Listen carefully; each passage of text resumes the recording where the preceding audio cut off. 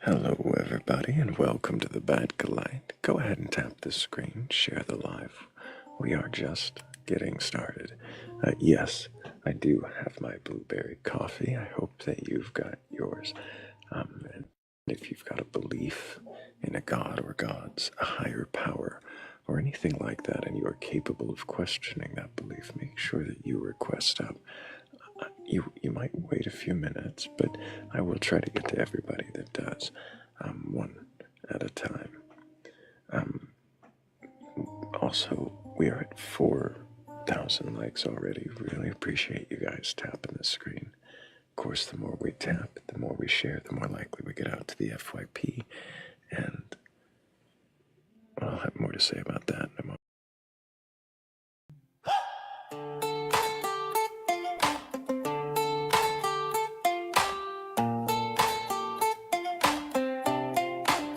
Grandma says we're chosen, teacher says we're dust, preacher shakes his finger, both of them want trust.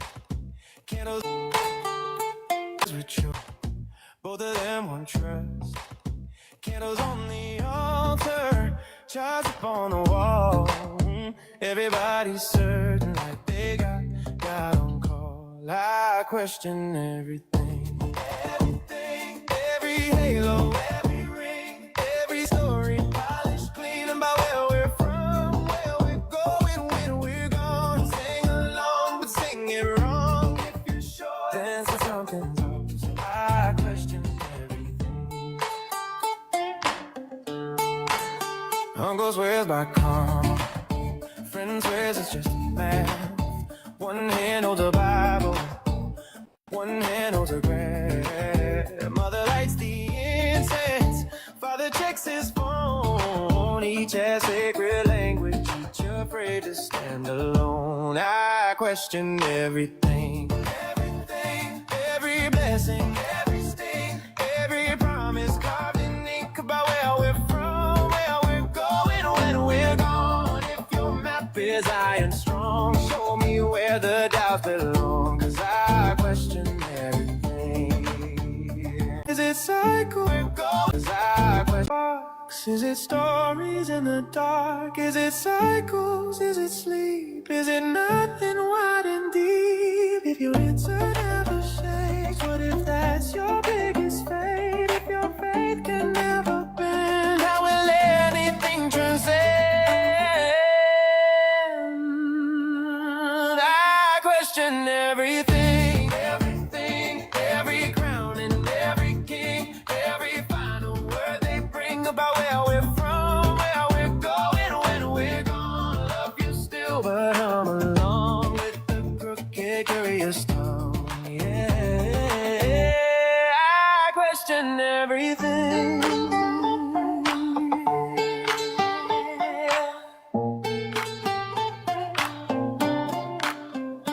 Pass the wine, pass the prayer, pass the torch, I'll meet you there. Not in certain rigid stone, but in maybe flesh and bone.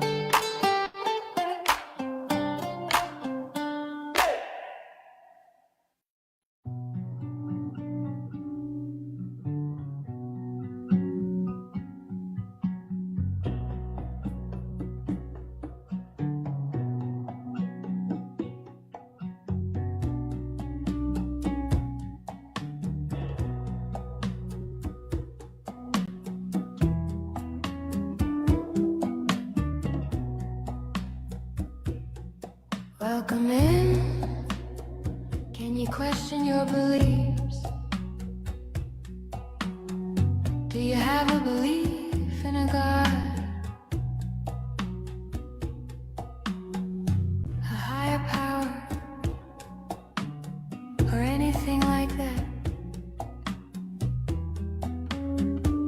Request on up. Not here to debate or argue,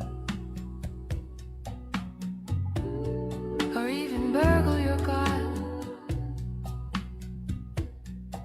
But there's always room for one more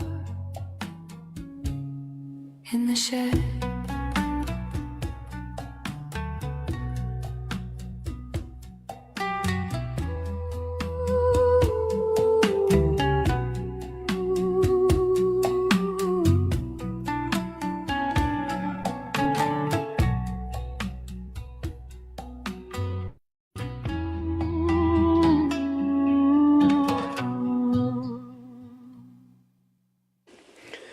And welcome everybody to the Batcolyte. If you are just joining us, we are here just to see if you can question your belief, just to see if you not to even can question your beliefs, and if you can, well, then question your belief. Well then, what is it that you believe, and why do you believe it? And of course, if you've been here, tap the screen, share the live, get your questions into the comments, and if we can, we'll definitely ask those questions too.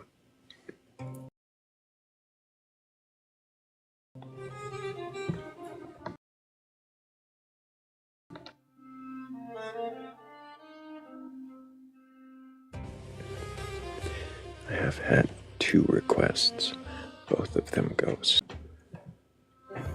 Nope, not in some other way. Okay, well, we tried.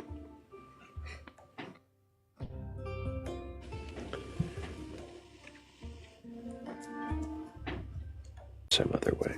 Okay, well, we tried.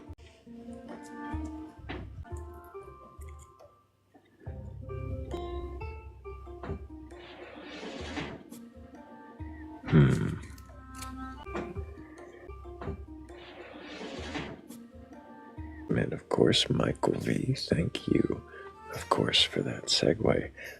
But also thank you just for being here. Also welcome Morgan, good to see you. Danny Grax, Trackdale, Bree, Michael V Renner, good to see you. Also Nanora, Bats and Shell, Mateo, Everlasting, Ominous, Emmy, Reformed Snow, good to see you. Welcome in Rebellion. Welcome back, Shannon. Good to see you, as always. Welcome back, Autumn. And Maina, it's good to see you again. Gray Eyes, good to see you. Issa and Barry, welcome. Welcome, Dia and Dylan. Welcome, Carol, Cher, and Lady. Welcome, Rainbow Megan. Also, welcome, Rowan. Good to see you, as always. And Miguel. Welcome to all of you. And if anybody just joining us happens to have a belief in some kind of god or deity, some kind of supernatural beings, maybe it's yetis or alien visitations, whatever it is that you believe in, that you think you can question, then go ahead and request up. I'm not here looking to burgle that belief. I'm not looking to take it from you or tell you that you're wrong. I just want to know, if you can question it, then what is it that you believe, and why do you believe it?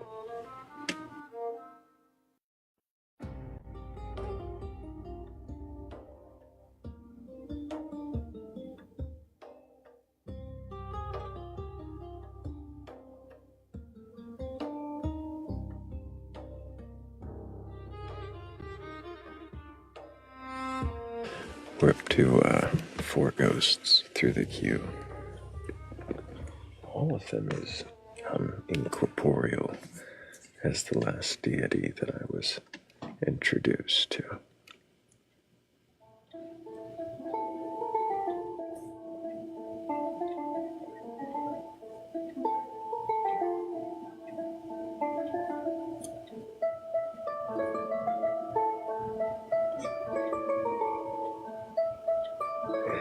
Spooky Saturday.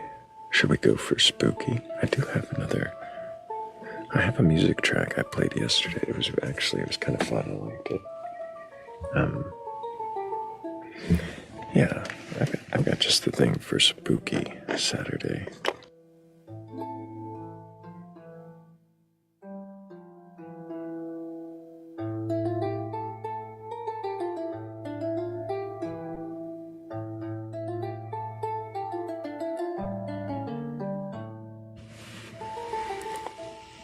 This one has,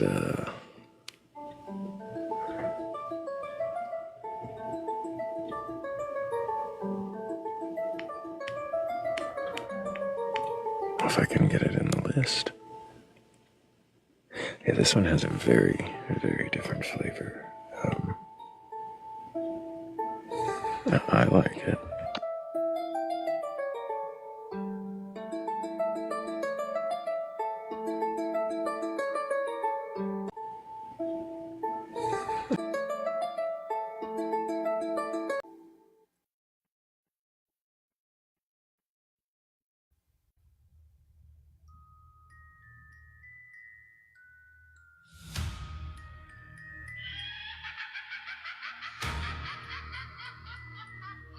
Step right in, through the sound and the static.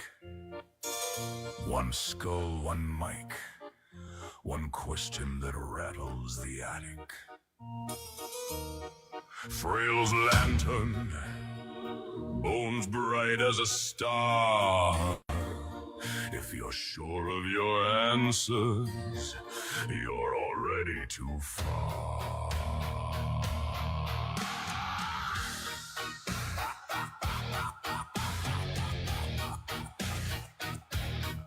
Dry wind, dead road, tents made of tattered belief, mirage of a miracle, promising relief.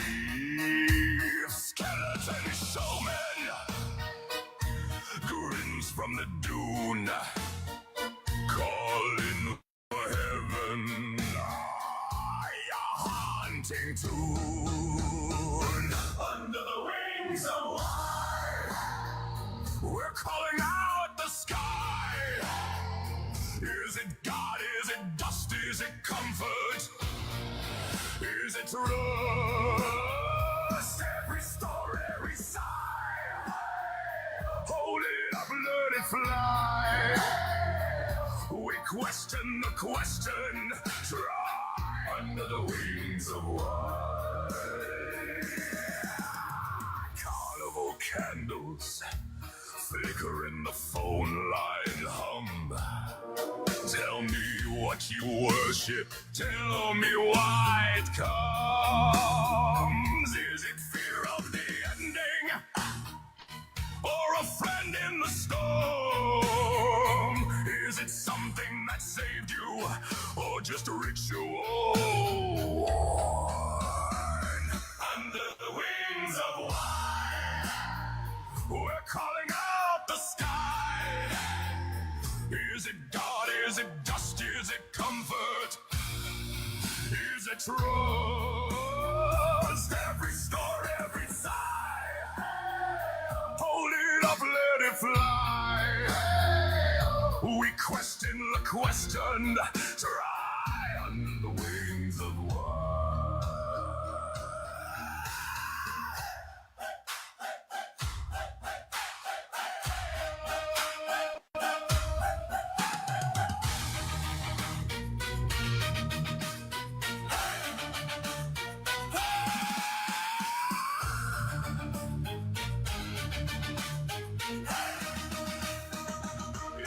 Truth starts shaking, let it shake, let it breathe. If your faith starts breaking, see what's hiding beneath. Under the wings of wine, we're calling up the sky, not to conquer, not to fight, just to look, just to lie. Every doubt, every cry, bat bright once a try under the wings of wine.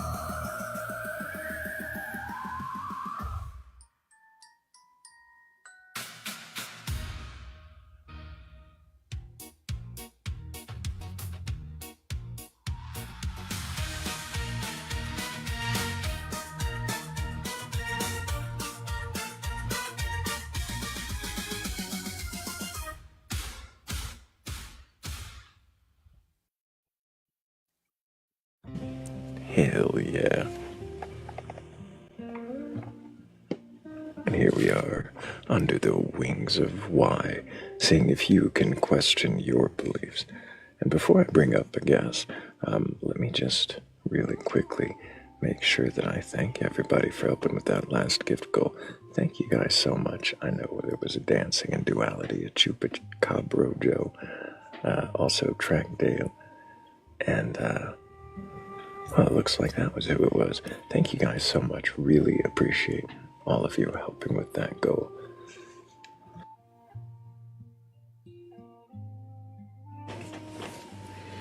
And I think we might be ready to start. All we need now is somebody with a belief and the ability to question it. And maybe the patience to wait in queue for more than 10 seconds. Seems to be where most of our requests have gone.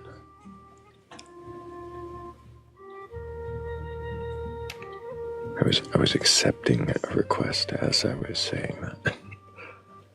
No. Most of our requests, couldn't wait.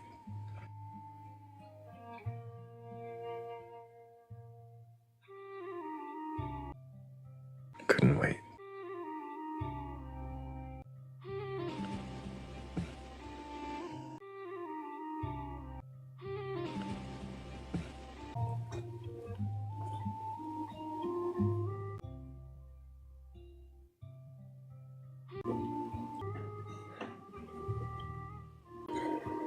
Hell yeah.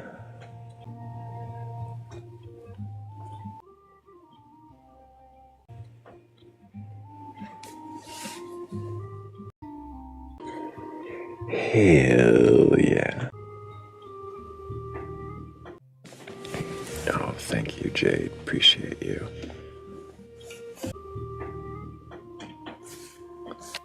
Jade, appreciate you. Their gifts earlier. Thank you guys. Really appreciate all of you.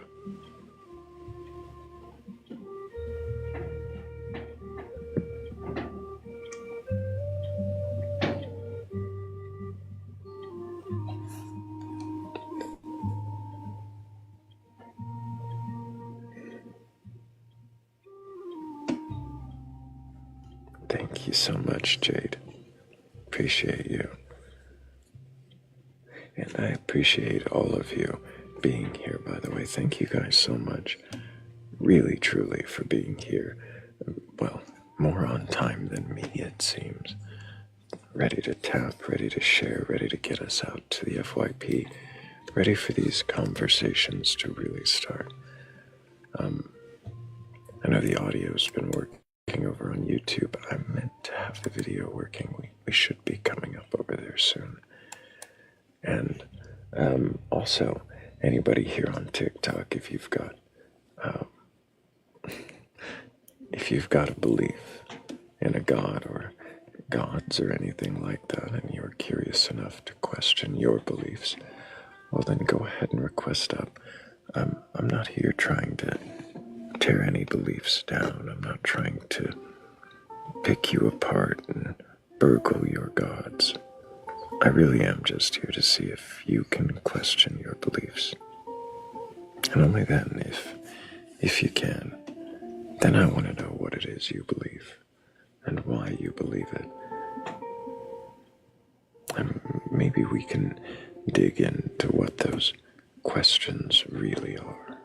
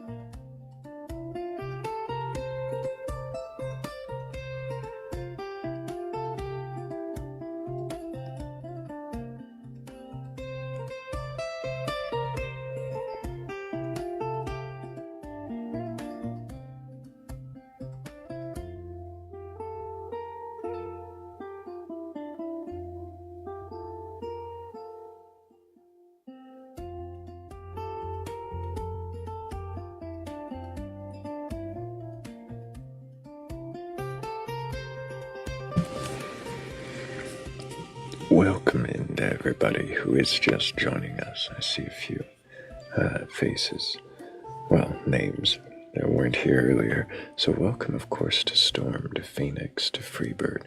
Welcome to Critically Crystal J. Good to see you. Also, welcome to Ties That Bind. I like that name. Welcome also to Be Better and Deftone Dude. Good to see you again. Welcome to Carol. And, well, who else is on the list? I haven't already. Welcome also to Be Better. Well, who else is also? Welcome to Carol and Rosie Bear.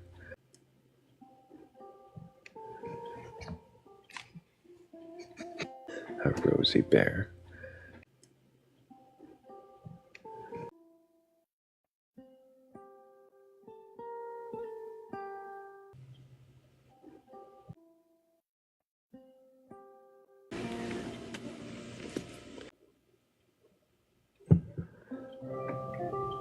And if any of you haven't already reposted, copied the link, added to story, done all those things, you can do those, of course. Appreciate the link, added to story, done. Already over. Holy crap, I just looked at the number. We're already over 200 shares. Wow, you guys are amazing. That's incredible. Now, if only my guest queue would reflect that.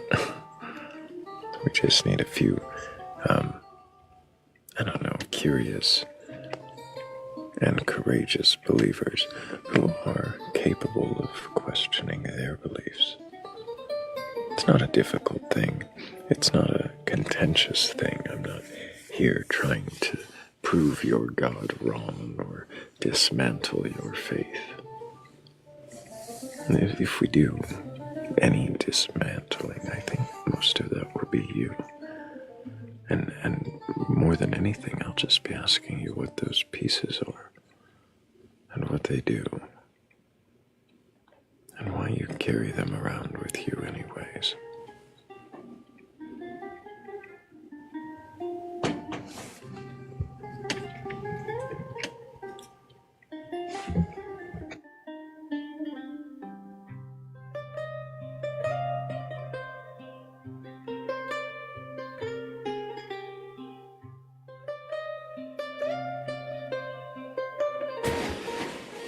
It's been recommended a time or two that I go back to an old practice from when I first started doing these lives.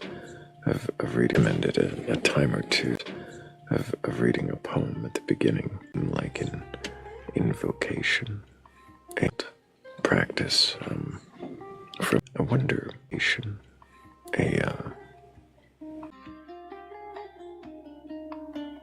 how much of that would begin to see an opening prayer.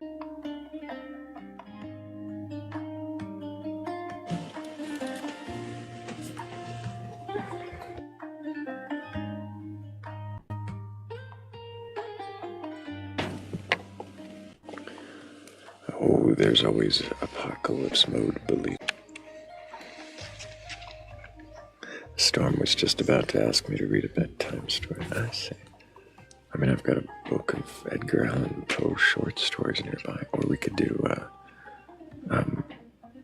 The Uncertainty Principle Goes to 11, sort of a quantum physics from heavy short stories nearby, or we could do, from a heavy metal perspective. Or I've got, like, the Bible and the Tao. Yeah. We could read. That is a thing.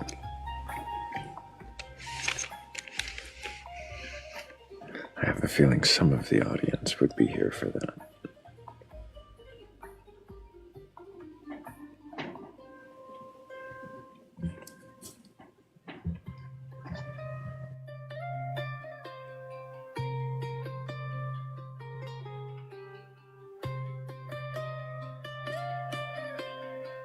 Oh, and I have a whole mess of D&D source books. Those could be...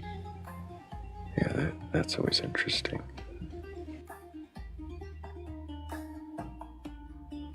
Appreciate you, Joe. Hopefully we'll see you in the morning with plenty of questioning believers ready to be questioned. But it was good to see you.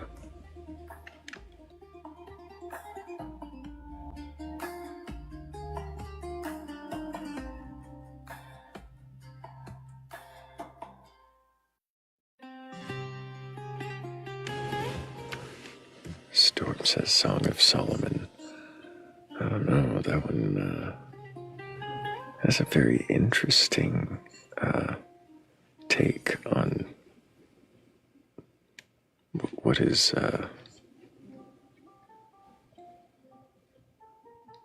considered sexy. I don't know. It's not. I don't think it's as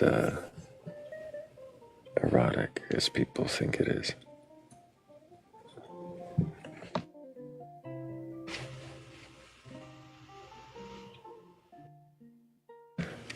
Morgan, Rhyme of the Frost Maiden. Yeah, that's probably a little more TikTok appropriate, at least, than Song of Solomon.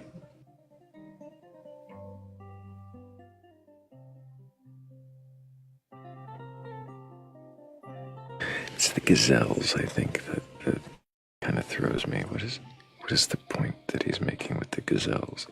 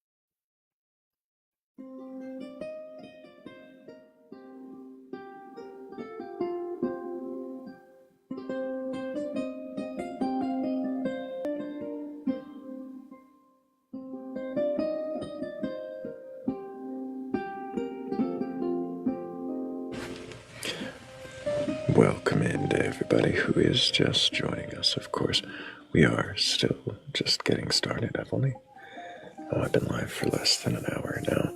Normally I would have had at least one guest by now. It's a little odd. I've had a few requests that just kind of wither into the darkness as I accept them.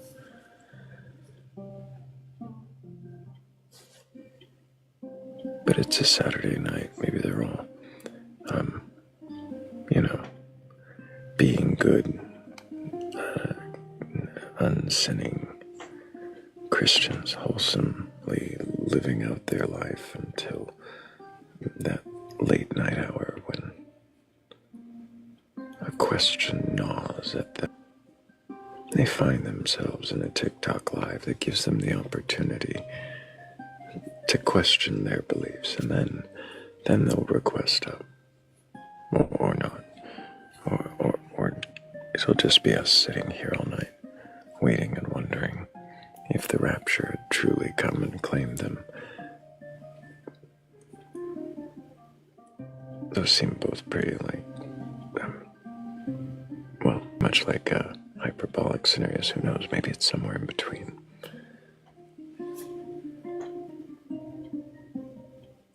But if you have a belief in a god or gods, higher power, or anything like that, and you're capable of questioning that belief, then go ahead and request on up. I'm not here to debate you or argue. I'm not here looking to tear you down or burgle your gods. I really am just wanting to see if you can question whatever it is that you believe. And if you can, then, well, what is it that you believe, and why do you believe it? I really am just believe. Well, what is it?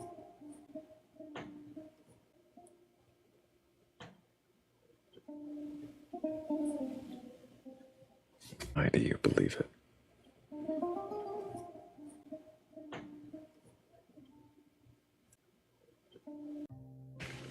And if I didn't already, let me make sure and thank Dancing and 96 and Morgan Le Fay. Thank you guys so much for helping with that previous goal. You guys are amazing. I really do appreciate all of you.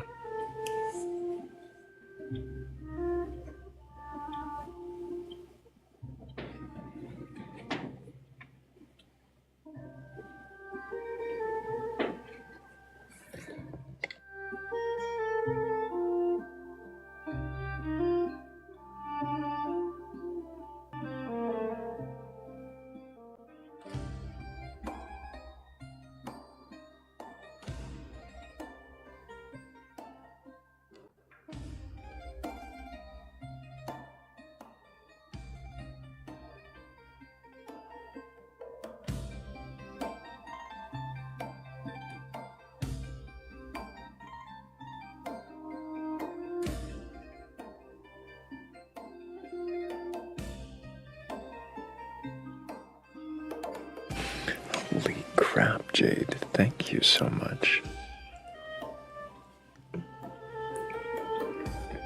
You definitely didn't have to do that, but I truly appreciate it. Thank you so much.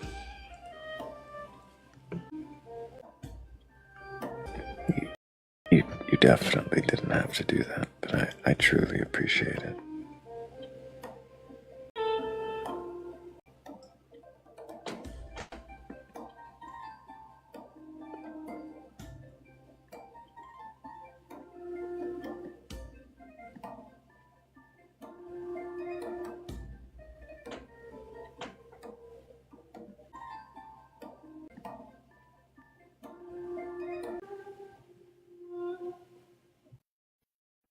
Oh my. Thank you. Wow.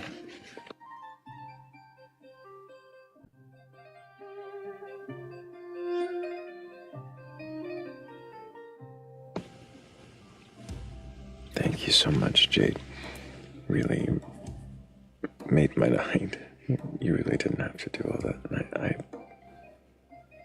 I can't even thank you enough.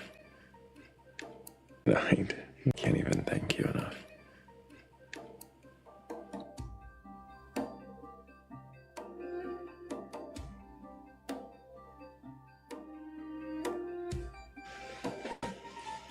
I absolutely will. That means a lot.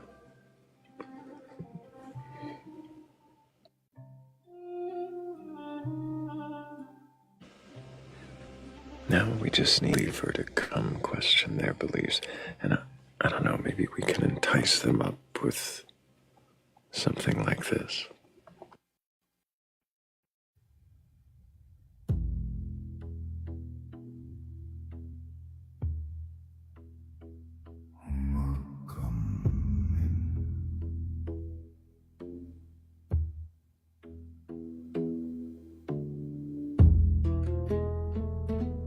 Can you question your belief?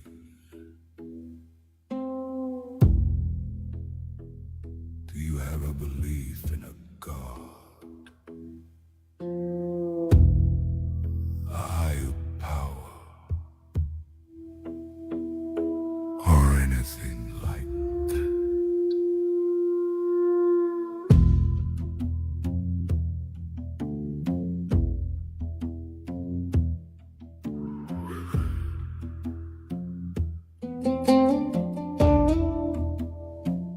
Request on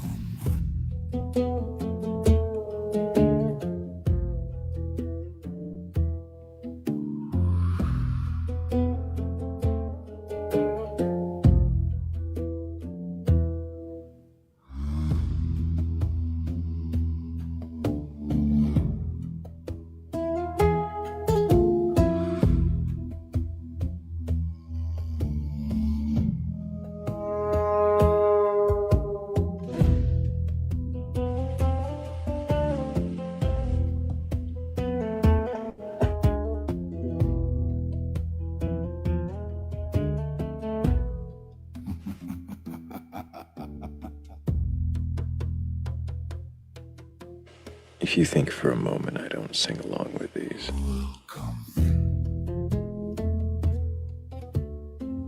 Can you question your beliefs? Do you have a belief in a God, a higher power, or anything like that?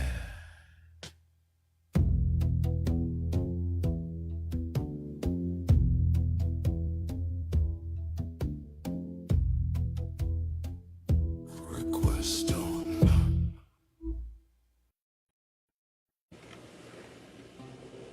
You heard the creepy voice.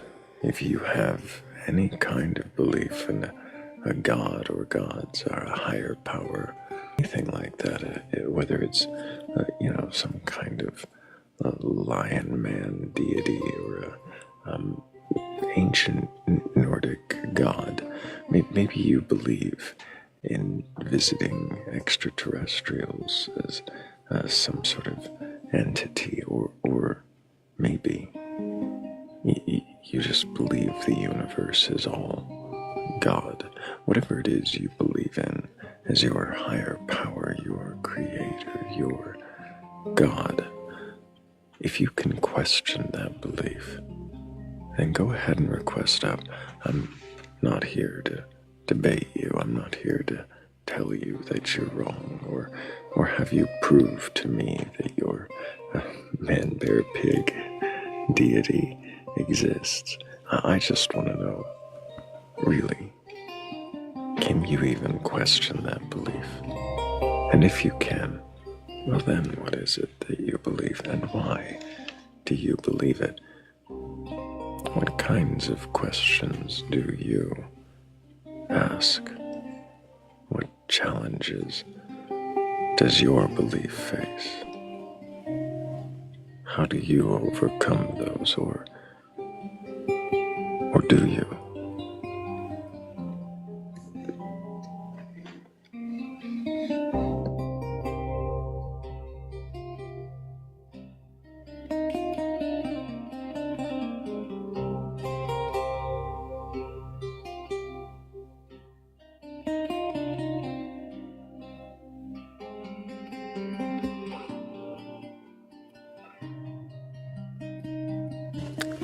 Oh, is that how you make a man, bear, pig, Sajin?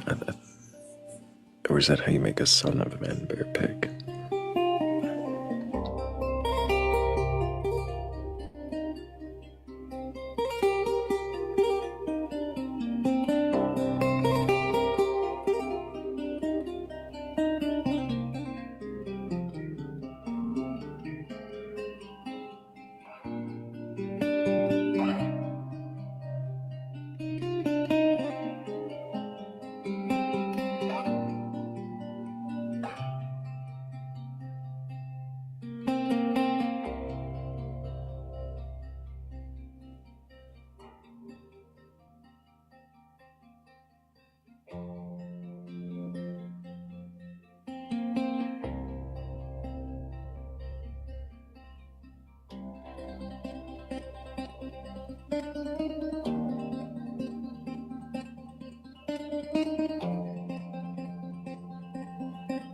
Oh, Jade is trying to entice people up. Really now? That's one way to do it.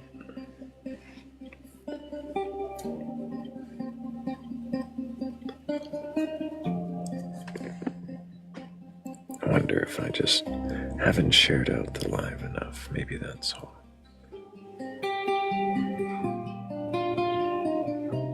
Somewhere in the TikTok ether is just the right algorithmic wave, and we just gotta ride it. And then maybe somebody will come along with the curiosity or the courage to question their beliefs. And when that happens, who knows? Maybe they'll actually request up. And we can see if they truly can question whatever it is they believe.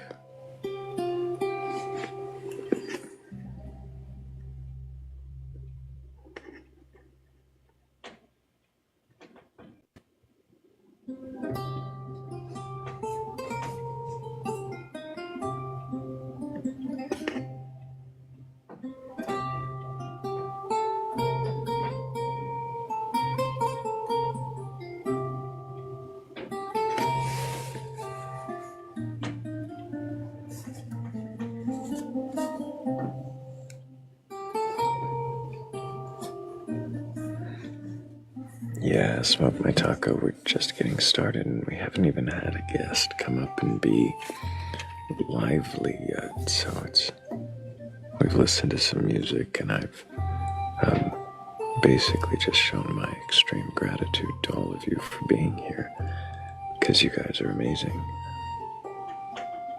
But nobody who holds to any kind of god or gods, no higher power adherence.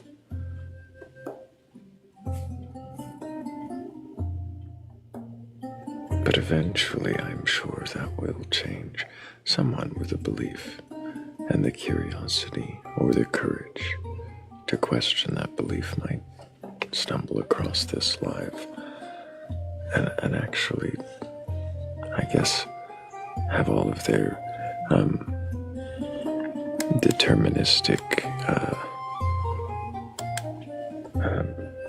preconditions met so that they request up, or perhaps it will be their free will or their God's plan. Either way, someone will find their way to requesting up here soon. I'm almost certain of it. That's not a prediction, it's simply a guess based on probability.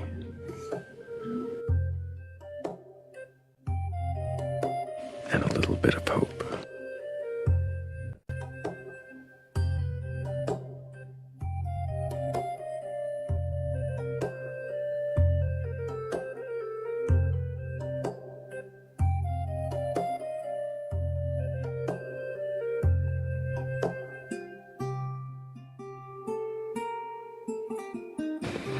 We can do that thing I did, was it last week, where I turned to random pages in the Tao, read them, and then talked about why it was wrong. Well, not why it's wrong, but why it's questionable, whatever it is. People always think we just pick on the Bible.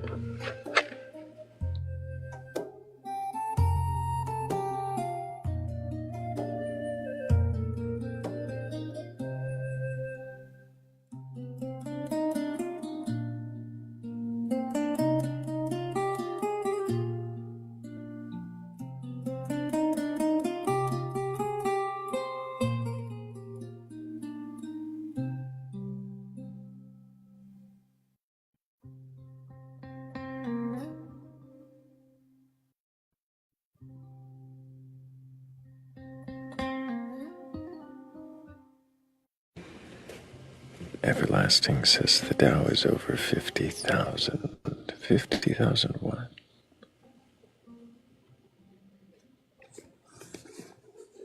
Is that a power level? What do you mean? 50,000. AI summary says, this stream is questioning viewers' beliefs. Share what you believe in. I mean, that's close. It means everything's good or something. Oh, I don't know if that's what it means.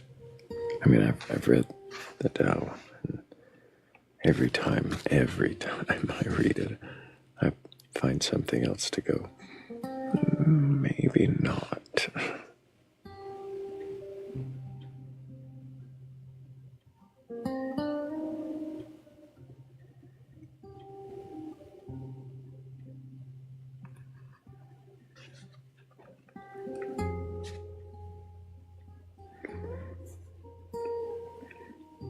Like chapter 24, maybe this one's gonna prove me wrong. Maybe this will be the best chapter of the Tao. Those who stand on tiptoes do not stand firmly. Those who rush ahead don't get very far. Those who try to outshine others dim their own light. Those who call themselves righteous can't know how wrong they are. Those who boast of their accomplishments diminish the things they have done. Compared to the Tao, these actions are unworthy. If we are to follow the Tao, we must not do these things. Okay. Those who stand on tiptoes do not stand firmly. I mean,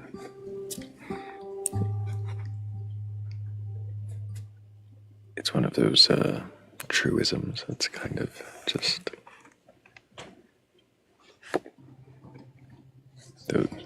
he who stands on shaky ground is not firm-footed.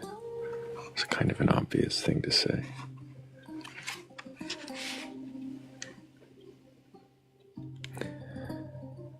Those who rush ahead don't get very far. I mean, I honestly don't know. That feels like a deepity. Sounds trivially true, but really, if you think about it, those who rush ahead don't get very far. It doesn't sound true at all. I don't know how far somebody gets for rushing ahead.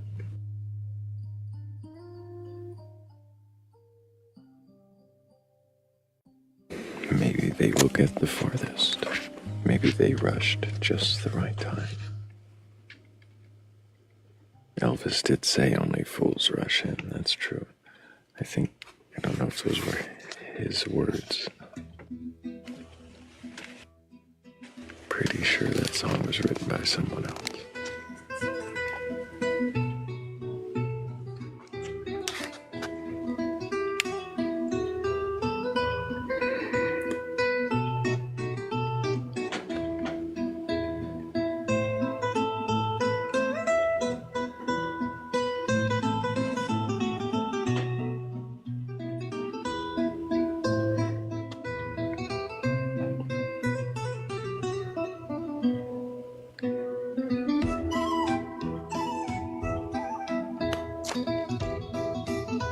I hope the audio is working over on YouTube.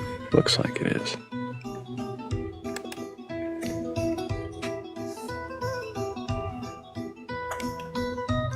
Every once in a while, one of these backing tracks just catches my ear and I'm entranced.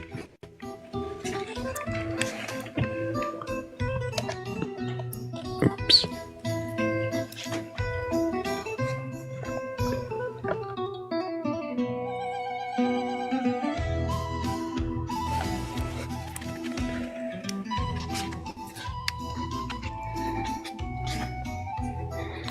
Those who try to outshine others dim their own light.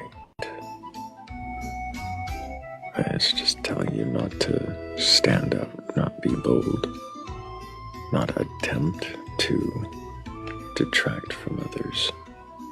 I guess that one, I mean, it's good social advice. Don't try to be the one to take the spotlight. If others might be more deserving. I think there's some caveats there. So telling people to sit down and shut up kind of doesn't seem helpful either. Those who boast, oh wait, I skipped one. Those who call themselves righteous can't know how wrong they are. There's a definitiveness to that. An absolute can't know. I don't know that they can't know. I hope that they can learn.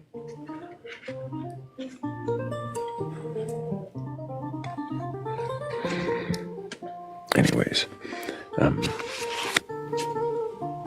we can pick apart more Tao another time. It looks like we might actually have a guest.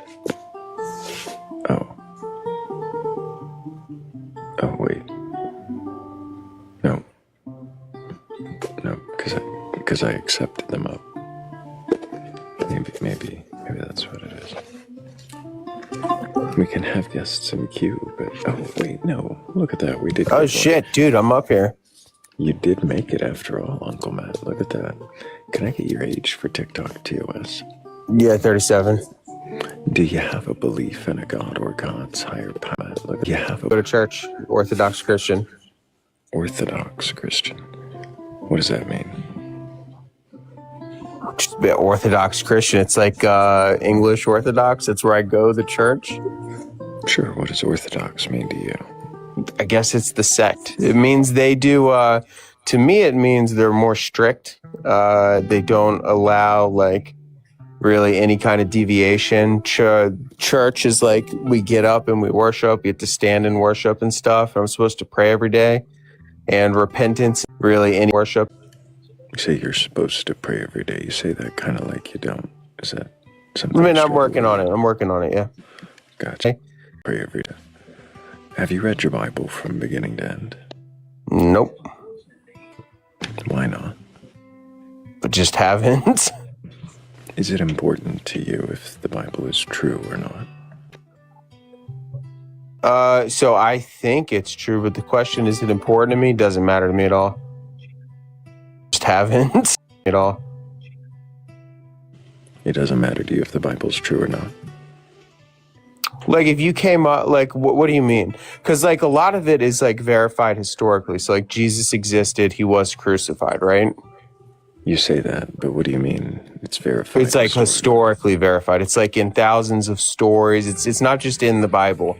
It's in, like, Roman history. It's in, like, Jewish history. It's in all that stuff. It's, like, verified. Are you sure? Yeah. Are you sure of that? Yeah. How did you verify that?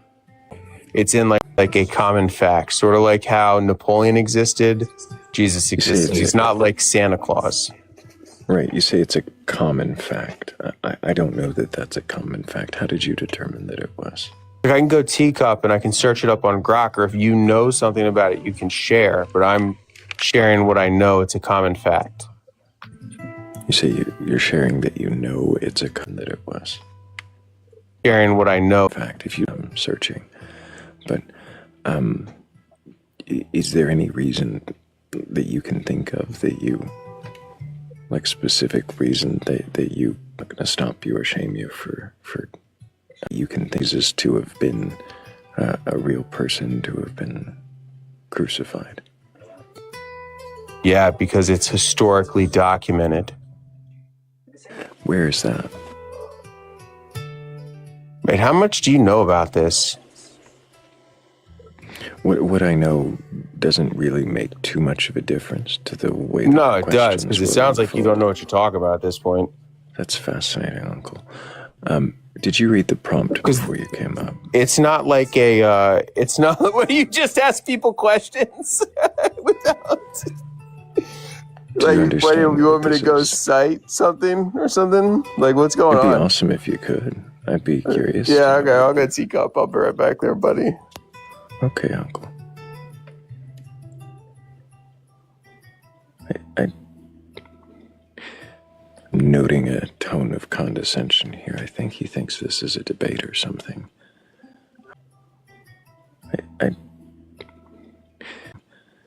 Getting Uncle Matt, I'm not here debating you. Attention here. I think you're wrong or anything like that.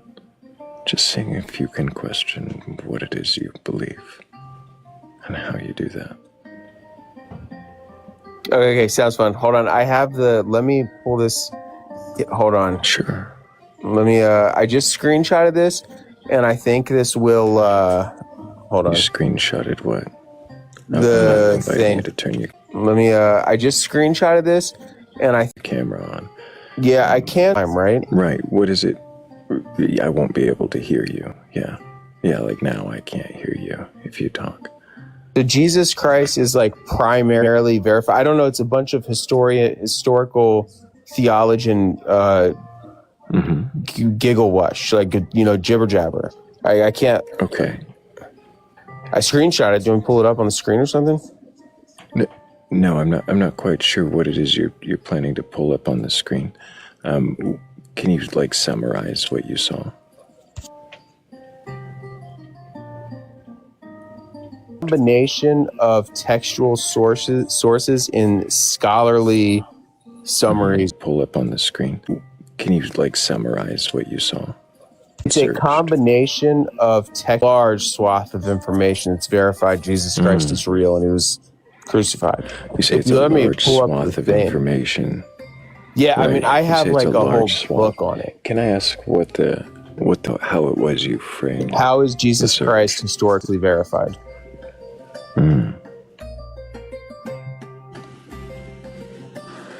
And it gave you a large list, you said. It's a huge thing of like how do they do historical verification, and then how is Jesus Christ historically verified? What are the sources? Are these religious sources, or are these secular sources? Are they scholarly sources? There's both verification. Religious. There's both. It's like everything. So there's Christian sources in like Christian sources, then it goes on to scholarly sources. Are they sources? Scholarly consensus. So like when you do history and you get into like historical data, like scholarly, there's like a whole verification and stuff, and how they track stuff and how they tell stuff and all that. He's like literally verified. It's like a historical consensus. What does that mean, literally verified? So there is like a scientific consensus across the world that Jesus Christ is scientific? existed. You're saying scientific consensus. Yeah. And you keep kind of giggling into this sort of condescending laugh. But what are we talking about? Do you think that I'm trying to disprove something here? Well, yeah, this is silly. I'd rather prove the Bible's not real. Fascinating. I don't know how we're going to prove that Jesus Christ isn't real. Like, I don't know where we're going with this. I'm not trying to prove Jesus isn't real. I don't think you understand how these questions have been framed yet. You seem to think that I'm implying he didn't exist. I'm trying to find out what it is to you that implies he did. And it sounds like you're saying that there's a scholarly consensus that you feel that is sufficient and in that sufficient scholarly consensus, do they cite evidence? Are there they do. This is going to be a lot of teacupping. That's fine for the moment. I'm just curious, what is the evidence? Yeah, because I mean, I'm not. There's like the Shroud of Turin and stuff. Okay. So you think the Shroud of Turin is somehow evidence of Jesus? Christ's crucifixion and coming back from the dead, yeah. So the Shroud of Turin is what they put. How is that evidence? Yeah, that's what they put. Okay, so, like, let's just say, like, you and I attended a funeral together or something like that. And then, like, we got, like, something from the funeral or something, like a napkin or something. That's, like, and then you and I would talk about it, like, we're passing it down to our kids. This is the napkin we got from the funeral, right? Mm-hmm. So, like, the Shroud of Turin is Jesus Christ's death. They covered him with the shroud and they put him in the tomb. And then he, like, exploded in light. Yeah, I know. It's fascinating. I'm more willing to... Have you ever looked at the shroud? No, I've never seen it, no. I would like to. Like pictures of it? Have you seen images of it? Yeah, I have, yeah. What do you see when you look at the shroud? I see, like, a white thing with Jesus' face on it. It looks like maybe burnt or whatever. Yeah.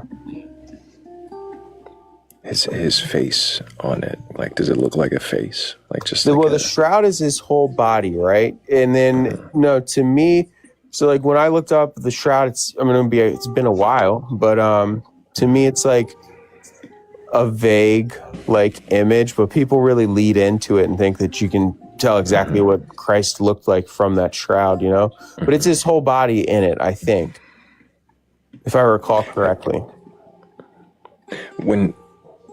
When his face, the image of his face is put on the shroud, is that, like, how did that happen?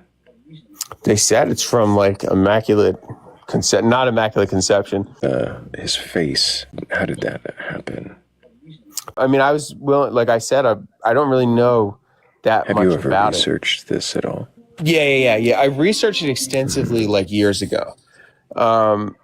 Have you ever tried, just out of curiosity, putting like mud or makeup or something, paint on your face, and then putting like a towel or a rag over it to see what kind of image you can transfer? Yeah. So just for a reference, I thought the shroud was fake for a long time. I thought it was total bullshit, right? And then Yeah, I don't think And then they like retested it. They were like, "Yeah, we tested the wrong part of it. That's where they fixed it." And they retested it, and it's So old. you didn't hear the question that I asked then. Yeah, go ahead. Have you ever tried that experiment where you put like mud or makeup or paint on your face and then try to transfer that image to a cloth? Yeah, no, I've never done that. Do you think that if you did that, that you would end up with like a perfect 2D image of a face? I'm sure. I definitely think that's possible. Yeah. Really? That if you did that, a three-dimensional face would give you a perfect 2D image of a face. No, I don't think printing. No, I think it would give you like a rough outline. Why? You think that it would give you a rough outline of your face? Yeah. In the shape of a face. Yeah. Not stretched out, spread because it had to wrap around. Yeah. Maybe a little bit stretched out. Yeah. Is the image of Jesus on the shroud, is that stretched out like it had to wrap around? Or is it flat, like it was painted on? It was. Hold on. You're asking me great detail. A mix of, I don't know. I honestly don't know, dude. Do you want me to just teacup and look it up real quick and describe it to you? I can actually appreciate it and I don't know, but sure, if you want a teacup, that'd be great. All right, I'm going to teacup real quick and look it up. Yeah, while you do that, I'm going to thank everybody for the 39,000 times they tapped the screen, because you guys are really amazing. I appreciate everyone. Quick and describe it to you? I can actually, yeah, because you guys are, how are you doing? That's what I was. Hello. Yeah.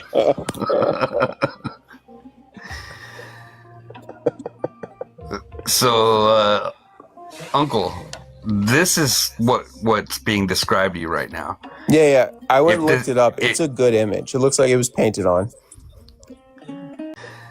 What? Painted on.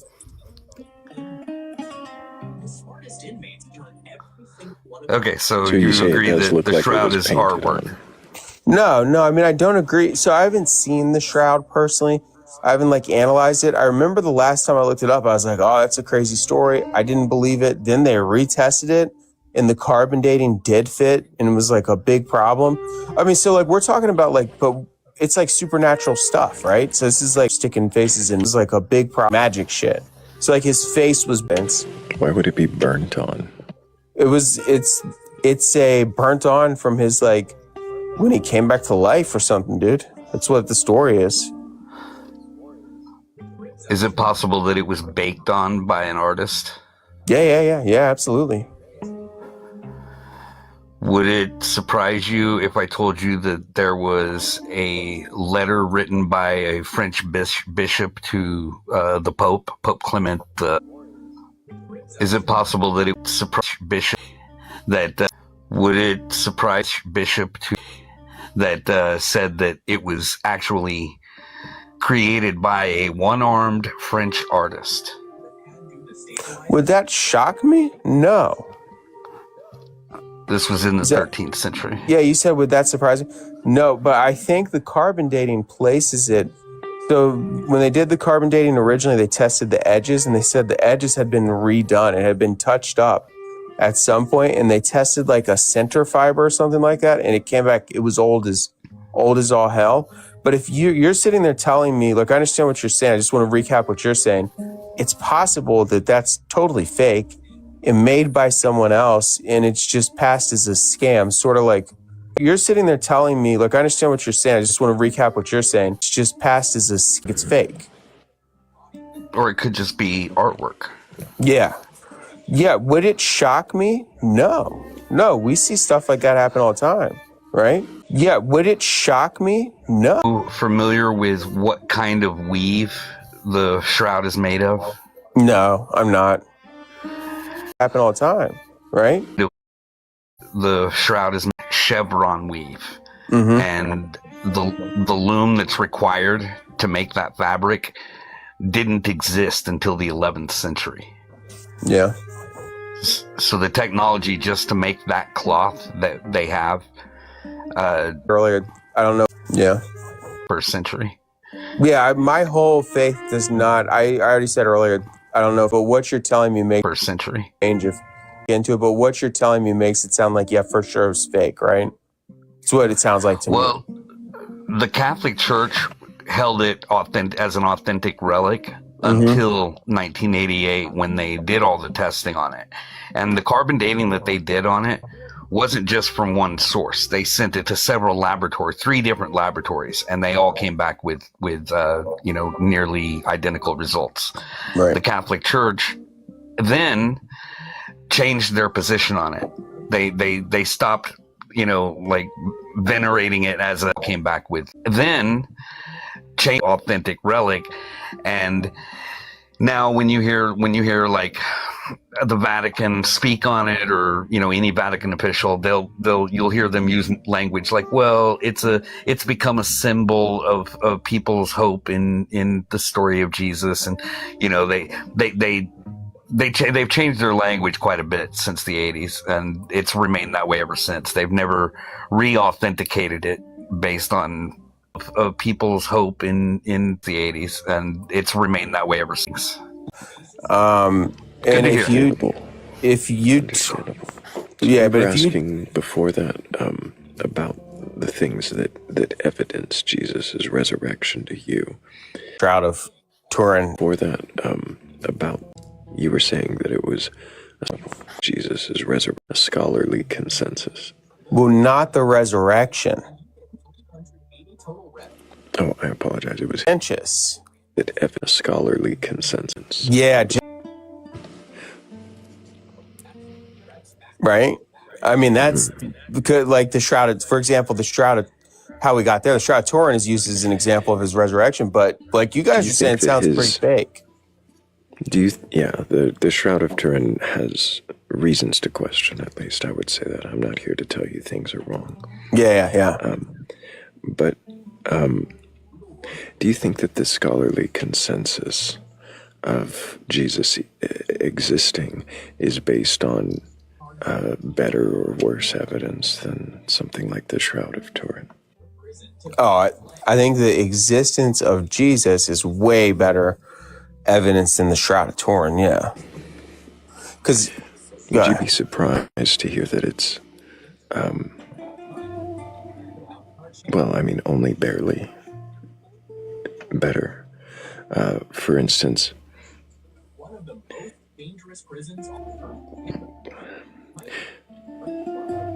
were there any historians who wrote of Jesus during his lifetime or within a generation?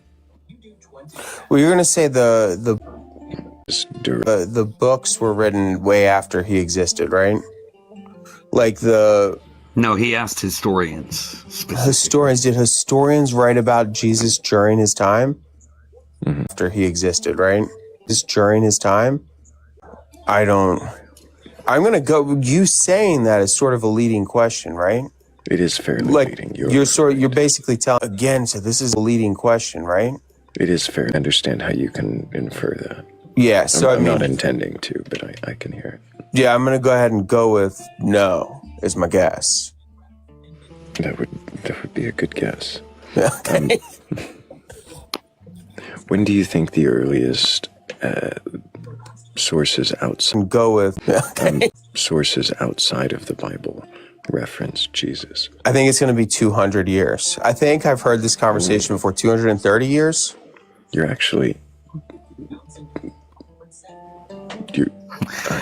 interestingly enough, a little too far. Yeah. I think it's going to be a little too far. They're being more generous than I expected. No, I think the earliest references to Jesus outside of the Bible would be possibly. So just to be no, I think so. To be clear, so like there's like this, how I was talking about how there's like historical documentation, blah, blah, blah, that whatever I was talking about. And we didn't go into detail. I was just saying, you're saying that historians, like scholars, didn't mention Jesus at all. You're saying Jesus at all. Historians didn't. So there would have been, you're saying there is religious texts that mentioned him during his lifetime? No. Okay, so it's not known. mention him during his lifetime. Right. So There's none known. Yeah, none known. This is I'm not aware. There's none known. Years ago. So this is something that gets mixed up somehow. There's none. Years ago. You're probably thinking of the Dead Sea Scrolls, but that's not anything. In a cave. Jesus, those are Old Testament and apocryphal writings. Hold on. Can I teacup for 1 second? Yeah, those date back to about, 150 to 250, I think. Yeah, but I'm going to tell you guys, my belief BC. in Jesus and stuff has nothing to do with any of this. I'm a degenerate, and I'm just trying to be a better person. That's it. Okay. I have serious degenerate. Sleep around. I do a ton of drugs. Alcoholism. How does Jesus help you with that in any way? Well, it's a group thing. Like, I'm going with people and pretending to be good. Like drugs. Going with people and pretending to be good together. Did you say pretending to be good? Well, good. Be good? Well, I don't think they're pretending, but I'm trying hard.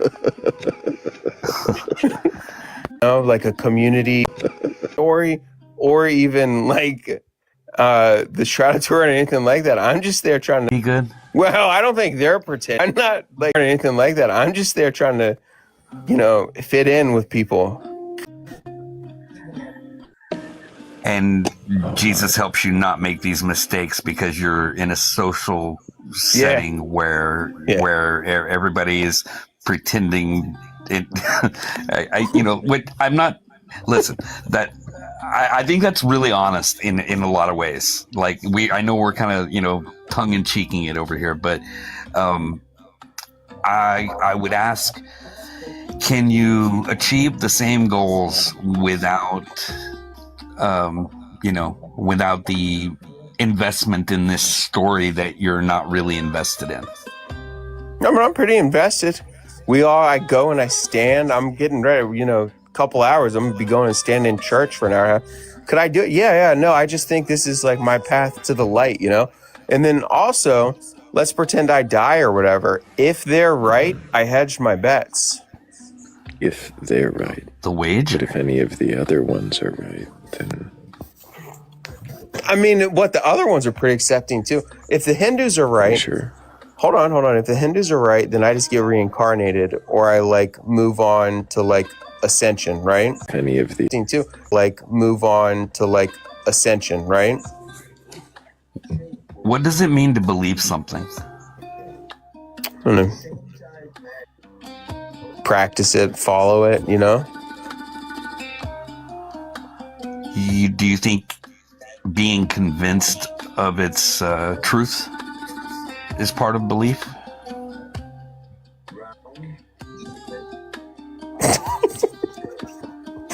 Believer church believer really ever was, but I'm in it, guys. I'm in this. Can you choose to believe something? Yeah, I think so. Yeah, I'm choosing pretty hard tomorrow at 8:00. Believer really ever was, but I'm in pretty hard tomorrow at 8:00. We're not thinking about this too deep, trust me. Does it matter to you if it's true or not? Not particularly, no. I mean, it does, yeah, but... Something? Yeah, I think so. Yeah, I'm choosing pretty hard, okay? Does it matter to you? So just in case when you die and you're standing there on Judgment Day... Yeah, I'm going to be like, hey, I went to church. Do you described in the book...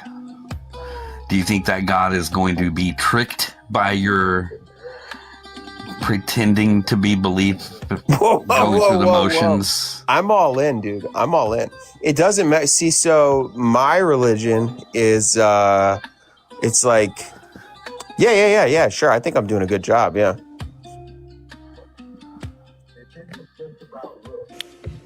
Guys, I'm making an honest attempt at trying to be a better person here. You're not dragging me back down. You're making it. Nobody's trying to make you be anything that you don't want to be. Yeah. Nobody's trying to make you. We're just asking about the belief in the God itself. Do you think that you require belief in the God for you to be an honest person? Oh, yeah, for sure. Why? I'm just, Nobody's trying to make you not be an honest person. We're just asking about the belief in the God itself. Do you think that you require... I got to maintain this, this like, you know, faith and like trying and stuff. This is hard, guys. Interesting. So you think that if you were given reason to believe that the God didn't exist or that Jesus didn't rise, then that you would somehow start being a dishonest, bad person again? No, dude, I'm sitting in church wondering how. No. I'm not too sold on all this. So you're not all in? No, I'm all in. Dude, I'm praying and shit. What does all in mean, though? If you're not actually feeling it, believing it. Dude, so when you go to, so Orthodox Church is the strict one, and I'm going to the strict one because it's strict, right? Mm-hmm. They actually believe, dude. If you're thinking too much, it doesn't work. Let's just say that.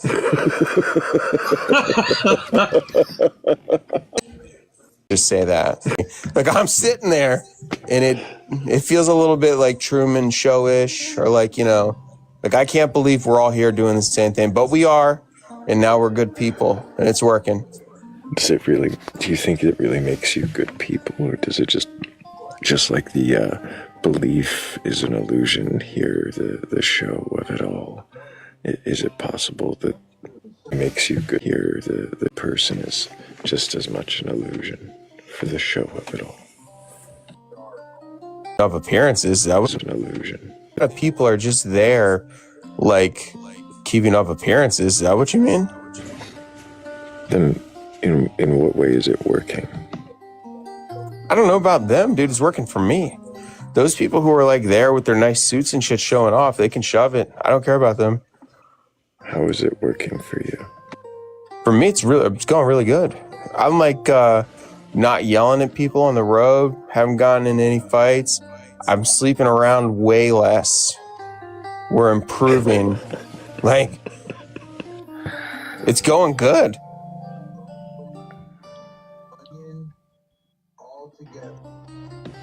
Praise God, you know what I mean? I don't know what you mean, no. Do you think that these improvements that... Praise God. Do you think to improve? No, that's what it is. So I quit drinking. So it is you. Yeah, I quit drinking like 3 years ago. And like I've been working out and like, you know, life's going good. I didn't start going to church like a couple months ago. This is just like icing on the cake. Drinking and like icing on the cake, you know what I mean? Mm-hmm. How is it icing on the cake? You know, because now I'm Christian or whatever. Go to church and shit. I don't know how is that icing on the cake? Does it just, you think that gives you more bonus points to brag for righteousness? No, I don't particularly care about righteousness. It's like I'm getting into this community, you know, good people. I don't know, hang out. They had a chill about righteousness. It's like I had a chili contest the other week. Are that you was sure dope. they're good people, or is that just the label? Just like me. How do you know that? I don't. I mean, I don't know that anybody's conscious except for me. Gotta take some people at their word. How do you know they're not all sitting there at the church on Sunday thinking the same Truman Show, let's fake it till we make it, pretend so we look like we're good? No, I think gotta take some people at their word. How do you know they're not all sitting there at the church on Sunday? So we like the same as me. Believe it. I don't know who's standing there. I definitely think a lot of the kids are like, what is this shit? Especially the teenagers. You can kind of see it on their face. I don't know who's standing there. I definitely think a lot of the kids on their face, you know? Like they reek of like fake. Like they're definitely just keeping up appearances. There's this Asian couple who sits in front of me. They are definitely like solid believers. Like you can just tell. There's this one family, like they're definitely just keeping up. Like you can just tell they are in it to win it. I mean, this lady's gonna have a. And I don't know, but it's fun, dude. To you, It's like you can, and I don't know. but it doesn't matter to you if it's true or not. To you, it's just seeming to make you good or giving you another bona fides on the list of things that make you good. No, it's like what I'm striving for, like be the person you want to be. And that's like these morals, the morals that they have, that they believe in, that they get from the book. Like, thou shalt not kill, like duties and stuff. Where like I'm there for like the morals and to be a better person. Do you believe in all the morals from the book? If we dig into it, probably not. But it's like, I think a lot of them. Morals from the book. I'm for because it feels like there's like an overall decay in society. Like I'm trying to, like you see your house is dirty, you want to clean it up, right? Mm-hmm. Like my soul's dirty, I'm trying to clean it up. What does that have to do with society, though? Clean it. What does that have to do with society, though? Feels like things are going bad. Frog. Society, though. Like we're frogs boiling in a pot.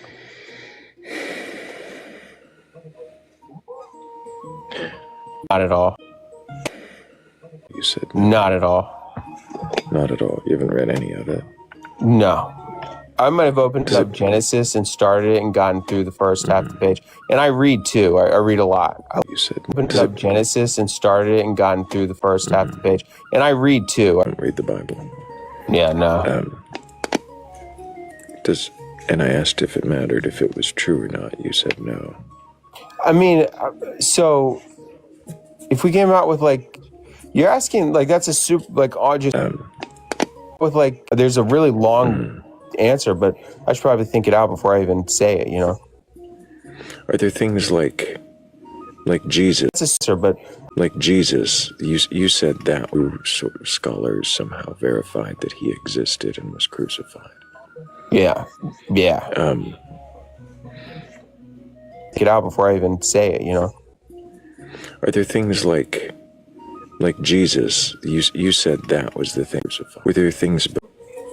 Were there things? So the creation, the Exodus, Moses, none of that. I don't know Exodus, Moses. So like Moses part of the Red Sea, Exodus. I don't even know what Exodus is.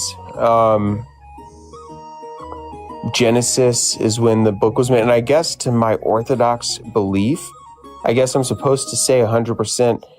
That's where I'm sitting there questioning this shit. Because when you go into liturgy tomorrow at 8:30, they make you repeat over and over again, like God did create the world. It's like chanting and singing and shit. And it's like, this is what I would do if it wasn't true, right? Like, this is what I'm thinking in my head. This indoctrination. Yeah. This is what I would do if shit. And it's like, this is what I would do. Yeah. This is what I would do if I was telling a fake story. How would I make people chant? Like, get in my head. Make people. It wasn't true to me. That's why I'm like, what is going on when I'm in church? But make people. It's a trade-off, right? Is it? I don't know. The morals. Like, are you sure the morals are all good if they're having to give you these indoctrination sort of sessions? I don't know, but you guys should go. It's pretty funny. That you can see what I'm talking about. You're sitting there questioning life. Like, I can't believe a whole group of people get together and do this every Sunday, but fuck it, I'm in. You guys should. They're questioning life. Like, tempting. What do you think, Everlasting? Think we should go to an Orthodox church on Sunday? It sounds like a hoot. But so, yeah, like you go in and they're like, will there be sandwiches? Yeah, there's the after thing where you talk to people and there's food and stuff. Are important. Everybody's really nice, but like they're like, you pray to like Thico toast. Yeah, everybody's really nice, but like they're like you like have to say, yeah, you have to say she was a virgin, and you have to say like I believe she was a virgin, and then you repeat that several times, and it's like this doesn't seem true. Like you wouldn't make me do that. Do you know what I mean? Seems like they're wanting you to. And then you repeat that. Seems like they're one. I'm curious. If you're having Wouldn't make me. It's weird. difficulty believing that God created everything in 6 days and Mary would. I'm curious that God created and all of those stories are true. Then why would you believe any of the rest of it? Why would you believe in the Jesus story? What? You know about the island off of the coast with the people with the kids? Okay. You know what I'm talking about? Yeah. Yeah, I mean, we got to have some morals, dude. And my book says don't do that, right? Does your book say don't do that? I hope it does your book does. say don't? Are you sure that your book says don't do that? I hope it does. Would you be surprised if I told you your book not only didn't say don't do that, but Don't do that, right? left loopholes for things like that? No way. Hold on. Hold on. All right, I got a teacup for this because you guys are telling me I'm not taking you guys at your word. I gotta go look that up. Got a teacup.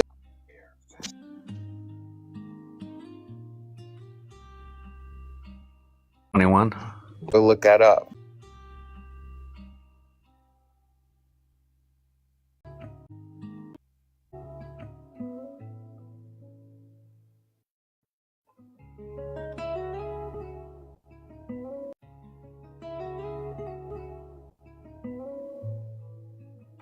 I mean, it just sounds like property rights and interpersonal relationships. That's also, that's Exodus 21 is probably Property rights. Hold on. Oh, man. And I believe Exodus 21 is like, Property rights. hold on. Oh, man. And I believe Exodus 21 is like, You sure? I believe Exodus 21. When did that get crossed out? I don't know. I think they crossed it out because, hold on. Oh, man. And it is. Are you sure? Everybody. Real quick. Before this goes that direction, I just want to pause and make sure that I thank the audience for being amazing and tapping the screen up to 47,000 times. Also, welcome in anybody who is just joining us. If you do have a belief in a God or God's higher power, or for being amazing, you have a belief in a God or God's higher power. We're not here to debate or argue. We're just here to see if you can question your beliefs. And if you can, then what is it you believe? And why do you believe it? And we are questioning Uncle Matt's belief here in, it was creationism, and now we're back to Jesus. And where were you taking us next, Matt? Okay, so I was going for circumcision. We don't have to do that anymore because Exodus was crossed out. Right? How so? Do you think Jesus abolished slavery? No. I think we support slavery, right? Slavery is acceptable as long as it's like people who we captured in war. Oh, wow. Isn't that Hold on. Hear me out. That is the merciful thing to do, because instead of killing prisoners of war or, executing them, you allow them to benevolently allow them to live in service of the winners. benevolently? Yeah, it makes sense. How is it benevolent? Instead of killing them. I have that right, though, right? It's slavery from an act of war that's supported, right? It's actually, as Morgan pointed out, it's a violation of the Geneva Convention. Yeah, I don't believe that book.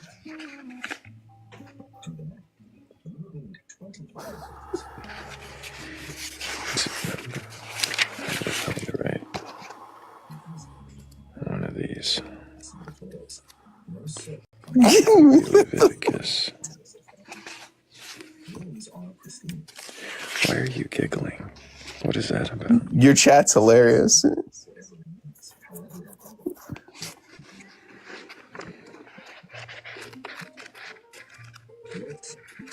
This is really good, by the way. You got a good stream going, dude. Yeah, we enjoy it.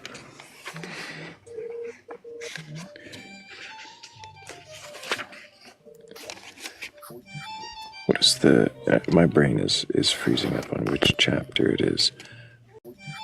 What is the? My brain is young women from. That's war. I actually got it wrong. I said Exodus 21, which does talk about slaves, but Deuteronomy 21 Deuteronomy is actually where 21. that one is. That is 21. Okay. I had a feeling it was Deuteronomy.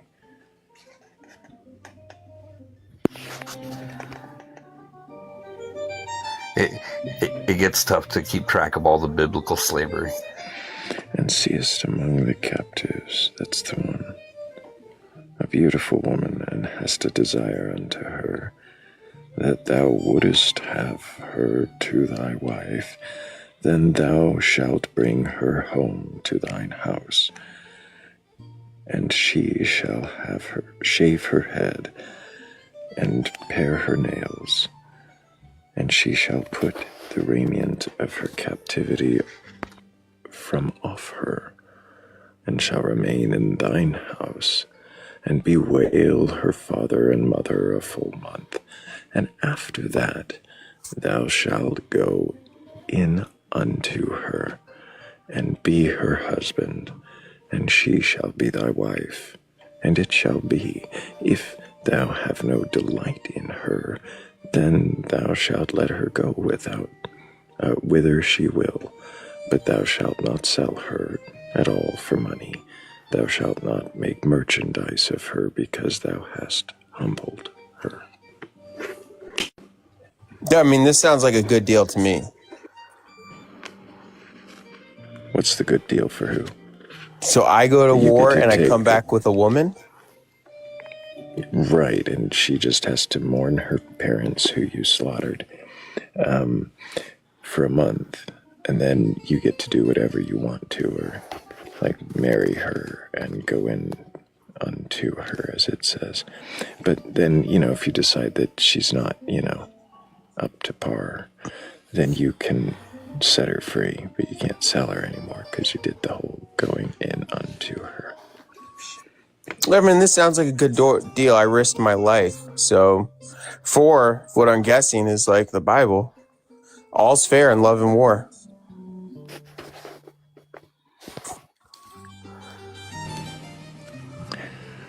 Well, I would have more questions and be curious how much more you could question your beliefs if that just wasn't the most disgusting thing that I had heard all day.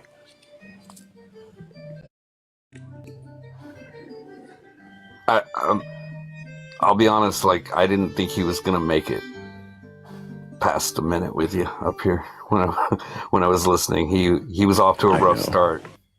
He was. And I was generous with some of the patience afforded. And then, I'm just not going for that.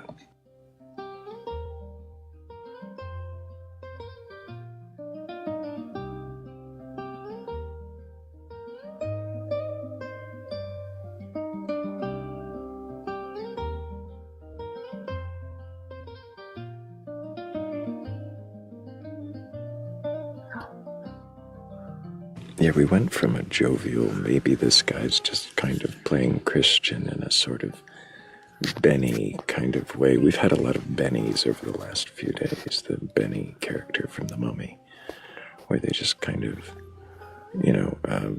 gamble on whatever God may seem most likely at the time, but we'll say whatever to get wherever's comfortable. And he seemed kind of like a comical Benny character for a little while there, and then, I don't know, that last one just seemed like intentionally inflammatory, so that's what it was.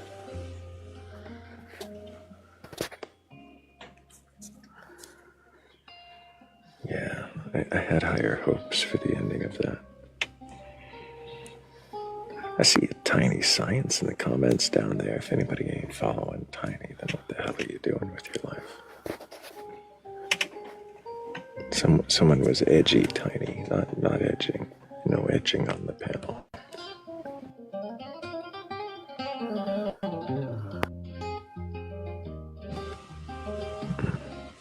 I love when I catch that moment in the playlist.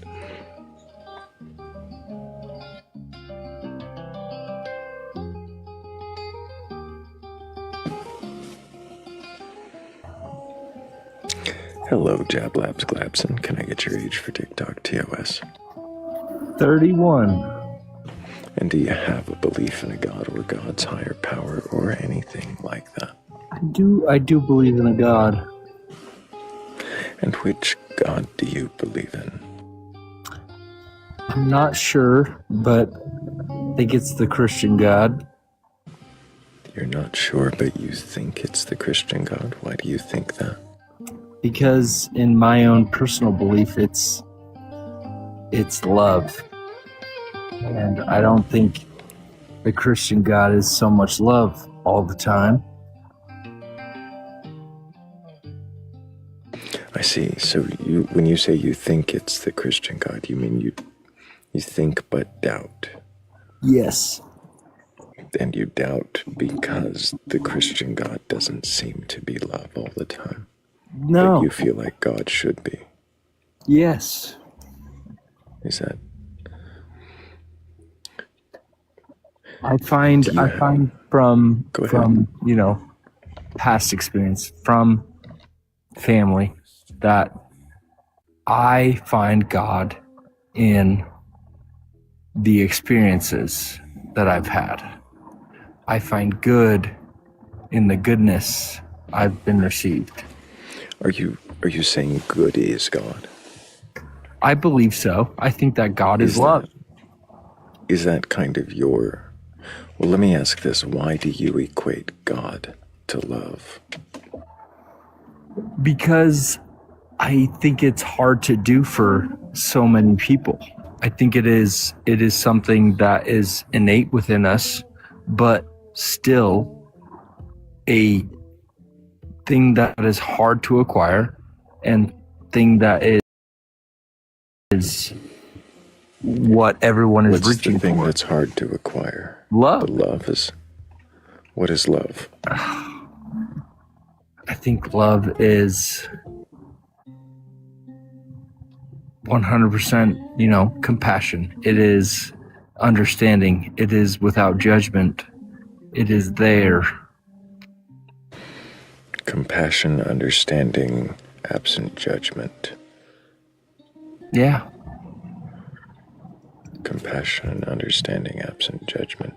And you're saying that compassion and understanding, absent judgment, is somehow necessarily God. Why is that equated to God in any way? I think we're all a part of God, so we work for ourselves. Like, I don't know what's... That's not quite answering my question. And sorry, Yeah. before you try again to answer, let me just talk past you for just a second. I gotta thank Philly Red, DJ 09, also Shell, Dancing in Duality, Danny Grax, Mateo Potato, and 96. Appreciate all of you so much. Thank you for helping with that goal. Jab. Yep.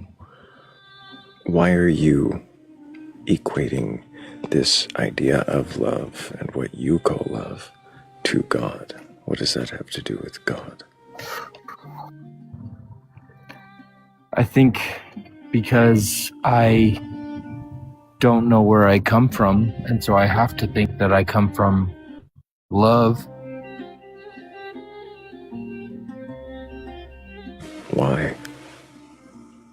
Well, from the experiences I've had with my family, with the people I meet every day. I'm not understanding how this has anything to do with equating God to love.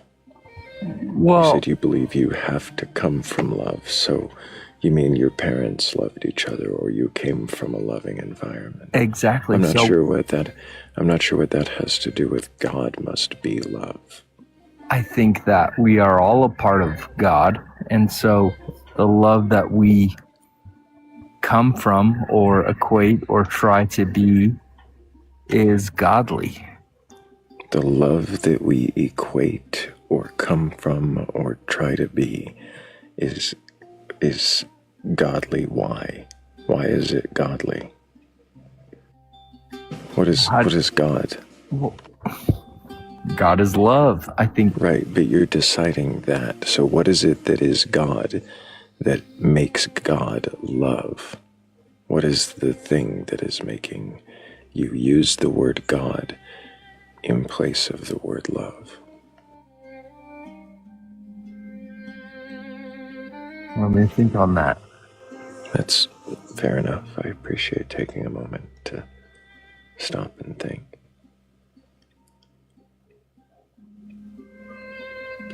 I think it helps make a reason of why we're all here.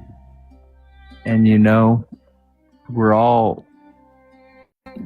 wanting to be loved and to give love and to share love and to receive love. Are you sure that's relevant to everybody? Or are there people who that is not relevant to? I mean, there might be someone who is innately disdained from love from one circumstance to another, but that could be, nuanced in any way. Could someone be indifferent to it? I mean, they could. Does that mean that they're without God? I wouldn't say so, but like I said, they're all a part of love. We're all, like any good turn that you do. You're saying we're all a part of love doesn't actually answer the question, and it kind of sidesteps what we had just said. If somebody doesn't necessarily feel a need for love, are they a part of love? What does that mean? I think they are. I think they are loved. I think they... You're just projecting your God onto people so that you feel somehow validated. I guess I'm just trying to do what I can do to help others. And if others don't feel that same way, I'm sorry. What do you mean by help others? In any way I can to make their mortal existence easier. Or what is telling people God is love doing to make existence easier? That they can understand that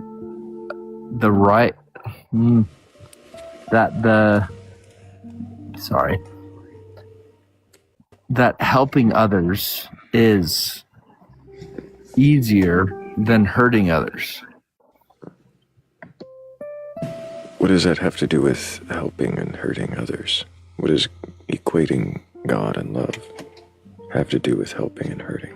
Well, I think if you step outside yourself and you make is with helping and hurting others. If you step outside yourself, that is God. Why are you equating God now to that? What does that have to do with God equals love? I think that in just the innate human circumstance we've seen throughout all time, that when you serve others, you are serving yourself.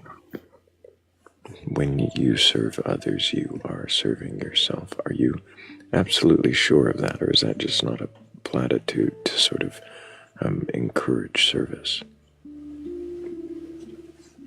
I think it's a way to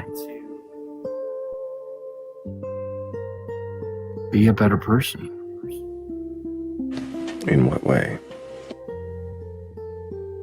By helping those around you, by building community and having... Whose metric of better are you holding up here? I think like my who's own. Deciding what is better? My so own. You think that you can decide that being a better person is helping others, as you said. Well, I've seen as I've helped What does others. that have to do with equating God to love now? Well, in what way is that God? As I reach out to others and as I understand other people and grow a love for another person, I can then help them. And I think that... Do you have to have a love for someone in order to help them? I don't think so. Then what does this have to do with explaining how you equate God to love. I'm still not sure. It sounds a little bit like a braggadocious point of how altruistic you can be, but I'm not sure what it does to actually demonstrate the correlation between God and love. Well, I think at the end of the day, if you are willing to step outside yourself and reach out to another, because we are human, we are wanting to, self-protect and self-grow and all of these things. But if you're willing to reach out to another, you are then the extension of God, in my opinion. Why? Of that love. What does that have to do with God? I think love is hard to do outside of your own self or your own family. It sounds a lot like, here, Jeb, it sounds like every one of your answers is about being good and loving each other based upon your perception of what goodness is and bettering yourself. But in no way have you described what a God is or has anything to do with any of this. It just seems to be a word you like to use sometimes instead of love. Well, I think God is God anything more than a word? He is they are the embodiment of love. What are they? What do you mean they? Is this like people? Sorry, I was just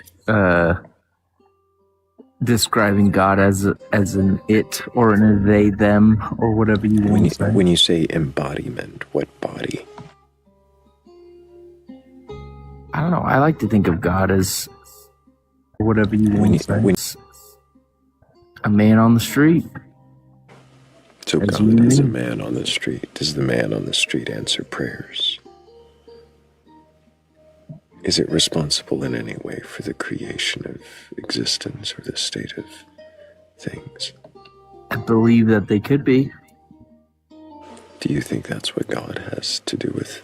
Like, is God related to those things, or is it just another word to fill the void for love?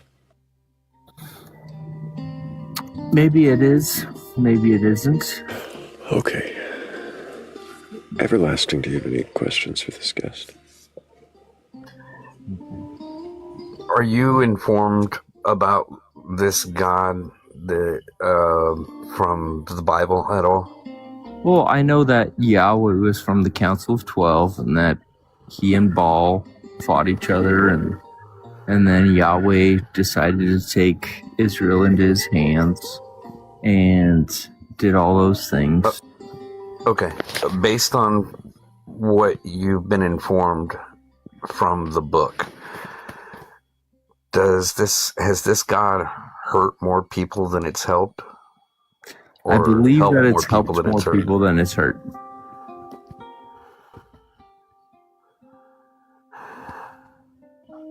Can you...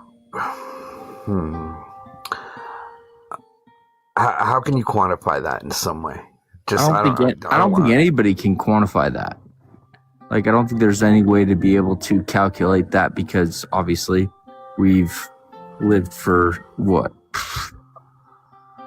6,000 years since that's been done. And sorry, since what's been done? Since the idea of Yahweh in the Bible, I guess. Do you believe that the God that you keep saying is love is Yahweh? I don't know. Do you identify it in any way with any gods? Any named gods? I guess Jesus. Why do you identify that with Jesus? Because I believe that Jesus taught that golden rule to love others as themselves. Is that what he said? Well, it was in two parts. He said love thy God with all thy heart, might, mind, and strength, and to love thy neighbor as thyself. Oh, love the neighbor as yourself. Is what Yeah, you're saying. to Not look love at the neighbor as the neighbor. no. Neighbor as thyself. The neighbor. Love thy neighbor as thyself. So love your neighbor as you Love thy neighbor. Exactly. If the book also tells you that neighbor, if in need of salvation, and it teaches you that need of salvation, kind of a toxic way, is that? Do you think that's to love yourself? Do you think that's a healthy way to love your neighbor? If you don't properly love yourself, is that the best way to love your neighbor? Yeah, I mean, Romans 7:12 through 25 talks about how there's this dichotomy of the call to the flesh and the call to the spirit. And I mean, that's Paul, and we, can't trust Paul all the time. And Paul talks about how you struggle with the inclinations of being human and understanding the need of what Jesus taught, which is to love thy neighbor as thyself. And at times, you are struggling with yourself.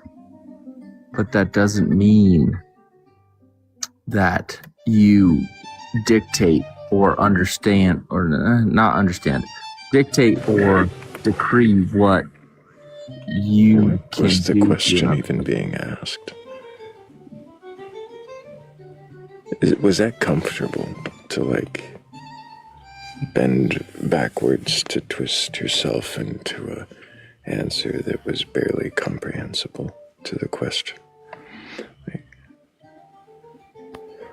Why are you going through that much effort?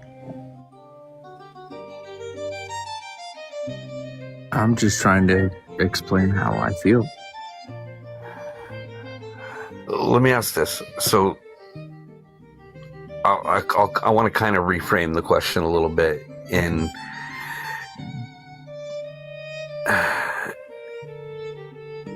which sounds better. You potentially aren't loving yourself in a healthy way, or you potentially, is it better to love your neighbor the way they need to be loved?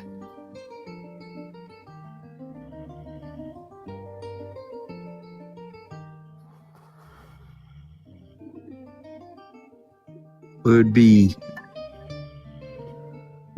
the way the neighbor need to be loved, but you might not be able to do that. Why not? Because you might not be loving yourself enough. Well, that would be in the first scenario, where if you're not properly loving yourself and you love your neighbor as you love yourself, you're not going to give them as wholesome of a love as if you pay attention to their needs. What does my neighbor need? How can I serve them in a way that isn't really about me, but about what they need? Does it make sense? Yeah, 100%. To their need, they need. I think that and it's like there's the two parts of it, is love thy God, which is, in my opinion, to understand unconditional love in order to love thy neighbor as thyself.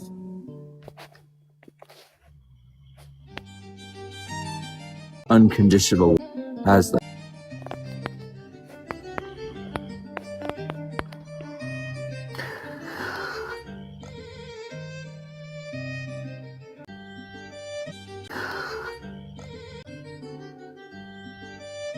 In what you're probably familiar with the Ten Commandments, Mm-hmm.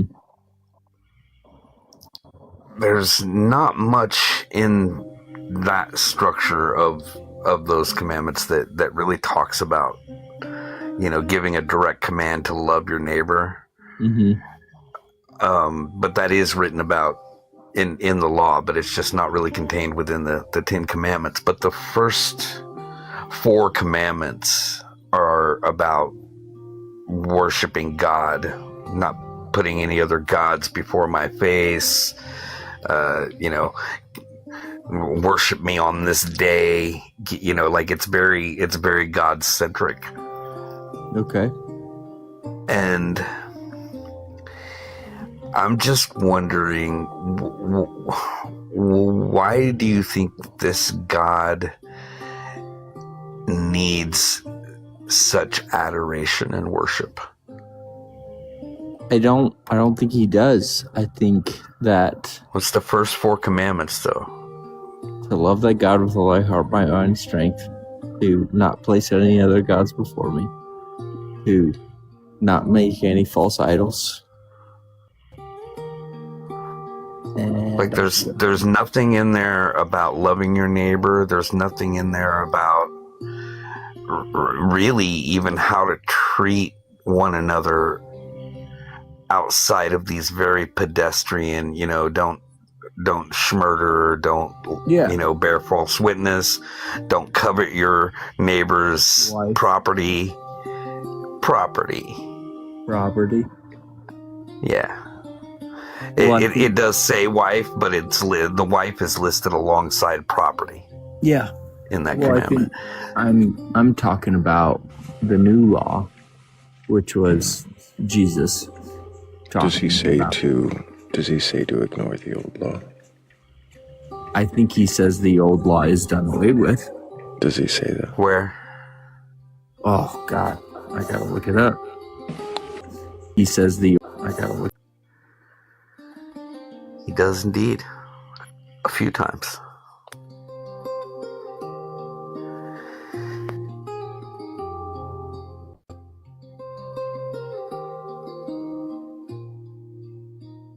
Understanding. Just so you know, we can't hear you when you're off the app when you teacup. Yeah, sorry, I dipped out, but I'm back. But I think it's, in my opinion, my stances lie within the New Testament of Jesus, of to love thy neighbor as thyself, and to love your God, whatever your God is. Was that the question that was asked? I mean, I was off. I don't know. My question was, why does it seem so important that this God needs the adoration and worship from humans? Beats me. Like, I believe in Jesus, which Jesus kind of even does the same thing that you're saying. Is like, hey, lend to Caesar to Caesar, lend to God, but be a good freaking person. Well, it was one thing he said, but the specific question I'm asking is, why would an all-powerful deity be so concerned with humans worshiping it?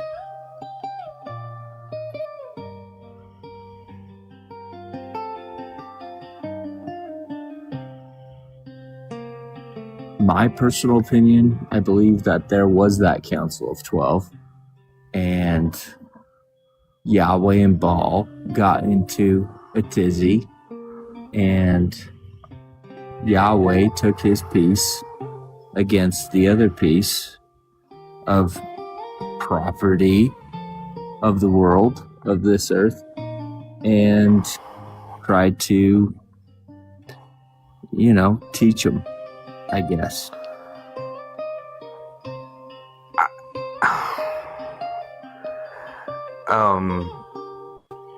What did I ask? You ask, why would this God be so concerned about being loved or being praised by its people.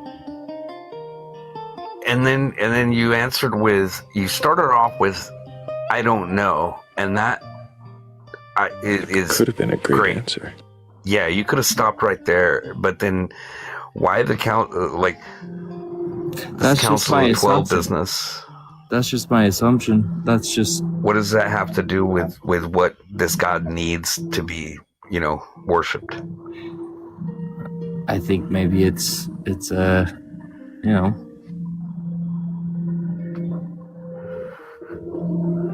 yeah, I don't know.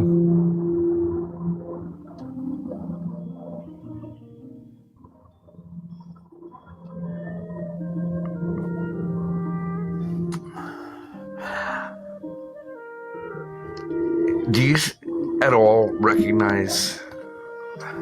Okay. Do you believe Jesus is the same God? No. Is not the same God as the God that sat at the Council of 12 and claimed his inheritance that you were just describing? Yeah, no. So, is Jesus God to you?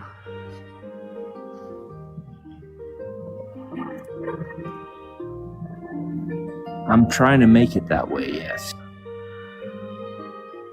What do you mean you're trying to make it that way? I'm trying to understand it more. I'm still learning.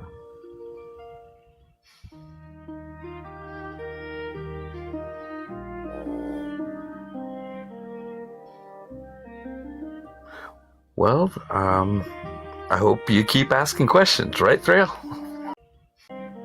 Keep asking questions, right, Thrayle? That is usually the best way to go with this. We did start a poll, but we're going to go ahead and I think skip that and move on. Appreciate you being here. And I've talked to you before. You're a great guy. Appreciate you, Jeff. Yep. Hope that you keep asking questions, and we may have more for you in the future. But I think we're ready to keep pressing on. Something about this track always makes me think we're about to visit the Shire.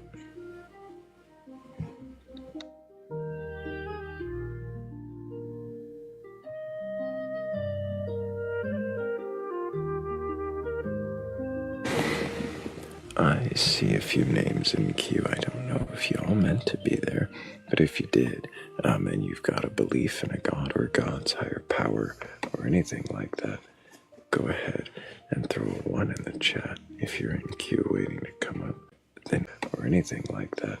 If you've got a belief and you think you can question it, then go ahead and request it down. I just want to know if you can question your beliefs. And if you can, then what is it you believe, and why do you believe it?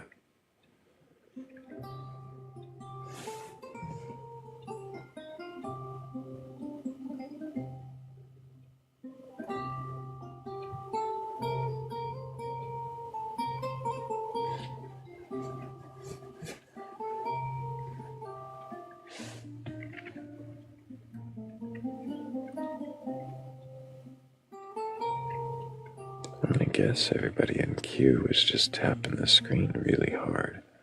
Didn't mean to request it. But who knows, maybe you did. Just tapping the nose, maybe you did. So.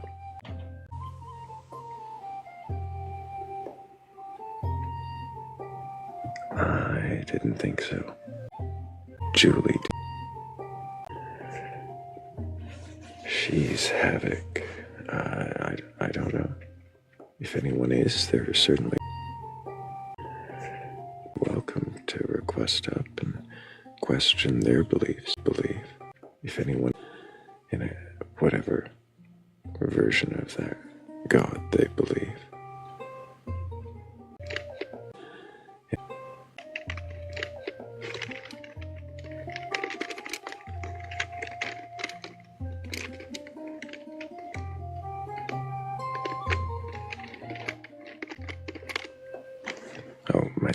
as loud, sorry.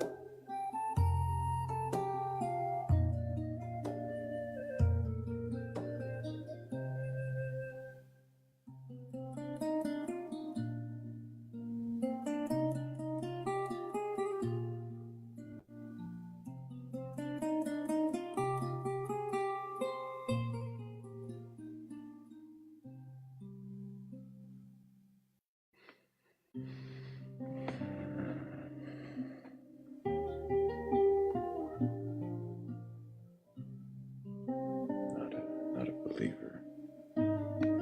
Not a believer left. Did we run them all off already? It seems awfully early for the believers to have all dwindled and been raptured.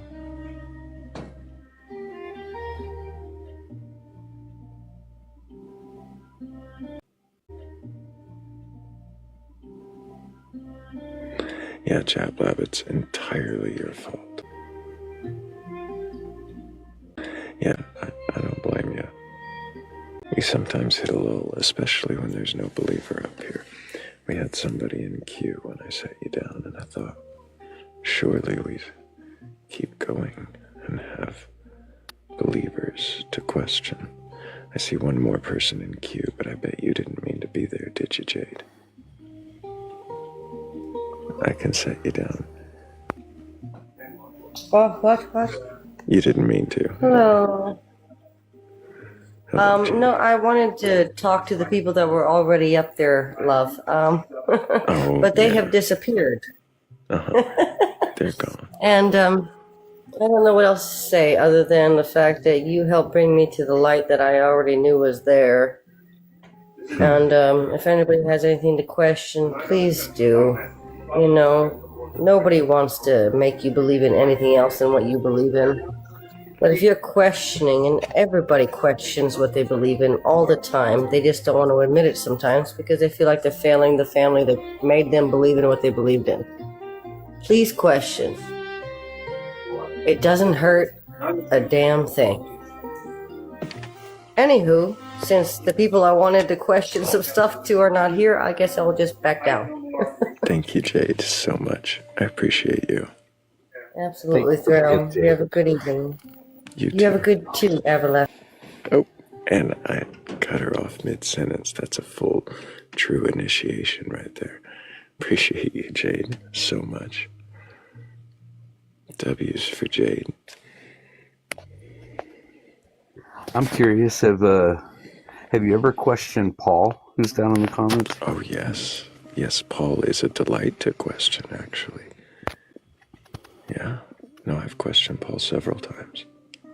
We have some interesting points where we do get hung up, but we can always find new room and new avenues to question, although there are reasons behind his belief that make it, I wouldn't say unquestionable, but unlikely that his belief change based on evidence, and I could be wrong. He could absolutely request up and correct me. But I think there's something deeper there for Paul to question.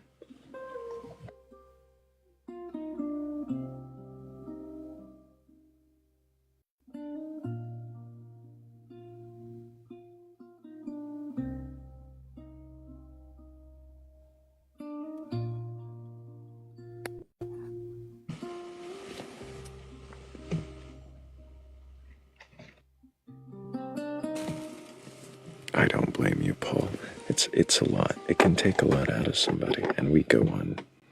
Yeah, we go in wild places. So I appreciate you recognizing your limits.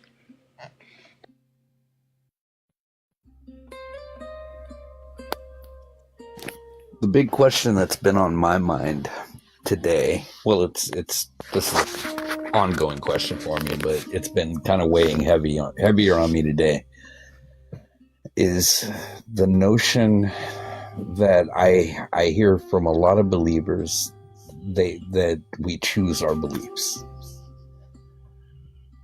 And I really want to challenge that. You know, that was one of my first prompts, was what is belief? Is it a choice?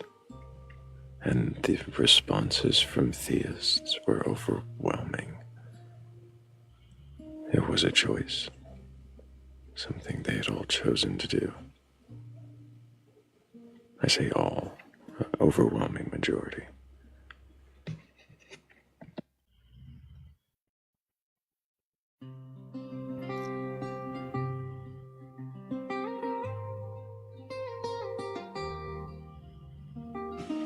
Yeah, that's my experience also.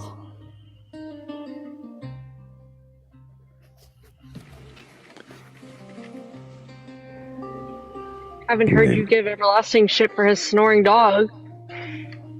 Oh. My It's poor not as old loud as dog. the Cokies. I was really talking about when my dog was on. Yes.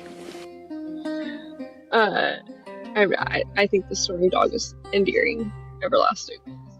I was giving Thrayle shit, not you.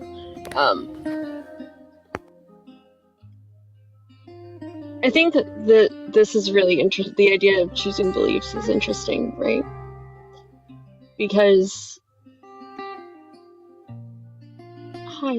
I would like to say that we can, but I don't know that that's true.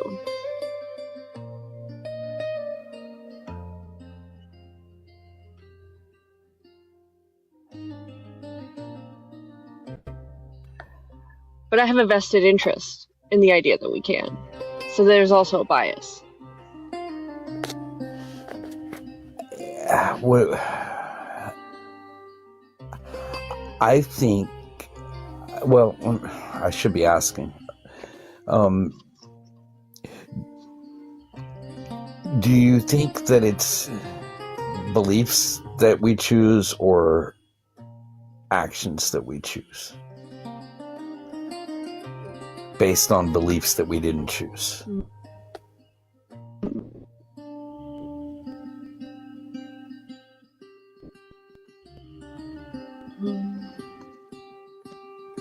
I don't know if I'm 100% clear on what you mean. Let me think of an example. So I have a cup of coffee in my hand. I can't choose to believe that it's a cup of tea,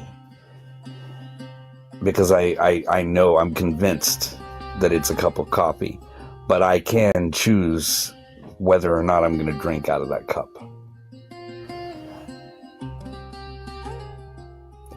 And so if there's a belief that we hold, that it's just a position that you know, I'm convinced of it for whatever reason has convinced me that this belief is true, I can I'm meandering too much. I can't articulate this good. I heard it earlier tonight on John Cohen's show. If you're familiar with him, he's another great creator. I'll have to check him out. He wrote a book about, this very thing, about asking, do we choose our beliefs? And like the question I'll typically ask a believer who, like a Christian, for example, who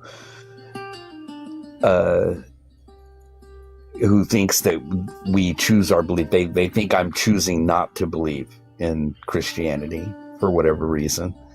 And then I'll ask them, can you choose to not believe that Jesus is, the Lord and Savior, the Messiah? And of course, 100% of the time, they'll say, well, yeah, I could, but I'm not going to. But right.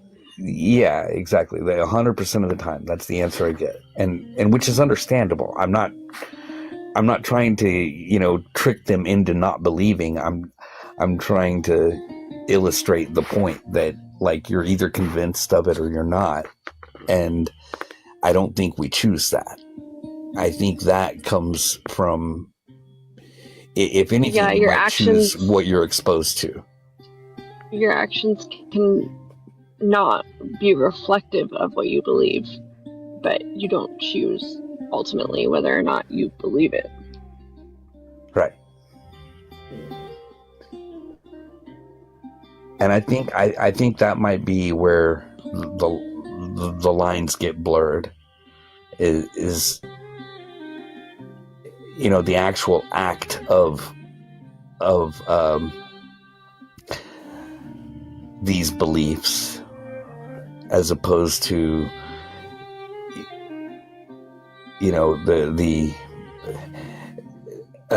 what it means to actually believe something.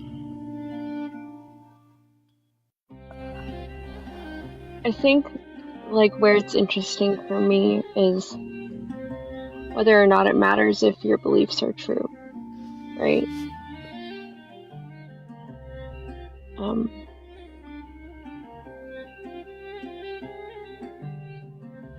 If you're not convinced that it's true, do you believe it?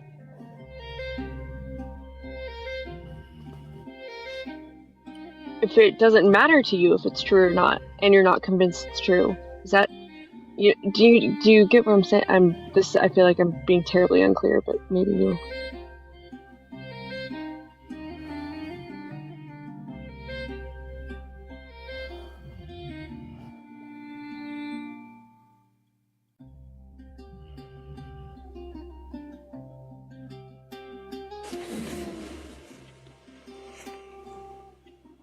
I don't know if you broke him or not. I might have. That'd be interesting. I didn't think that was possible.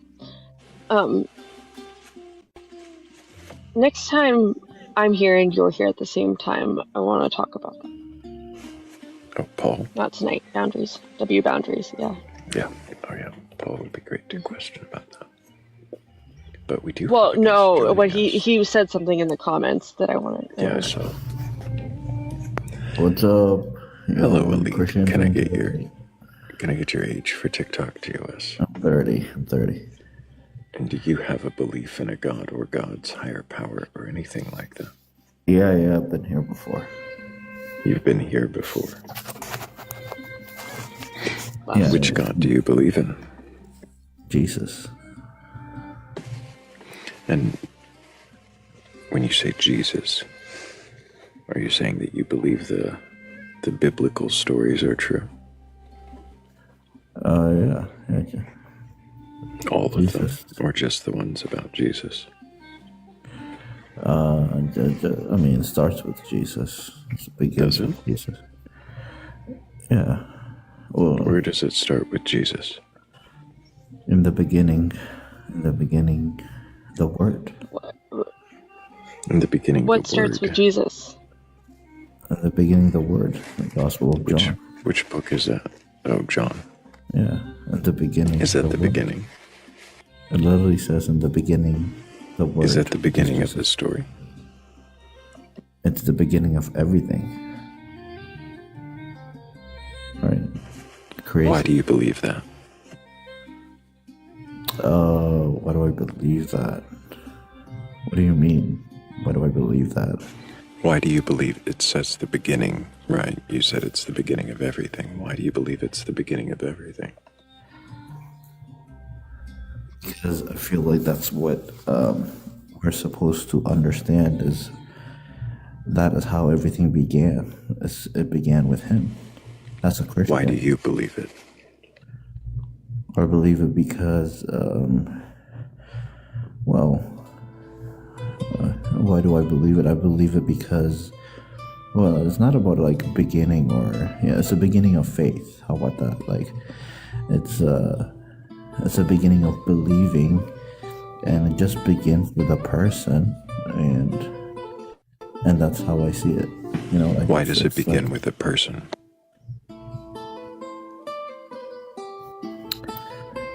Because, I mean, it's good that it begins with a person as opposed to a god. Why do you believe it begins with a person?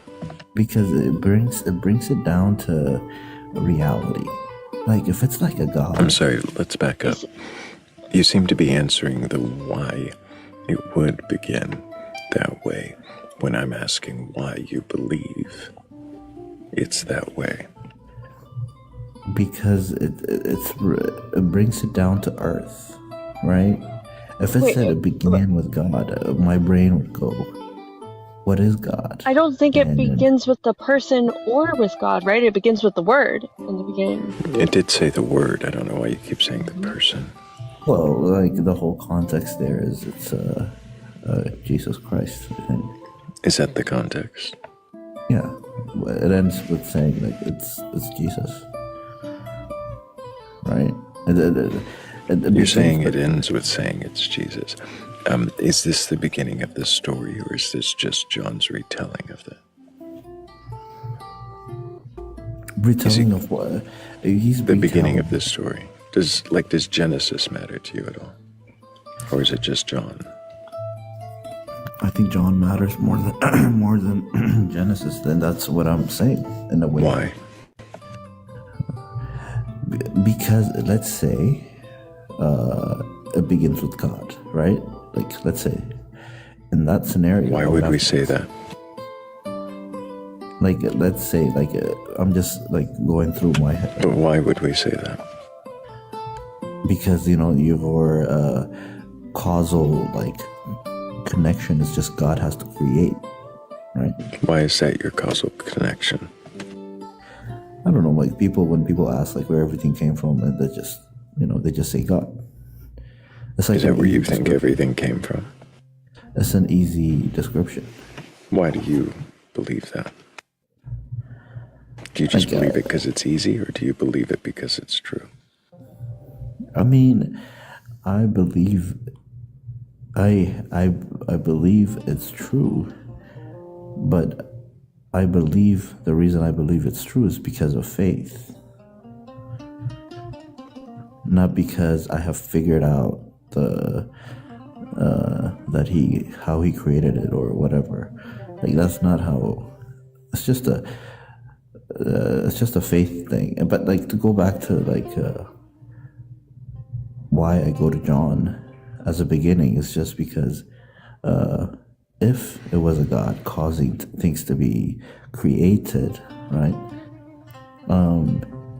Then you ask like all sorts of questions about what is God and what is he, or like, you know. Do you remember the question that you're responding to? Sorry. Do you remember the question that I asked? Yeah, like you're asking why do you believe that God created, right? What's your question? Not quite. I wonder if anybody else has any more questions for you.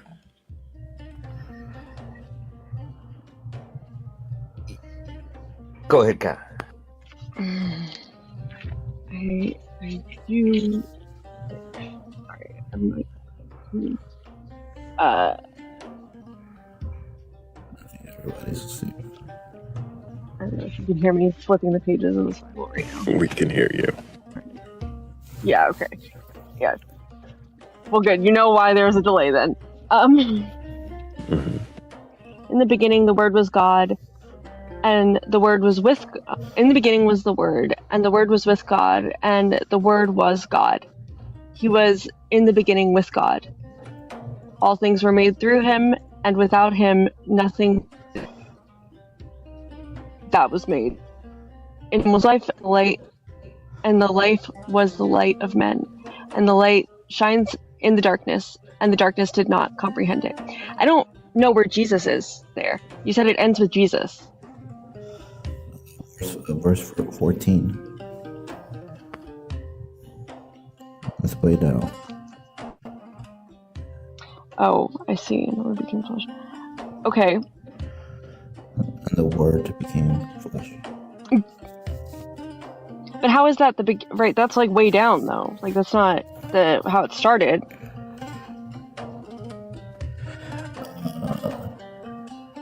Yeah, but it's You said it made sense for it to start with a person, and to me it reads like it starts with the Word, and I don't.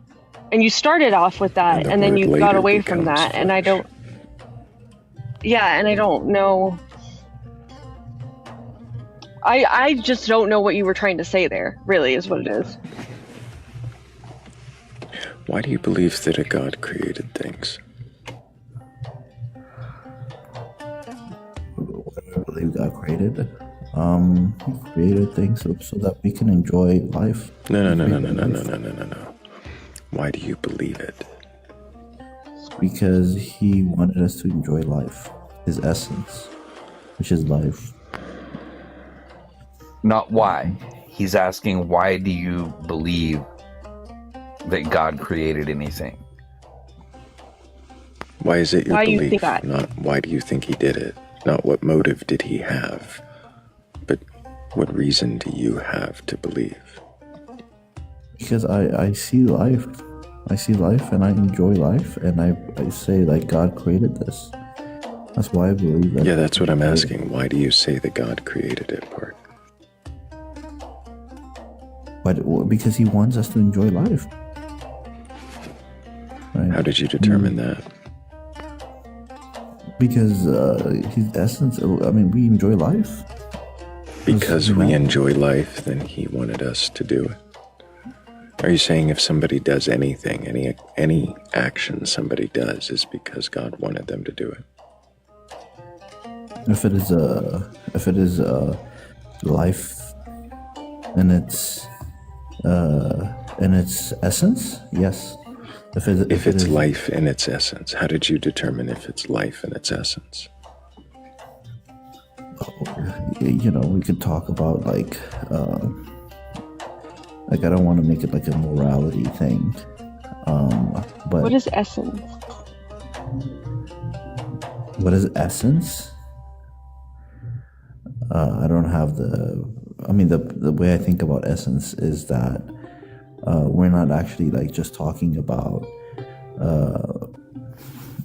for instance, like if I'm talking about myself would be myself, which is me, like my body, whatever. My essence would be like the energy I give out, like the presence I give out to my, you know, like the presence I give out to my surrounding. It's not, the essence is like my extension. But like what I was saying is, you can see if if life is good, or like if there's a good thing in life that we enjoy, those things are basically why God created life, is to be enjoyed. And I think that's one way is that life is how God expresses himself. Like life, even just like, we don't have to, you can just think about like animal life, you know, pets or something like that. Like you enjoy like your pets. How does enjoying life rule out a not God world, like a world that is just natural? Can't you enjoy life even if this is just nature being nature? Yeah, you can. So the question that Thrayle asked was, what makes you believe that God created anything? And the answer, well, because we enjoy life, that doesn't answer why this God created anything. Or I'm sorry, no, I made the mistake. Doesn't answer the question, how do you know God created anything? I don't know, right? That is What what indication does it give you? I don't. First of all, I don't. What know. indication? Yeah, I'm dialing that back to an indication. Does it give you any indication that a God created anything? Yeah. What indication is that?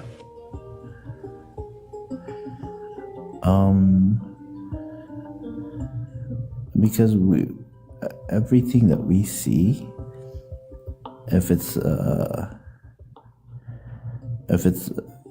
well, indication is the way it points. Okay. Us to While God. you wander around what that means and try to figure out how to answer that, I'll just let you think on it for a second while I thank everybody for the 57,000 times that they tapped the screen, because they're an amazing audience, the best on TikTok, as a matter of fact. So thank you guys so much.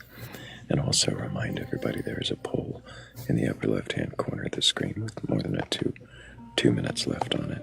And also, Jade, I'm going to bet, has a question or two for you, Elite.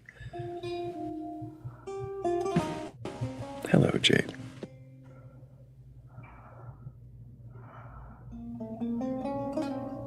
I was just unmuting myself. I apologize. No worries. Elite. I grew up Christian, and I was forced by my father to speak in tongues and to jump around like I believed that I was full of something. I never believed it, never felt it. I just would like to ask, how do you believe that God exists, and who created God? Because if there's a creator of everything, where did God come from?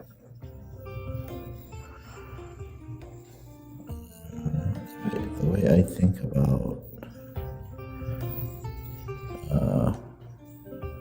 like creation is that, like, first of all, I cannot have a naturalistic explanation to creation. And of course, I would like to ask, who is God? God is Jesus, a human being. No, in the Bible, it says God sent his only son, Jesus. So God cannot be Jesus if Jesus is God's son. Are you saying, Elite, that God is somehow both Jesus and God? Because it says in the Bible, God sent his only son. Yes, but I think it's just I don't want to, like, it's just a human being. Because I want you to know I am not attacking you or anything like that. I am just asking questions that I have asked myself many, many times. for me, God is a human being, and He is Jesus Christ. I've seen, if I understand Jesus, I can understand, if I see Jesus, I've seen the Father. Like, it doesn't work backwards, which is, if I see the Father, I'll see Jesus. It works this way, which is, No, I'm not talking about seeing him. I said, if God created Jesus, who created God, and how do you know that either one of them exists? Personally, not by what people have written.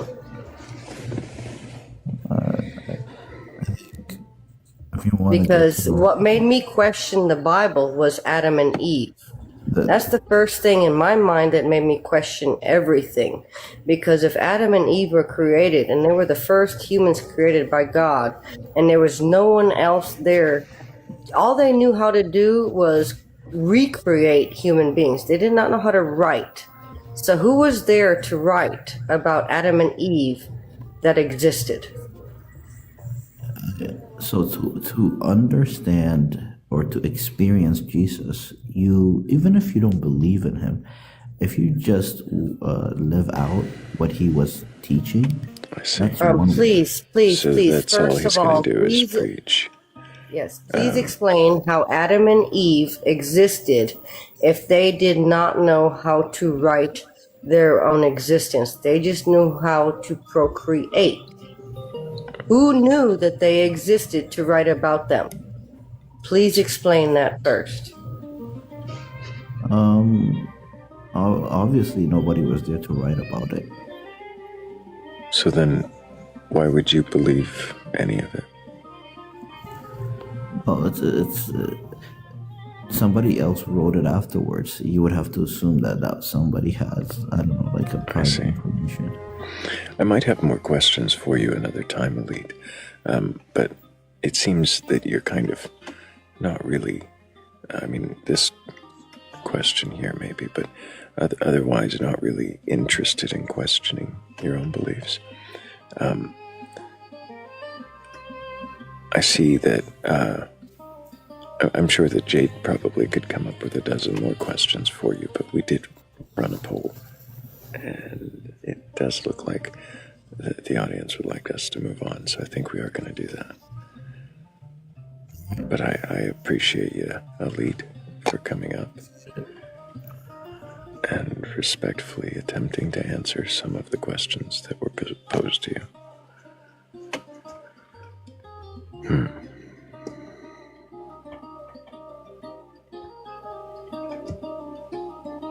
He did try to answer those last couple.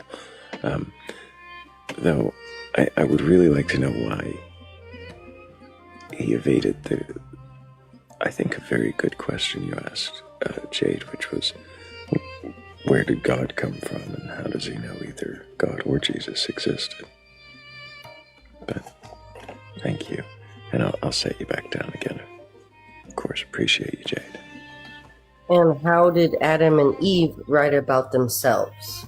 Oh, yes, and that is a good one. How did they write about themselves? Because for thousands of years, nobody could write. Do you want to know one of the answers one of my guests have given me in the past? Yes, please. Yes, please. Thank you. Okay. One of the answers I've been given before is that Moses could not look upon the face of God, so he hid behind a rock once.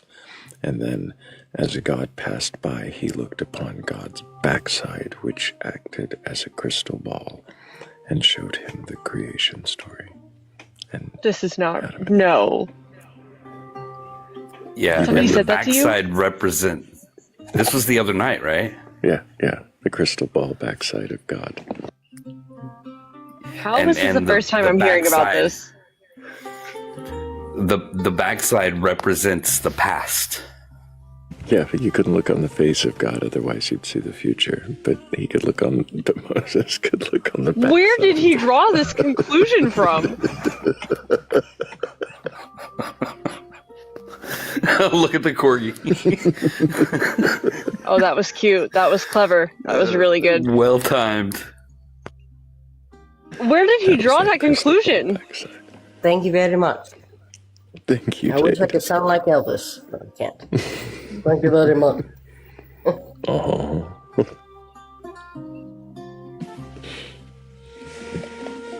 Yeah. It definitely was a guest who came up on the live and had that to say.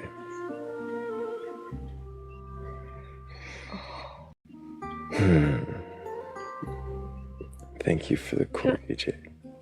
And this, am I mistaken? Was this a guest? Because this had happened right before I joined the panel, and then he rejoined later, right?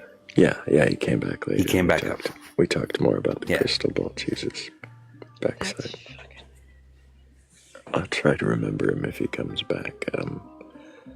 I have sometimes a bad memory with guest names if they're not daily.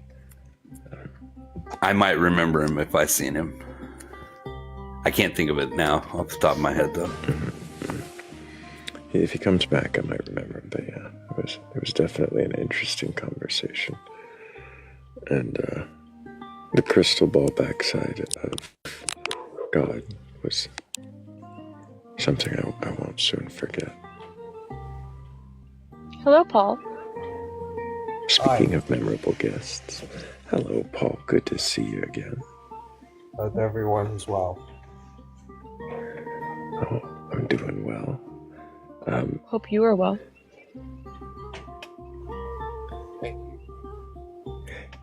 Can you remind us your age for TikTok TOS? I am 42 this year. And do you have a belief in a god or gods, higher power, or anything like it? Yeah, I believe in the Christian God.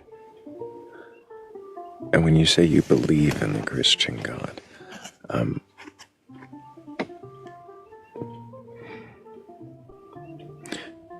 what does that mean? In what way do you believe? Well, I guess the first thing is I believe he exists, but I would be implying more than that. I go to church, I read the Bible, I pray, so I guess I'm looking to serve the God that I believe in.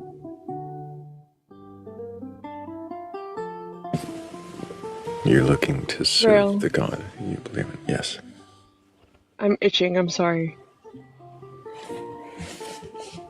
You're itching. Oh, go ahead. Go ahead. Thank you. I was going to tell you to get a lotion for it or something. Oh my god. Why is he so mean to me? No, I'm just kidding. You said a few minutes ago in the comments that the alternative is nihilism. Do you mean... It seems that way. So when you say that, do you mean the alternative, like, to God? Yes. Or to a belief? Okay. Why is that the alternative? Without some sort of afterlife or eternity in us, and the belief also seems to be that we just cease existing. It sort of renders futile everything you do in life. Why? How does that make everything futile? You pass on, your memory passes on, eventually all the people that remembered you pass on. Yeah, and there's more to life than just relationships. All the work you do, you leave it behind for somebody else, and you don't know if they're going to do a good job of it or not. Yeah. So every time I hear somebody say this, also, there's like some kind of negative connotation, right? The alternative is nihilism, and that's a bad thing. Please correct me if I'm wrong. No, I see what you're saying. You're saying, why is nihilism such a bad thing? Yes. I think.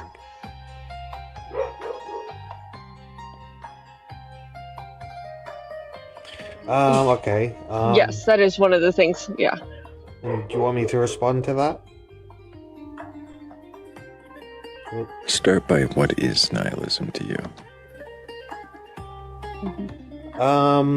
The idea that everything is meaningless because of death. That's one form of nihilism, at least.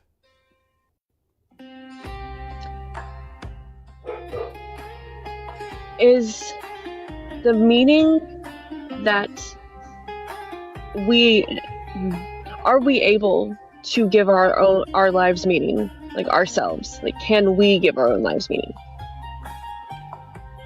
Oh yeah, like we can. That's what existentialism is. But whatever meaning you give your life passes away with you.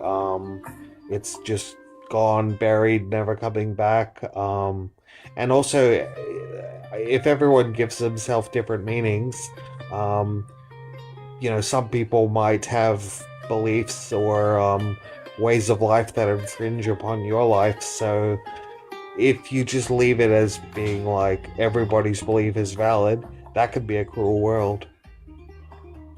Mm. Is it? Mm. Is it Why is? possible that I'm sorry, Kat, Go this ahead. is yours. I'm sorry. No, no, no. I'll just I slip it just in have. real quick. It's real quick. I know you probably have a ton of questions. This is kind of a quick one. Is it possible that the world isn't cruel, but it's just indifferent, and that's what is frightening? Um, I mean, it depends who you are and what your circumstances are. If you're unlucky enough to be one of the oppressed, then the world is cruel. Whereas if you've got a happy life, well, relatively happy life, um, then it's just indifference that I suppose gets to you.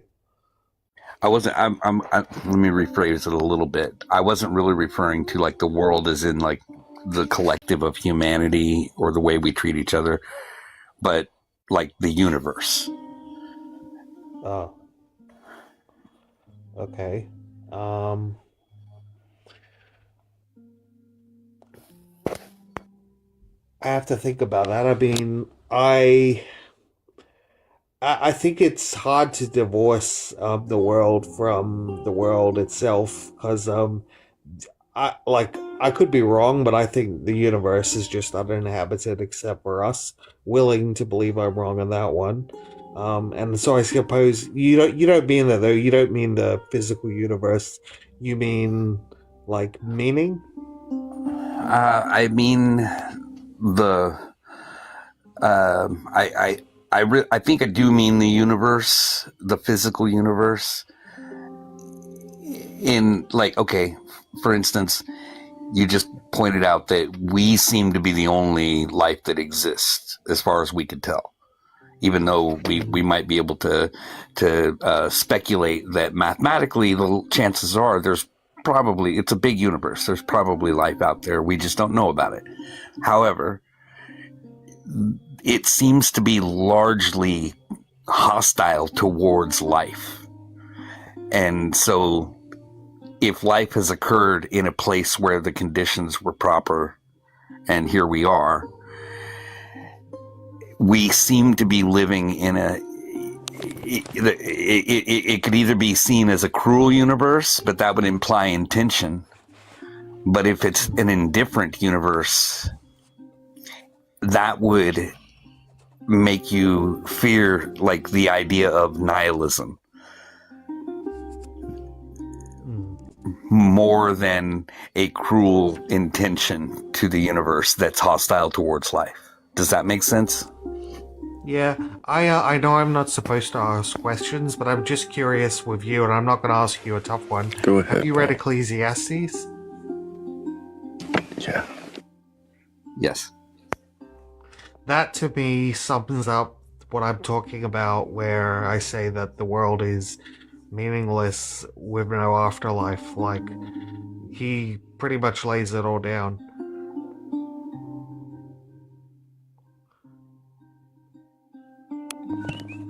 So,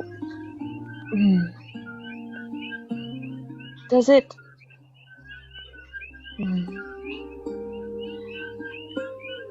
Does it matter if?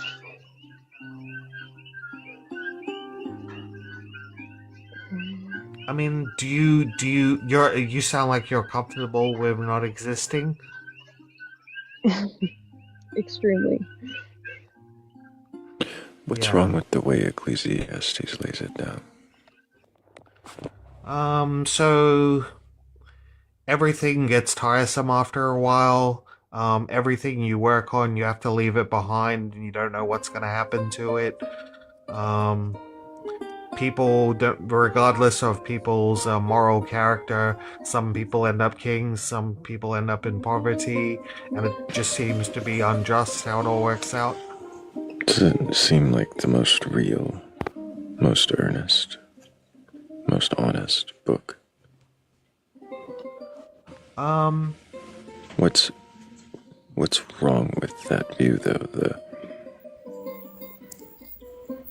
Well, look, he does say in that book that like it's good to take pleasure in the work that you've got to do and just not to think too much. So he does acknowledge that there is joy to be found in life if you're just not going to ask too many questions. What do you It mean, kind of regardless of care? Sorry, regardless of care. Yes. Sorry. No, I meant like regardless of whether you ask questions, if you're willing to live life and not worry too much about the future and not question things too much, because he says it's good to just enjoy the few days that you've been given. He tells you to take pleasure in your youth when you're young, just to sort of not strain over things too much. Don't try to be too wise. Don't try to be too foolish. Stuff like that. Okay, well, if you're going to be regardless of care, then that means you would be flamboyant, like some Sodom and Gomorrah. You know, just careless. Who cares what's happening? Is that what you're saying? Not that. Like throughout Ecclesiastes, there are bits every now and then where he says to fear God, but he also seems to be talking to people who don't fear God. And I don't think he's saying don't care about like he's not saying like just let everything go to the wind and just cast off all the shackles and live a flamboyant life. He's more saying don't worry too much about things like injustice and oppression. Just enjoy what you've got, enjoy the life you've been given, things like that. So, you think it's too placating? Well, like that those are some parts of Ecclesiastes, but the bit I take from it more is that it's finding an ultimate meaning just on this side of life is not going to be easy. And this is written before the New Testament, so I think it's What does that mean, I don't even know if meaning? Oh, sorry. Could you rephrase that question? What does that mean, ultimate meaning? Ultimate meaning. Like something that explains why, like if you're suffering, to look for a meaning that would explain why you ended up with the life that you did. Things like that, like explanations as to how things are the way they are.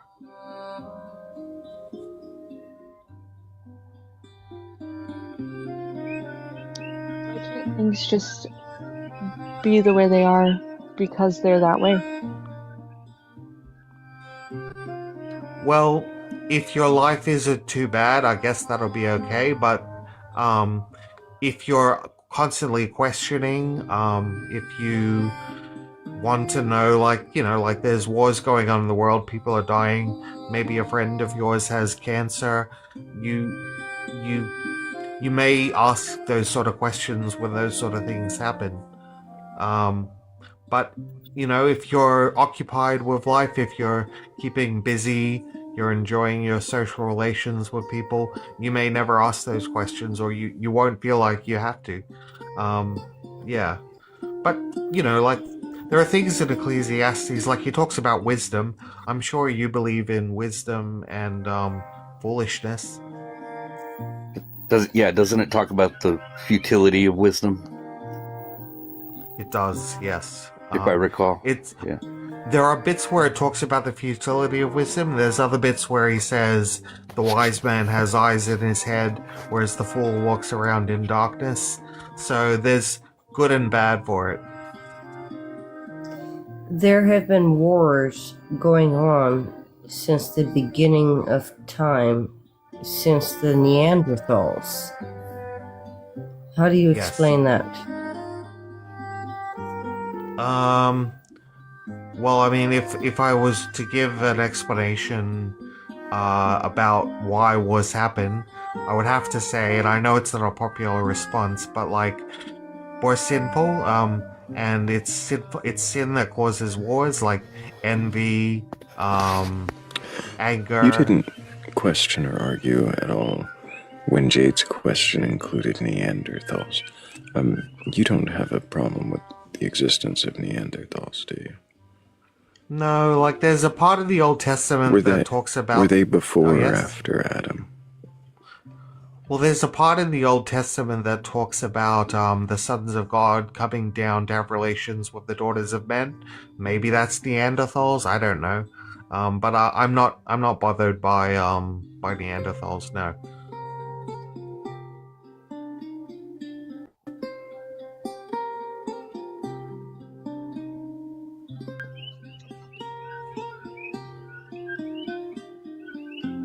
What is sin?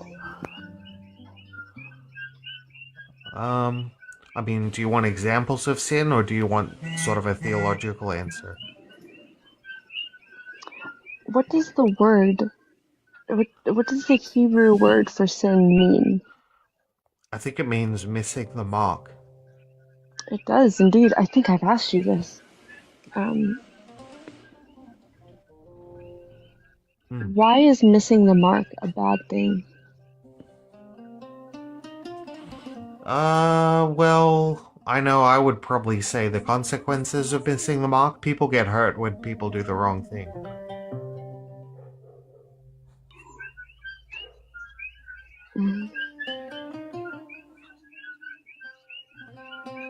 I'm sorry. I had one more question about nihilism that it's not gonna go It's away. going away from sin now. Go back to nihilism. Yes. And then we can go back to sin if we want. But why is nihilism? I did put the lovely background up. I think it's wonder. What is? I don't know what's going on there. Actually, I haven't really looked at that one. Anyway, why is nihilism a bad thing? Well, I mean, it depends. Like, if you kind of go, I can do what I want and there's no consequences, that's one way to handle nihilism.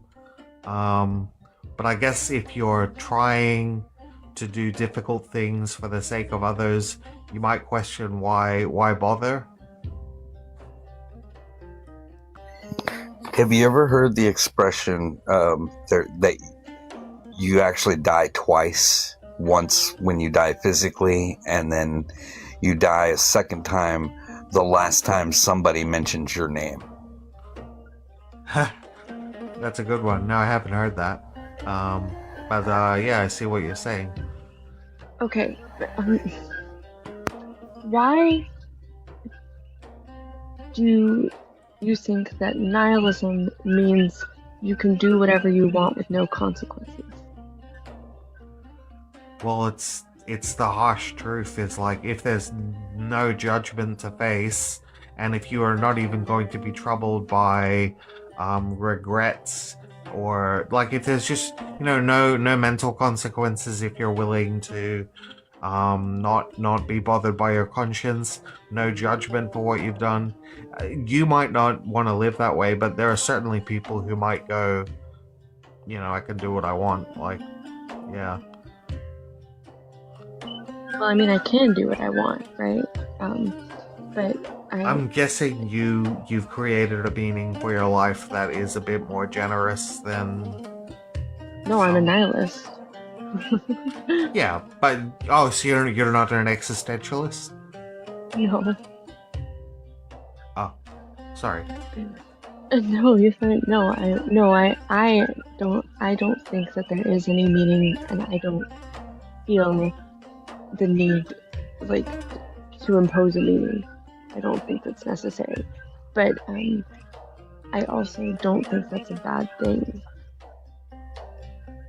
I don't think that, like, I'm not sad, and I don't, commit atrocities against other people. And I am always trying to find out why people think that those things are synonymous. I don't think everyone will end up being a bad nihilist. There's probably a lot of good nihilists.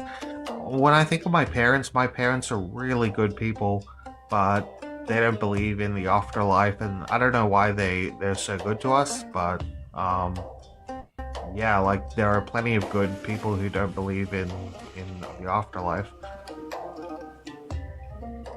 So then, is it this good-bad dichotomy? If you don't believe in God, then you're just doomed to nihilism?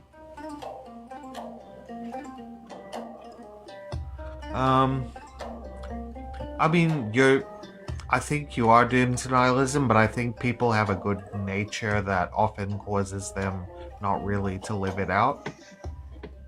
Not really to live. So you think that the ones that are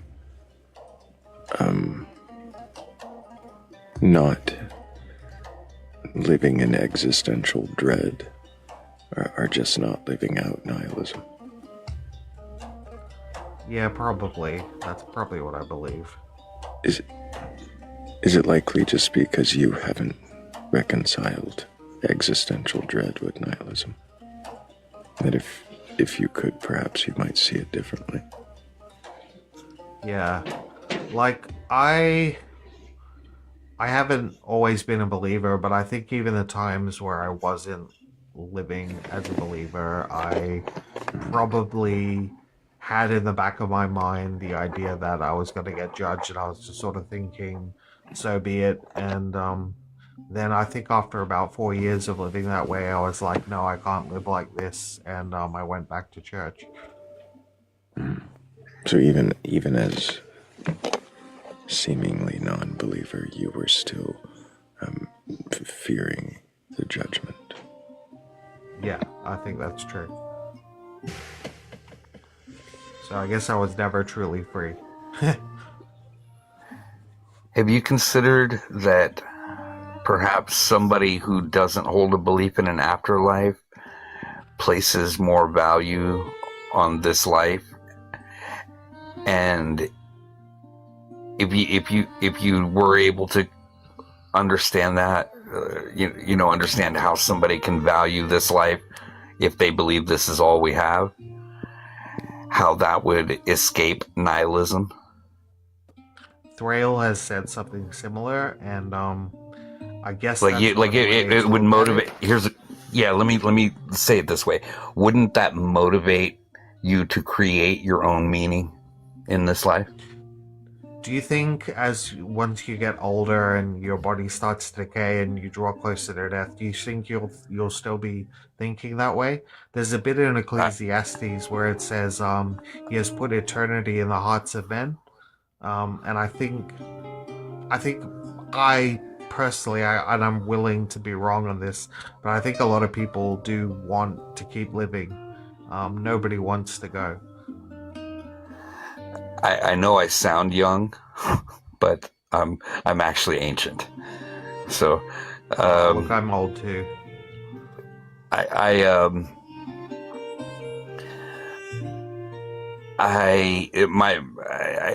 guess what I believe about, an afterlife isn't really important. I'm just trying to I'm trying to see if there's a way to adjust a perspective by questioning what are your limitations to the logic that you're kind of laying down for us here. Limitations? What do you mean? Like the idea that it's either belief in an eternity or nihilism. That seems to be a very black and white position you're holding here. And so I'm questioning whether or not there can be motivation for creating your own meaning in this life if you believe that this is all there is. Well, you can just decide for yourself, I'm gonna live this way because this is what I care about, and that's sort of, I think that's sort of what existentialists do. I've read a bit of Camus as well. Absurdism to me seems like it's like rebelling against God without actually acknowledging he exists. So I think Sartre is more dead on. You can kind of just create your own meaning. I just wonder if, as you get older and life starts to wane, I wonder how much you can hold that belief. I don't know if this is true, but I've heard Sartre returned to the Catholic Church when he got old. Is that true? I don't know. Um,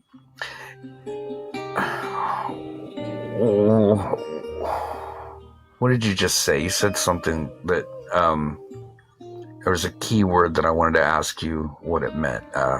Shoot, it's slipping my mind right now. What did I say? I was talking about making your own meaning, like deciding what you care about and living as your own sort of meaning maker. Yeah, but there was a keyword that I locked in on for like a second, and it's gone. So it's okay. Okay, sorry. No, it's okay. It's late. My old ancient brain is starting to get foggy. Late here. Well, it's not late. It's only 8:15, so yeah, it's not too bad here. Must be hard to be 84.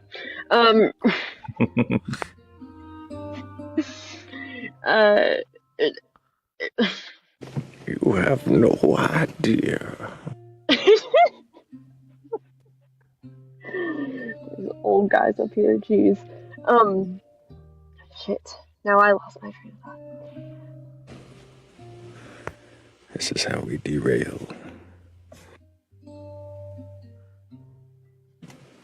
I also missed some of it because I was busy getting screamed at by the little, the little scream box over there. Yeah.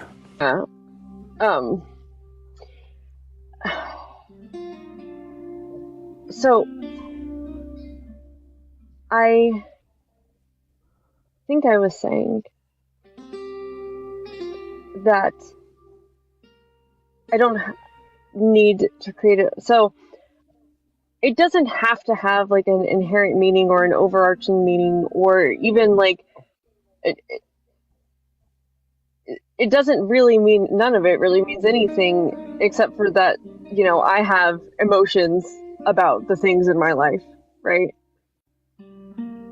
Yeah. And I don't... Do you think as a nihilist, when you say you've got emotions, it'll be mostly, this makes me feel good, so I like it. This makes me feel bad, so I don't like it. It sounds like hedonism. I mean, like, when you put it, like, very, very simply, yes, right?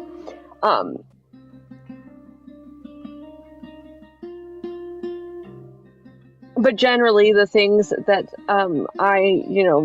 make me feel bad are the things that kind of are in line with like societal standards of how we treat each other, right? Yeah, we've come a long way. Mm-hmm. I don't need, a book or a law to tell me not to murder somebody, right? I just don't have any desire to.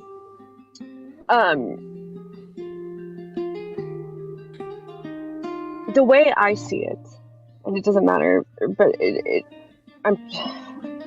will be helpful in me trying to like explain what I'm trying to get at here. The way I see it is that in the grand scheme of the universe, the Earth is irrelevant, and in the grand scheme of the Earth, humans are irrelevant, and in that way,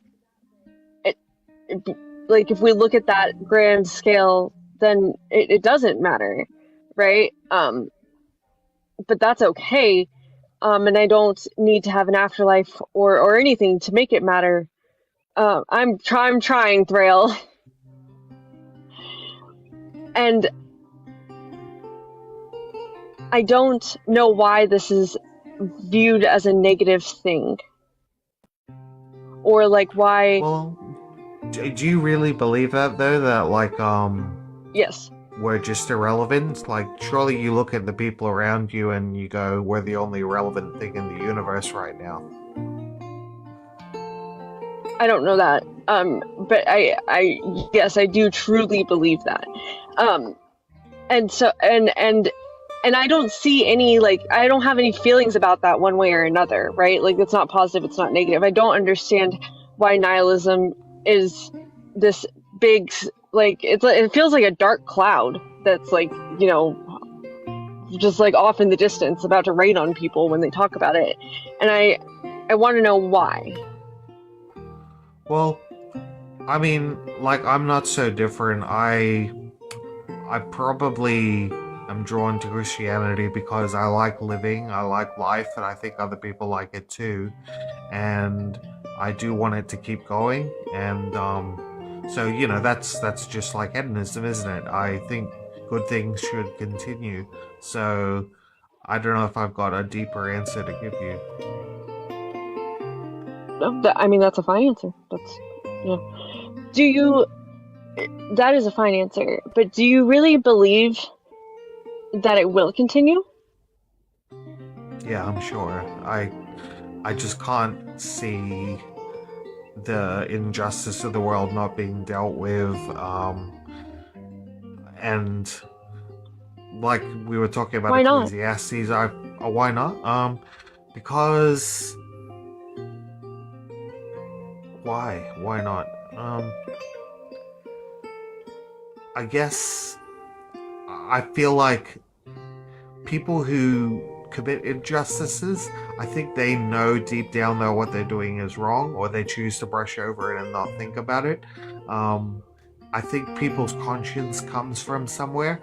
I think a lot of people have a similar conscience. It can get worn out in some areas, but I think that when people do wrong, they know, and I think that sort of sense of right and wrong is linked to judgment in the future. Do you think that an alternative explanation for this sense of right and wrong, do you think that there could be an alternative explanation for this? Well, I've heard people talk about evolution and how that impacts morality. Sure. Even more simply than that, I was going to say, like, humans are we're a social species, right? Yeah.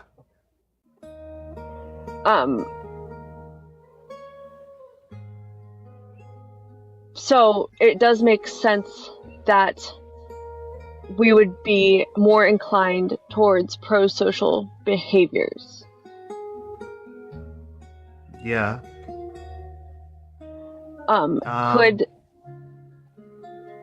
Sorry. I think that, like what you said about people doing things that they know are wrong and them knowing that they're wrong and just like kind of breezing by them, could it be that this knowing that we have that X, Y, and Z thing is wrong is because we are inclined to pro-social behaviors because it is how the species has survived?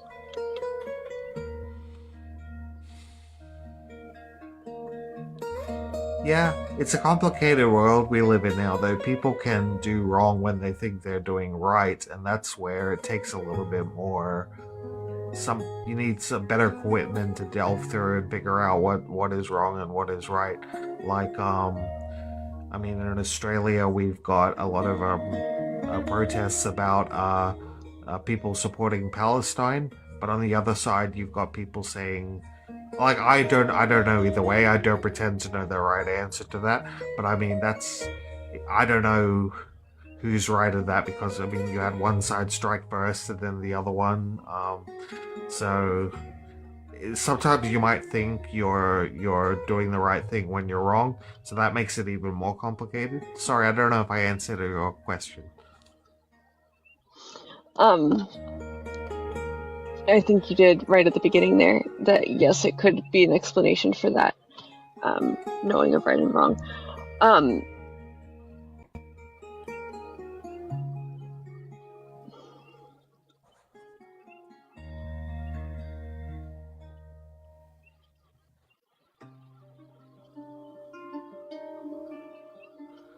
I don't know. Do you think if it's all pro-social behavior, that's what our morality is based on?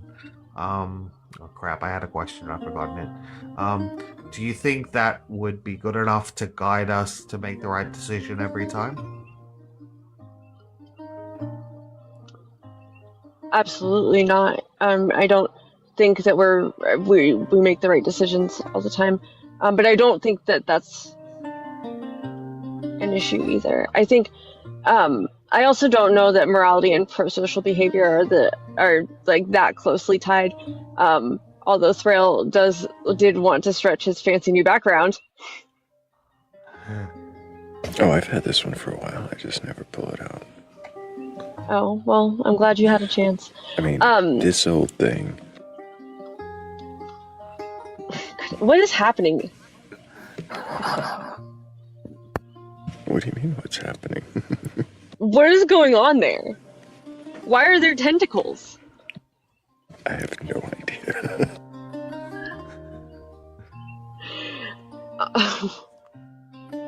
Apparently, the color of the tentacle implies the yeah, gold is good, and black and red is bad. I think. Apparently, gold tentacles are good. Some tentacles are better than I other could question tentacles. that. Stop! I can't even deal with you.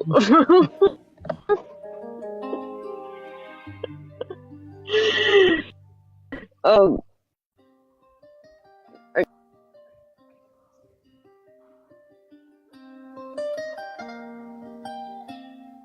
now you digress. yeah, the tentacles got me all fucked up. Paul, you said that you've heard. You said that you've heard people talk about how morality can be a trait of evolution in social species. What have you heard? Like, what have you heard people say about that, particularly? So I can't think of any morality examples, but I can think of one thing. You know, like a lot of guys sort of have risk-taking behaviors. They reckon that's just due to the desire to find a mate, which is how species propagate themselves. So that explains why guys do things like climb mountains, and so it's not morality, but that's one example of evolution explaining behavior. Do you see how altruism or cooperation can be a beneficiary survival trait in a group? I wish I knew more about the prisoner's dilemma. That was one example. How does that go, actually? Do people choose do they choose to work together, or do they rat each other out? Stanford prison experiment? Oh no, not that one. It's like something the prisoner's dilemma is different. It's a thought experiment. I think the prison experiment, they reckon it might not have... I've heard of that one, though. Is that where some people were prisoners and some people were guards? Yeah, they did that experiment with college students. Yeah.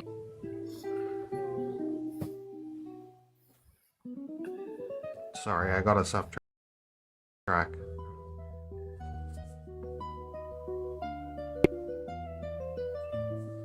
No, I think I got us off track.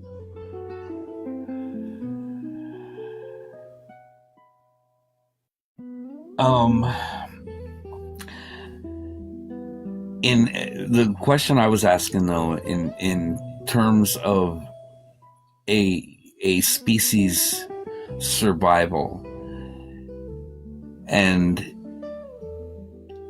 if cooperation and altruism can yield better results for the social group beyond just the social group beyond just the individual.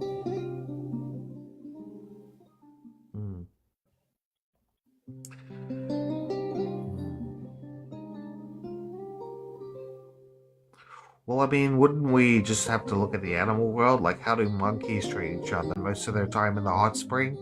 And it really depended on where you stood in the group, whether you got to go in the hot spring or not.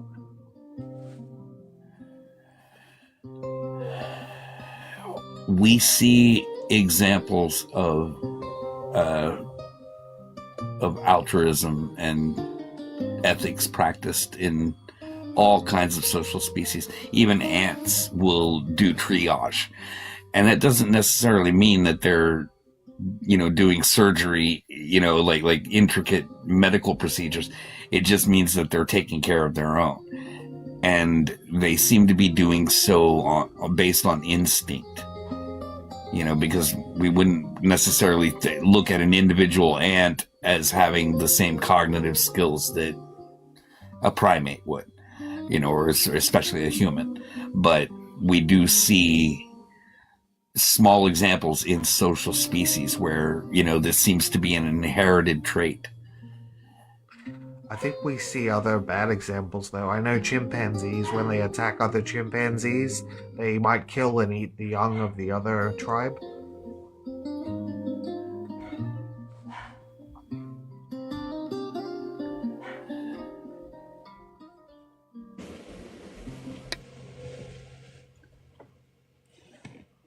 Yeah, we see bad examples in humans, too. Sorry, Thrayle. No, it's okay. I thought I was muted. There we go. I just needed to make sure I changed to the proper back. And then we look at like bonobos, for instance, and we see, an entirely different behavior set. And they're very closely related. They are, in fact, our closest relatives, in evolutionary terms. But look, I guess I'm not trying to pose this as a all social species are always doing the right thing. I'm saying that when we cooperate, we tend to thrive more as a species. And I think that this is a trait that can be inherited and passed on.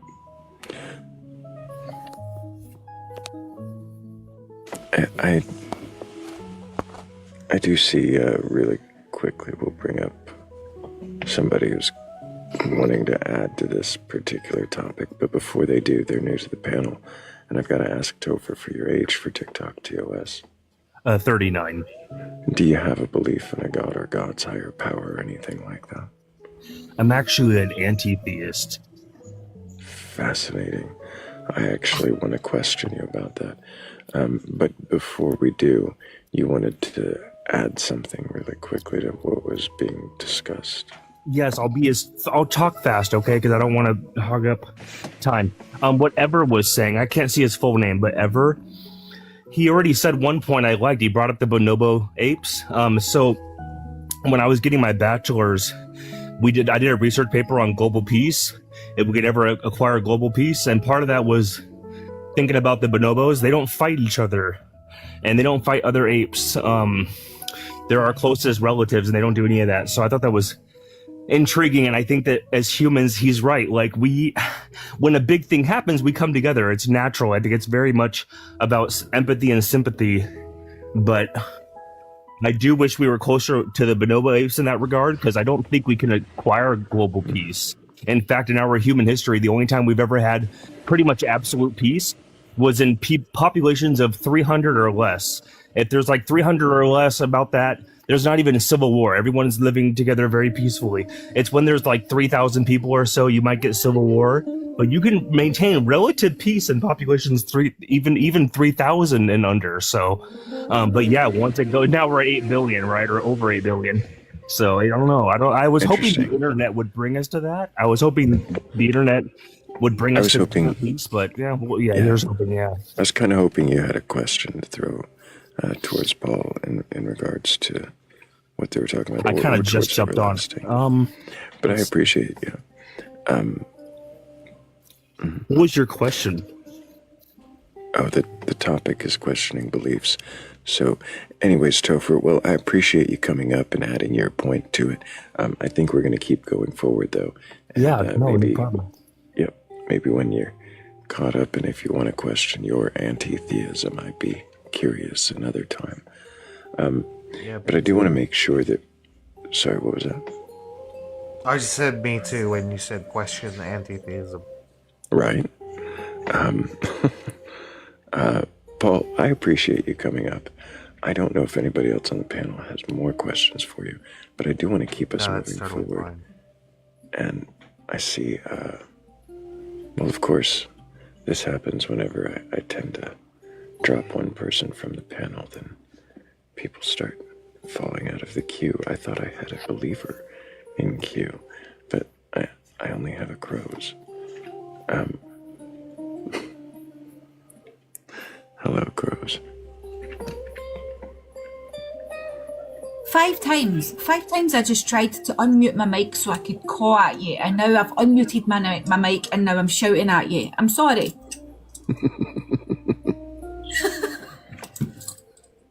Good morning. So you could caw at me. Caw. Yeah, can I caw? I will say I've realized how much fun it is to give you shit, and Crows is on to something. See? I told you.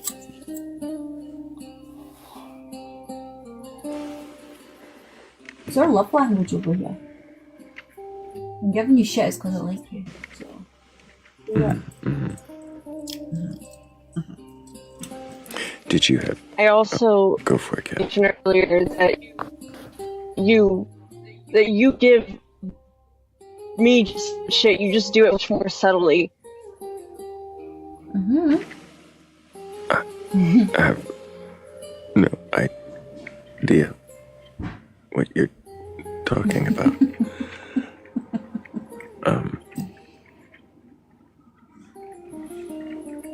But Crows, I wonder if you had any questions for Paul. So I came in when Paul was talking about the evolution of humans walking up mountains. Oh, yeah. Yeah, and to be quite honest with you, I don't have a fucking clue what that was meant to mean. So for the people that came in at the tail end of that, could you explain that for me?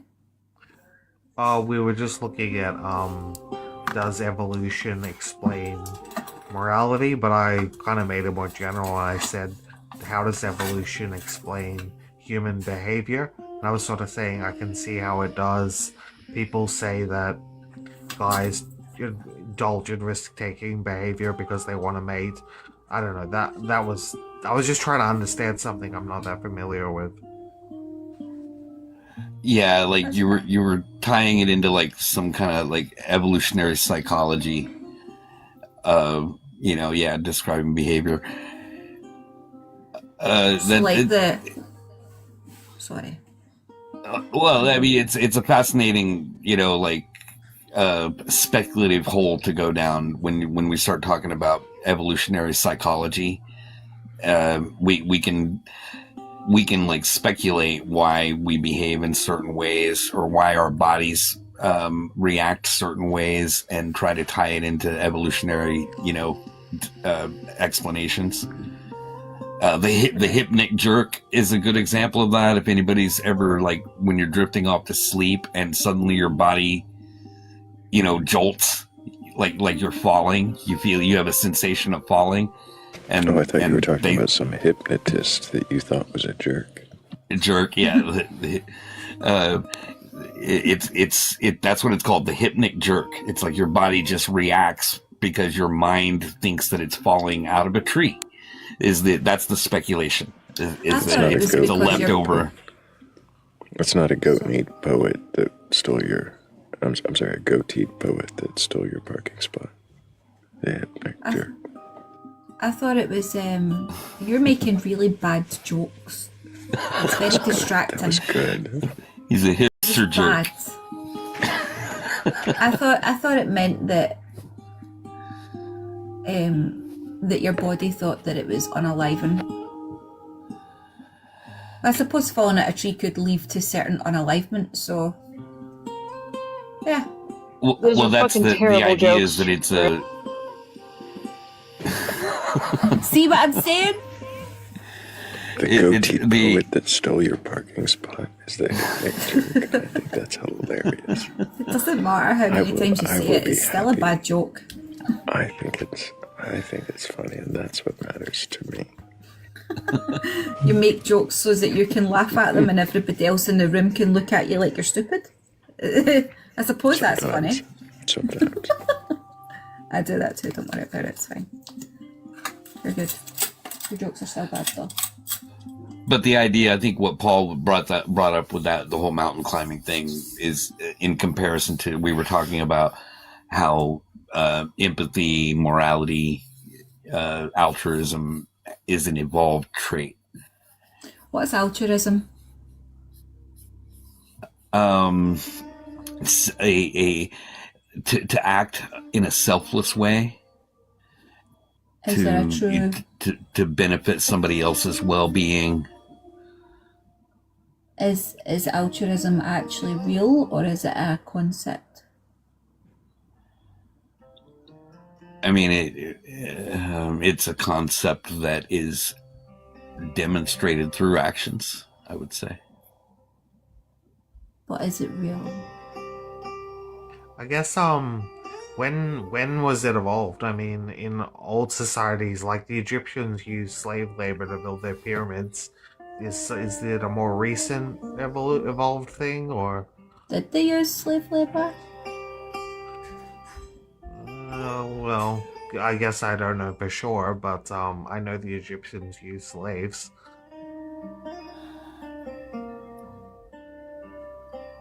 I would say that, again, back to the, like we kind of touched on this before, we don't always practice altruism, but we do see it in nature, and we're a social species just like many other animals. And I think that the fact that we have it at all is best explained through evolution. I don't think we do have it.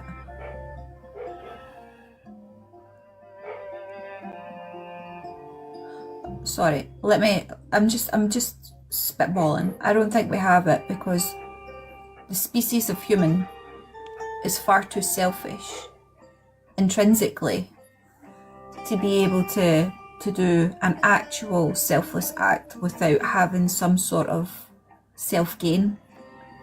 Behind every action that a human takes, there is a selfishness there. There is a reason why they're doing it. If I in your view, where does good behavior come from in humans then? What motivates Well, them?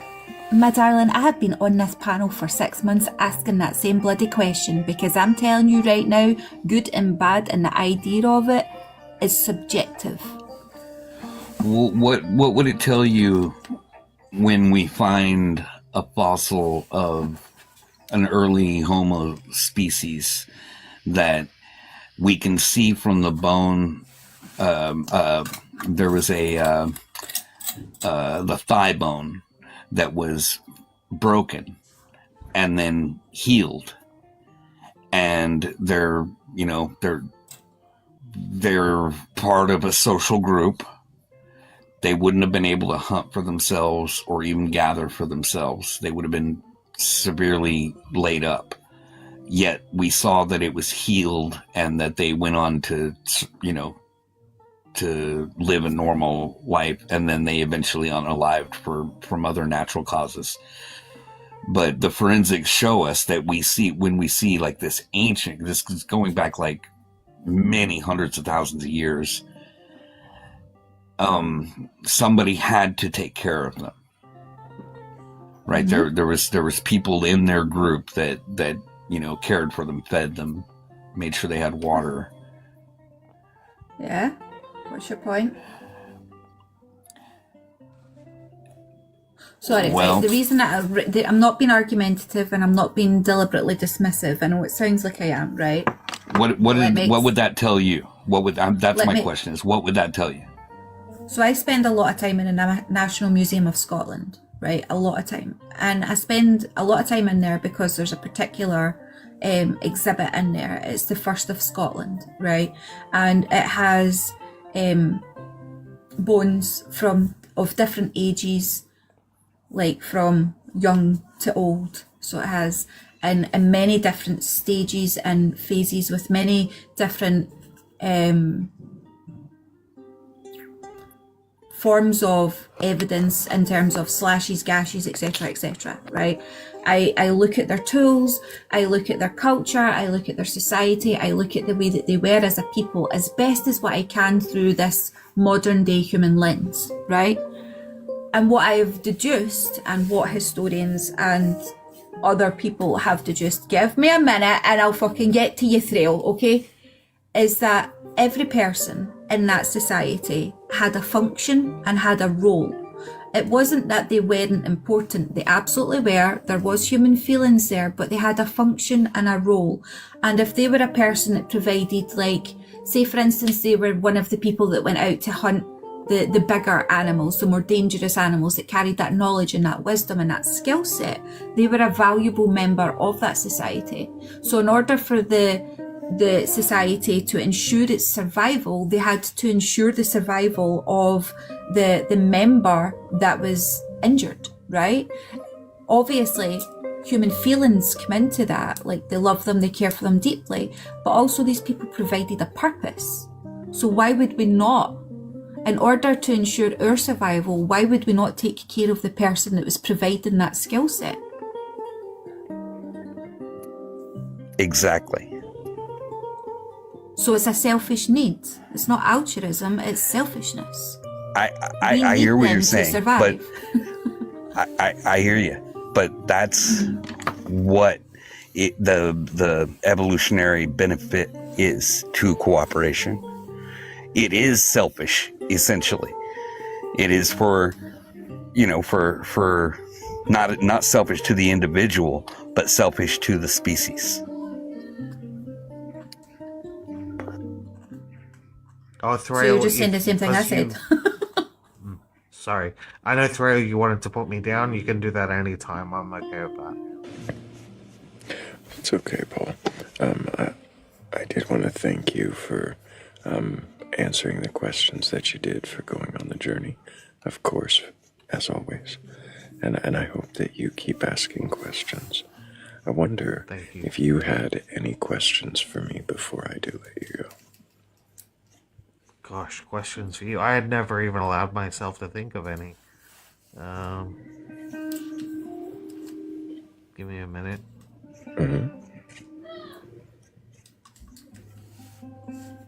I don't know, how long have you been doing this panel?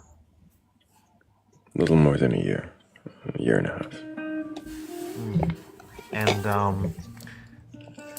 what have you learned from it, or do you sort of like, does this exhaust your patience for humanity, or do you sometimes see good things? I see all kinds of things.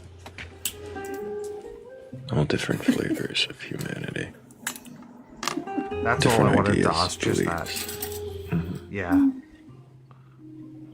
I appreciate you coming up, Paul. I know you were a little hesitant, but you've been quite pleasant. Oh, thank you. Absolutely. Pleasure as always, Paul. Keep asking questions. Thank you. W's for Paul. He does question his beliefs, and I really appreciate the honesty and openness with which he has these discussions. He's always been a very pleasant guest, and actually quite a good questioner too.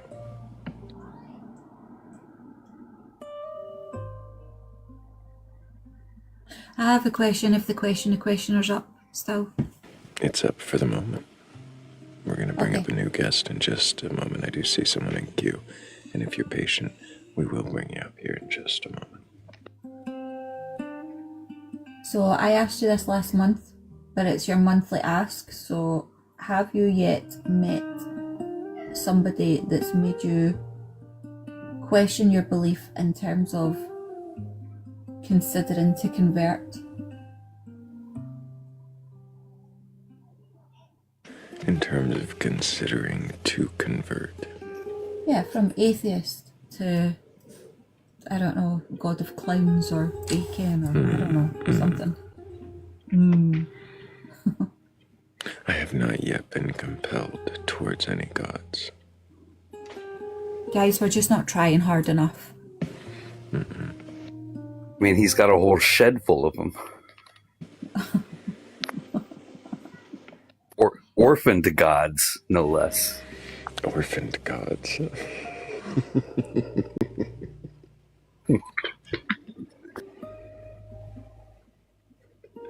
They're not orphaned. They're just, grown up. Gone on to more productive existences.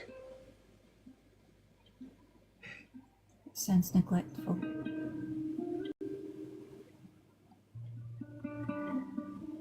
I have no idea what we're talking about, but I'm just throwing that in there. Yeah. My mods are sleeping at the moment, but that's okay. I caught that. Appreciate you, Shell. And, we did have somebody requesting up, but they do not seem to be there anymore.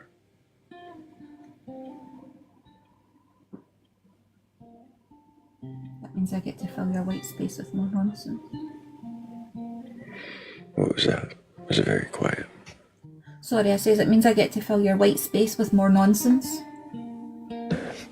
Well, I mean, the questioner is still up.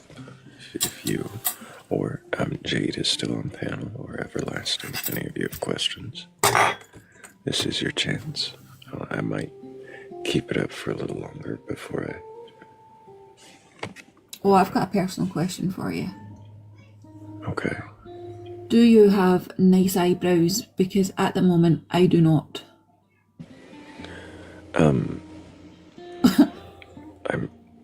I mean, they occasionally, like, there's occasionally a runaway, you know what I mean? Like a long one that I'm, like, really confused about, so... I will trim them up from time to time. Is your hair grey? There's some grays, yeah. How old are you? 43. No way. Get fucked. Is your hair long or short? It's like the pictures. It's long. Oh, you've got long hair? So you're fucking Gandalf, man.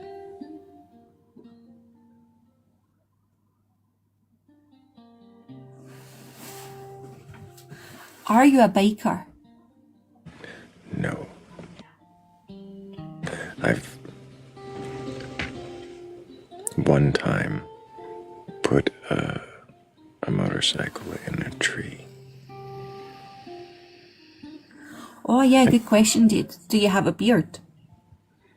I tell you, I put a motorcycle in a tree, and your question is, do you have a beard? Mate, I'm from Scotland. That's completely normal to me. That's just an everyday thing. Answer the question then. Do you have a beard? I have some facial hair. It's not like a bushy full beard. I have like a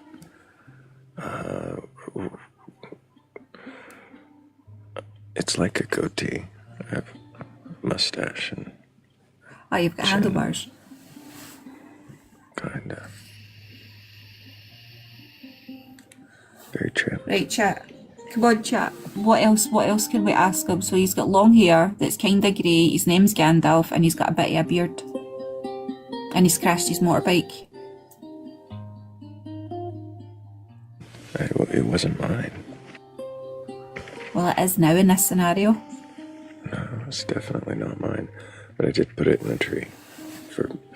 it stayed there for a minute or two. What kind of tree was it? Juniper. Oh, I love Juniper. Why would you do that? You're a horrible person. I have to ask you about the ring, according to Snufkin.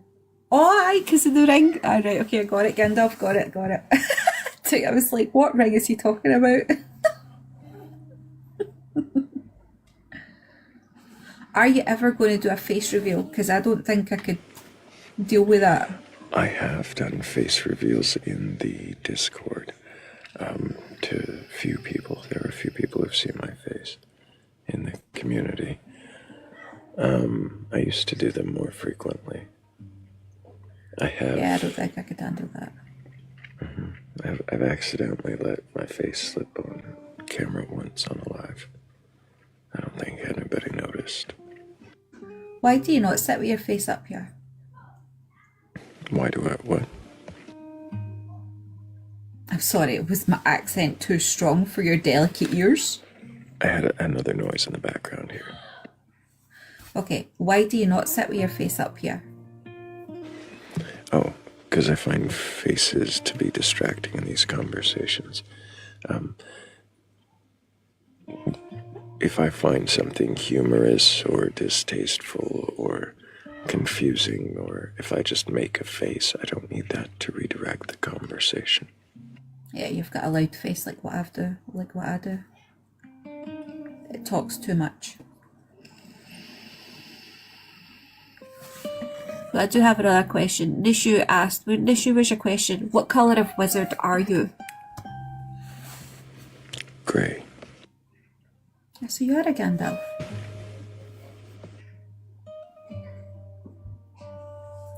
The real Mel says, I can't question my beliefs because they are 100,000% proven true. Well, that's a big claim. Come on up.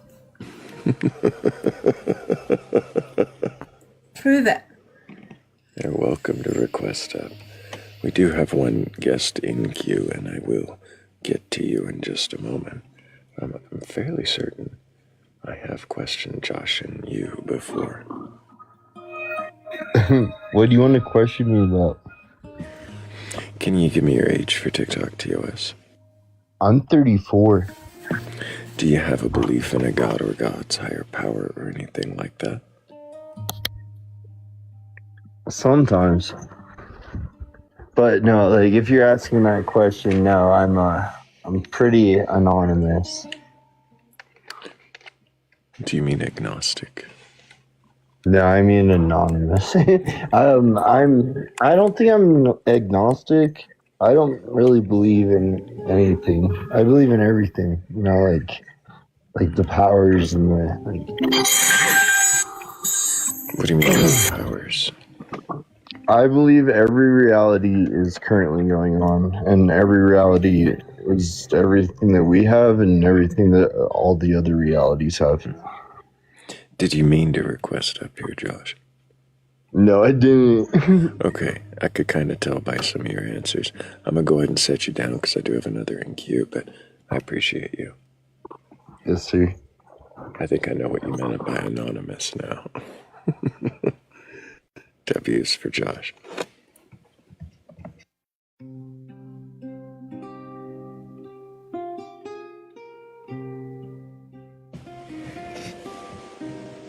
He was a good sport about it. Hello, Charlotte. Hey. Did you mean to request up? I did. Can I get your age for TikTok TOS? 47. And do you have a belief in a god or gods, higher power, or anything like that? I'm in between. In between? Can you tell me what you're in between? Well, don't you think that's the whole reason you're doing this entire thing? No, I mean, if I'm in between, then I've always been in between. I'm just asking questions. So, can you, like, is there a thing that you're coming from and a thing you're going to? No. So not in between. so much as not in a box. Is that kind of what you mean? Well, I just question you back. Oh, you just wanted to question me. Kinda. Sorry. You know what? Normally I say that people need to have been questioned to question me. True. I may have questioned you before. You're that actually. confident. You're that confident. No, it's just the format of the show. No. Oh, I gotcha. Yeah, it's not me trying to be cocky. But can you question your beliefs? Yes. Doesn't everyone? I wish they did. I really do. True that. Yeah. What questions did you want to ask me? I'll let you get at least one. I don't know. I just saw another forum where we were talking about aliens and all that stuff. So, you want to talk about aliens? No, I wasn't talking about aliens here at all. Oh, do you want to? Not really. I mean, I'll ask questions if someone believes in it, like really, really believes in it. But that's not generally. I mean, how else could you not believe in it, though? Personally. How could I not believe in it? It's not a matter of not believing. It's just not finding it super interesting unless it's evidenced. Like, well, I believe in aliens. Right. If there are life forms living somewhere else in the universe, that's seems unremarkable. I mean, it's cool. Unremarkable? You said it was. Did you really say that? But don't say that. That's if they're somewhere else, and that's actually the most remarkable thing ever. If they're somewhere else and we can't observe them, if we can't get to them, know that they're there, then it doesn't seem, I mean, like, yeah, it's interesting that they might be there, but unless they visited us or interacted with us, I'm not sure what someone's actually claiming when they say they believe in it. So that's what I meant, that it's not like a huge interest. I have a question for the guest. Is that okay? Yes. Low key. Okay, is that your wife? No. Absolutely not. Absolutely no. That's like. So, two questions. First off, have you had some beverage this evening? No. You not been drinking, hen? No. Oh, righty then. Well then, my next question would be, when you say aliens, are you talking Martians or are you talking Anunnaki? I'm talking like, not paranormal, but like,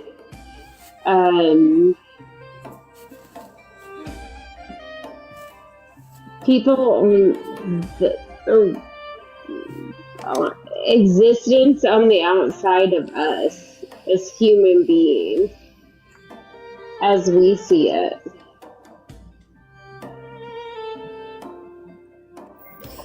Have you seen one of these beings? Yeah. Well, I don't know. I mean, it could be like anything from the idea of like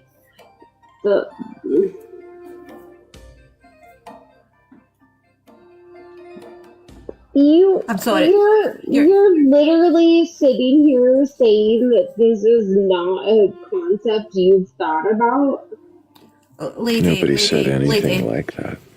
They were asking there's no questions. There's no need to be so defensive. We're trying to understand. Like, we're asking you to tell us about what it is, why it is that you believe, right? And I need a wee bit more than because they're outside of human whatever thoughts.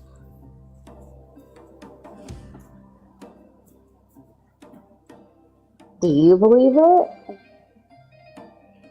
Baby, I'm a witch.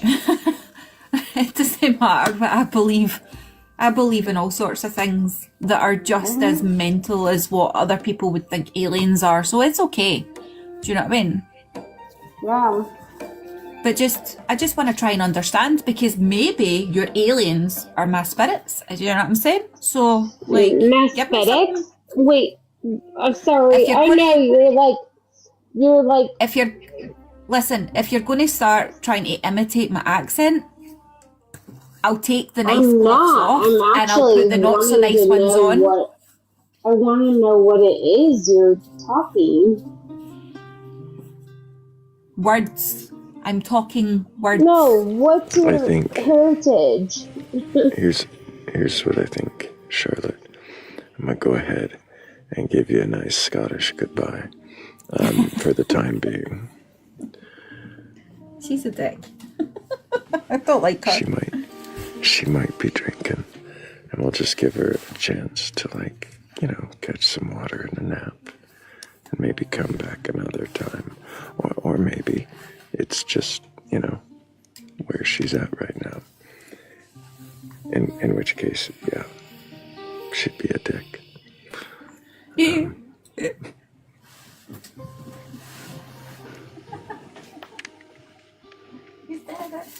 never say shit like that. I'm rubbing off on you. I'm so proud of you. Should I say it in a Scottish accent? You need to say it more often, and yes, please do try.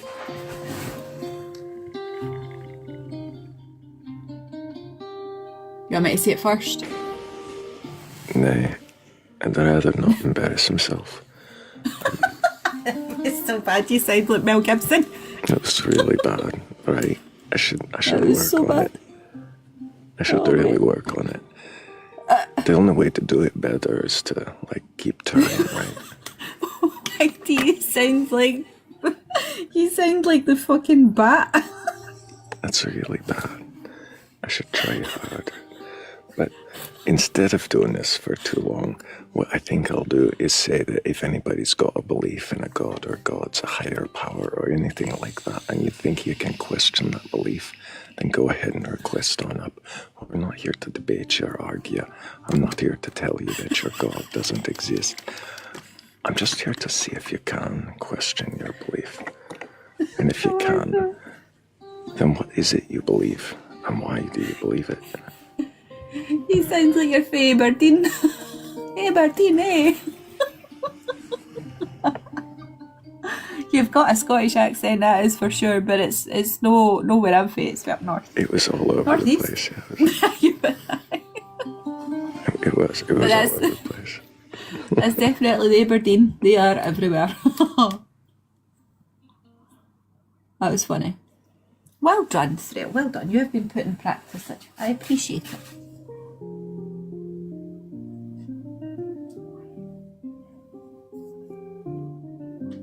Somebody is asking me, did she say that she's a witch? I did. Aye, Toffer. How what's your issue, mate?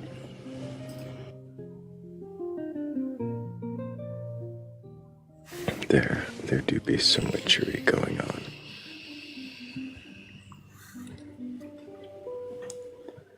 Brad.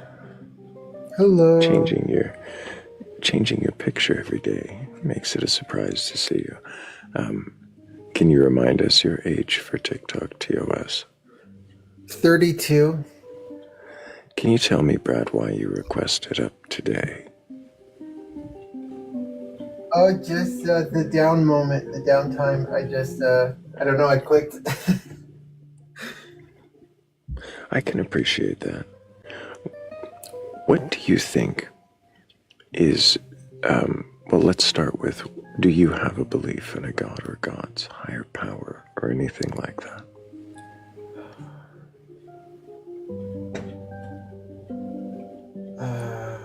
Yeah. Try it in yes or no format. You did great. Totally.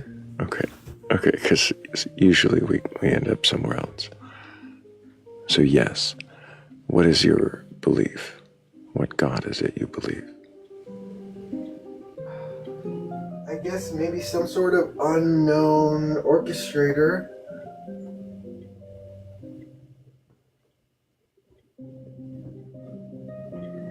An unknown orchestrator. What do you mean by that?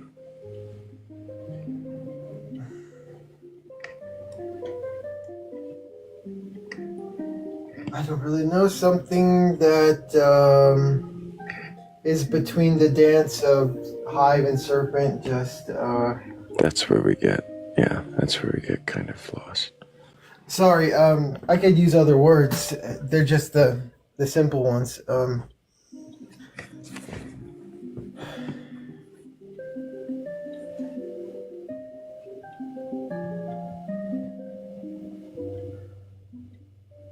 I guess I believe there's something beyond the limits of the known universe. There's something beyond,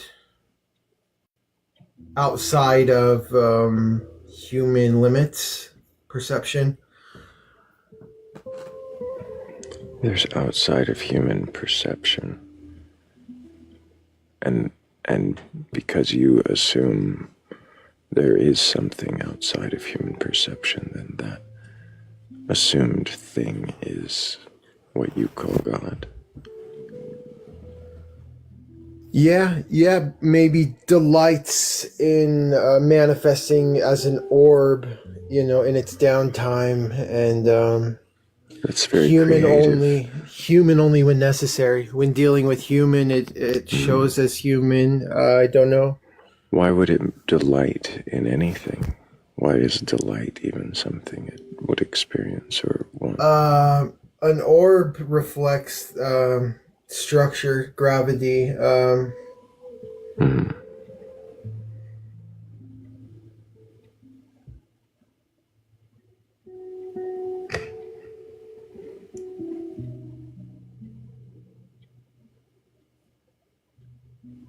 I don't know. I believe in the astral, I don't know is a great answer. Sorry. I don't know is a fine answer, Brad. Yeah. Does it make it feel better to put a name or a face, a title to the I don't know, to call it God and say it's there? No, I find all faces face of God. I find all things reminders of God.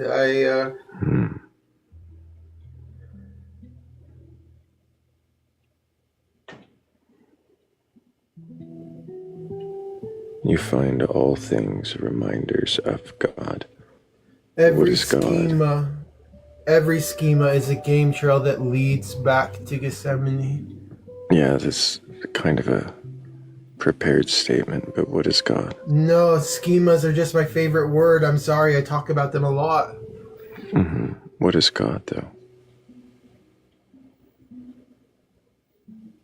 God is just whatever's beyond, whatever is outside of human limit is God.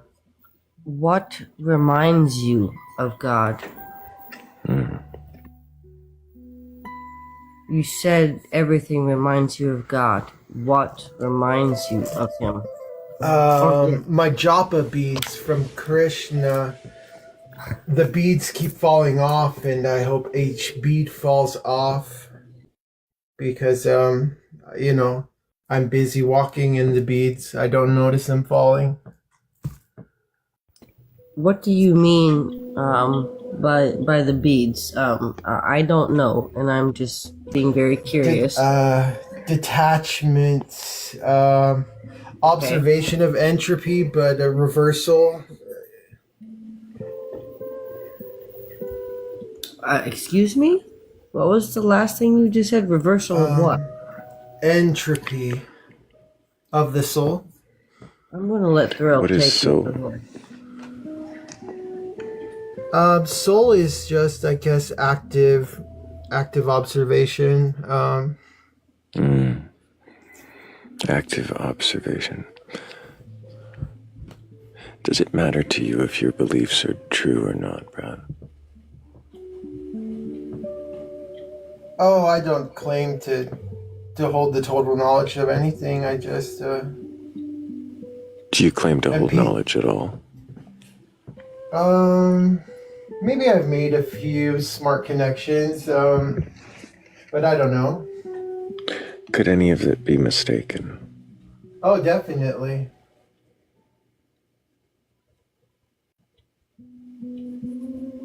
I'm corrected most days, yeah. The question was, do you care whether your beliefs are true? Oh, well, truth is one of my strongest beliefs, I guess, so I do hope so, yeah. Yes, you do care. Okay. Okay. I don't have too many more questions for you, Brad, but you know that I appreciate you, and I hope that you keep asking questions.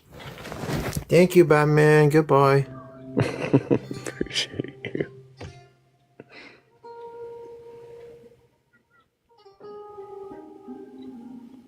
I think it's time for me to slumber. I appreciate you. Absolutely appreciate you, Everlasting. Hope you have a good night. You too, friend. W's for Everlasting. W's for Brad. And Jade, just to round things out, I'm going to go ahead and set you down too. I appreciate you.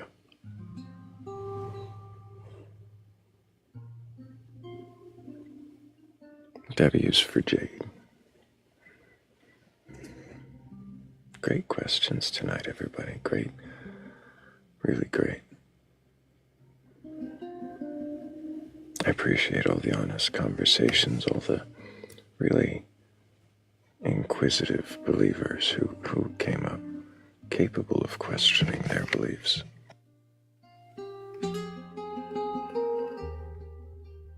Does it sound like he's ending the live? Because the screen doesn't say that. He hasn't mentioned poetry at all. Yeah, no, we're not ending the live. Just taking a moment. If you're sleeping, I hope you're sleeping well. We appreciate all the sleepers. If you're going to bed, of course, do that. And I hope you sleep well. But if you're up, if you're awake, if you're just sitting there, like I've been just sitting here for a while, sometimes it's good to get up, stretch your legs, to take a moment for yourself. And for me, I've found that one of the best ways to get to do that at all is to play one of these tunes. So I'm going to do that. And I think this is the perfect time to play this one.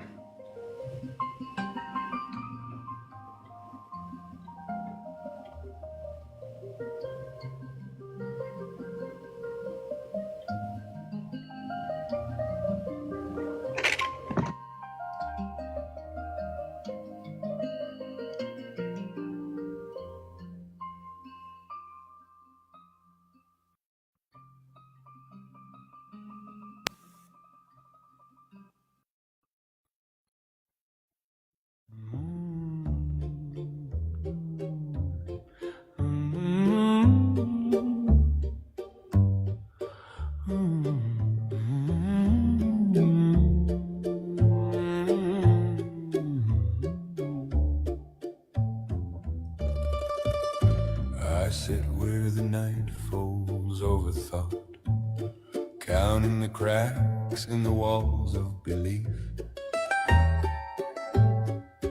Every certainty feels like a brittle branch, every answer a shadow I can't quite reach. Do you know the taste of doubt? Sweet as moth wings, bitter as absence. Step closer, leave your armor outside. Let's sip from the cup of maybe tonight. The moon laughs at all your neat categories. Darkness hums in the spaces between. I'm the echo of questions you forgot, a small thrill of things you've never seen. Do Do you know the taste of doubt? Sweet as moth wings, bitter as absence. Step closer, leave your armor outside. Let's sip from the cup of maybe tonight.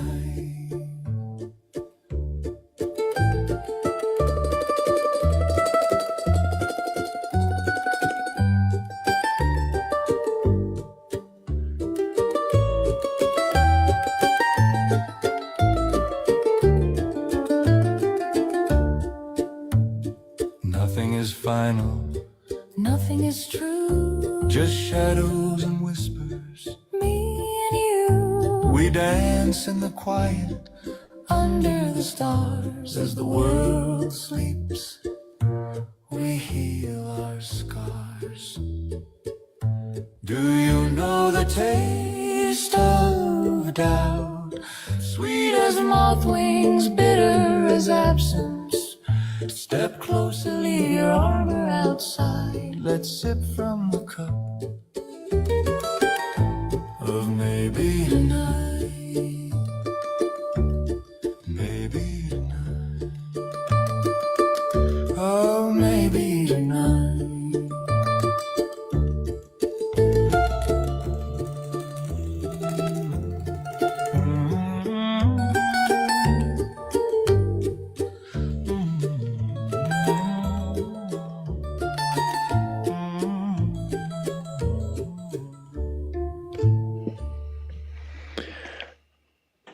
So much better after getting to step out of my booth here and walk around a bit. Appreciate everybody for tapping the screen. Thank you guys for sharing the live. And also, big thank you to Brad, to Dancing in Duality, to Shell, also to Cassie, to Everlasting, and to Hannah for helping with our previous goal. Thank you guys so much. Really do appreciate you. If anybody does have a belief in a god or gods, a higher power, or anything like that, and you're capable of questioning your belief, then go ahead and request up. I'm not here to debate or argue, not here to burgle your god. I just want to know if you can question. And if you're in queue and you've been waiting for a moment, I will be getting to you. More than likely, unless you're a ghost already, unless you couldn't wait through one song.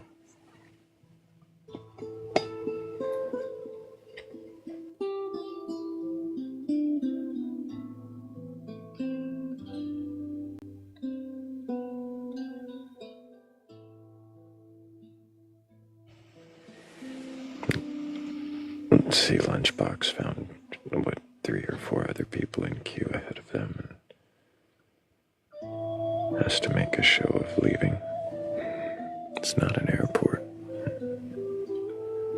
Departures do not need an announcement.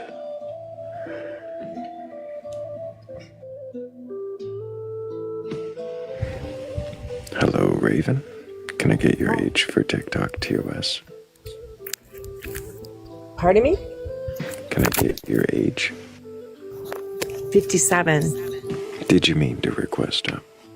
Yes. Do you have a belief in a god or gods, higher power, or anything like that? I do, actually. And which god do you believe in? I guess I'd say I kind of believe in the sun as a god. What does that mean? I think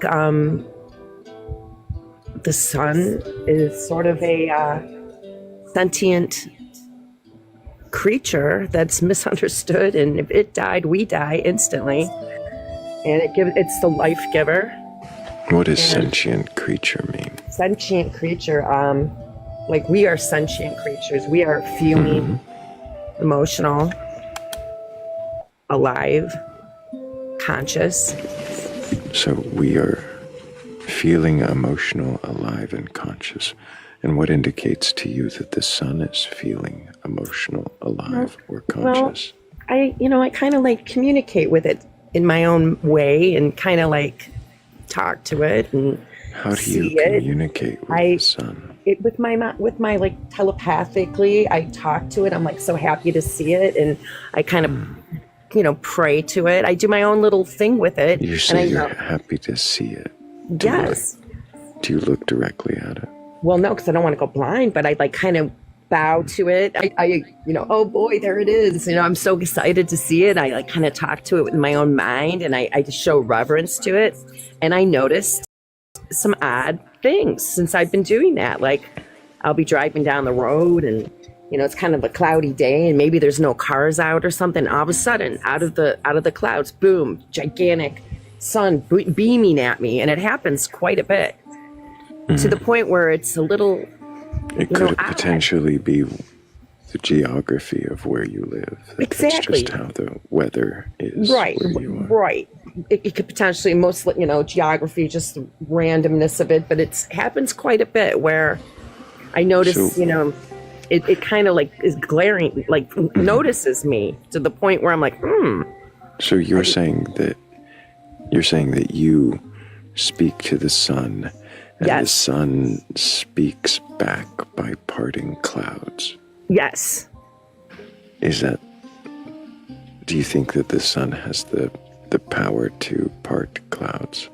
Well, I think the sun knows I'm communicating with it and it knows me and it kind of responds, and to the point where it's made me pretty, You say I'm like, it knows you and it knows responds. Me. Yes. How do you know that it is responding to you? Because of the variables that I've seen. Because sometimes the clouds part and there's a ray of sunshine. Well, what happens like almost every time I'm driving, it's beyond, I know this is about questioning your belief, and I know a lot of people would say, well, come on, it's random environmental factors, Julie. That's what, I'm asking how you... Yeah, so I'm curious, Raven. How is it that you actually do question this belief? Well, at least I'm trying to say, well, realistically, it doesn't sound very valid, and I have to tell myself it sounds a little odd,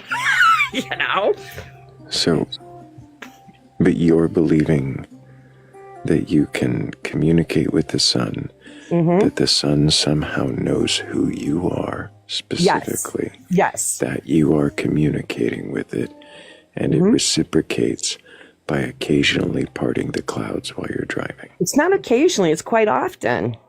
To the point where it's the difference between occasional or quite often? It would be like maybe you're driving over like a bridge, there's maybe not very many cars, and the clouds, everything's cloudy, and boom, it sees all of a sudden the out of the sky, it just goes gigantic sun right at me, like out of nowhere, and it doesn't even make sense with the way the atmosphere is, and it's you say it doesn't make sense the way the atmosphere is, right?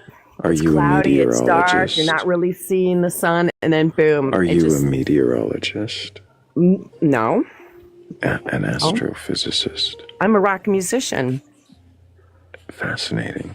So how is it you would know when it makes sense with the way the atmosphere is, as you said? Well, it's a cloudy day, you're not really seeing anything, you're kind of blurry, kind of rainy, kind of cloudy, not really seeing the sun, and then boom, I'm on a little road, and there it is. I'm like, oh, hello. I actually think that to it, so it's kind of an answer to Creedence Clearwater, who will stop the rain.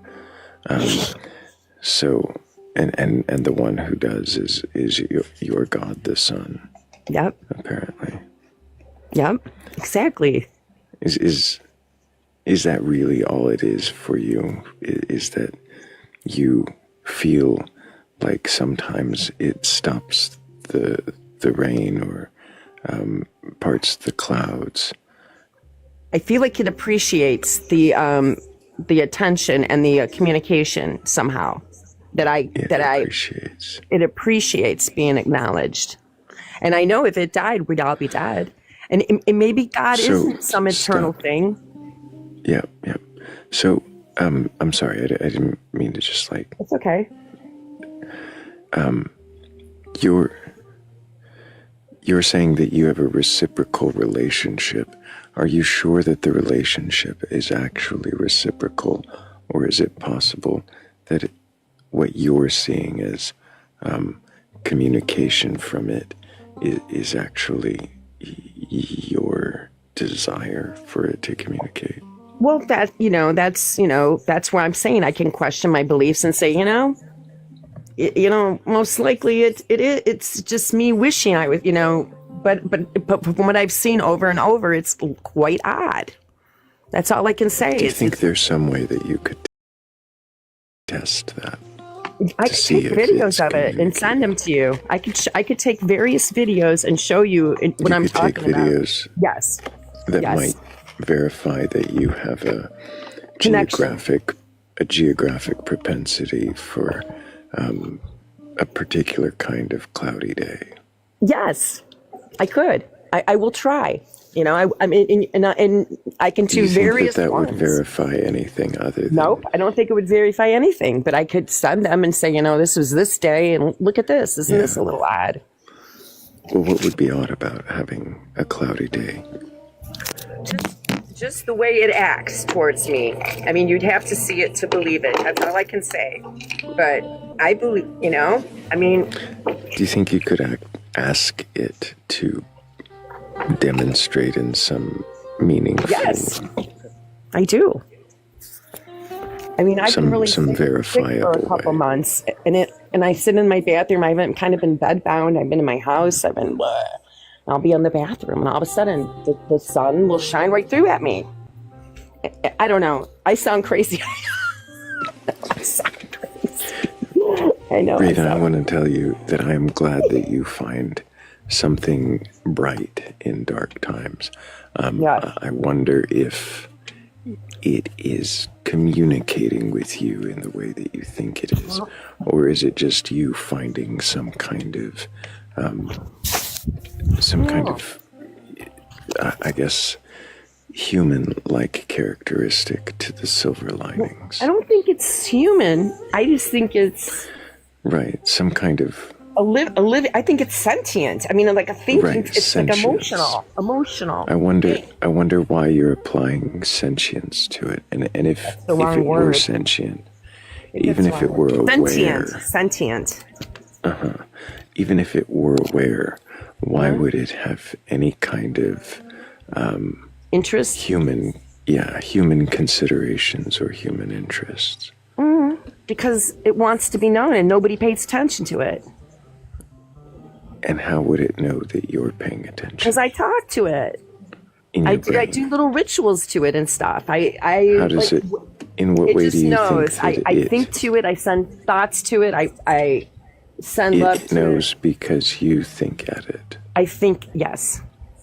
Is it possible that the it knowing and the you recognizing it knowing is entirely in your mind? That's possible. And I will say, yes, it's possible. How do you think you could test for that? Well, most psychiatrists would say, well, that's pretty, that doesn't make a lot of sense, And I'd say, well, no, it doesn't. But, I question my beliefs. I mean, I don't believe in necessarily creationalism or evolution. I believe in panspermia. Well, that does raise some other questions, like where did that life originate? I'm definitely on the panspermia boat. Raven, I appreciate you coming up. Thank you. I might have questions for you another time. It sounds like you do need to question some of this sun belief, but if it's bringing you joy for you another time, you joy and you're not doing harm to anyone, I'm not here to burgle it from you. I think it is worth questioning. But thank you. And W's to Raven for coming up and having the courage to question her beliefs.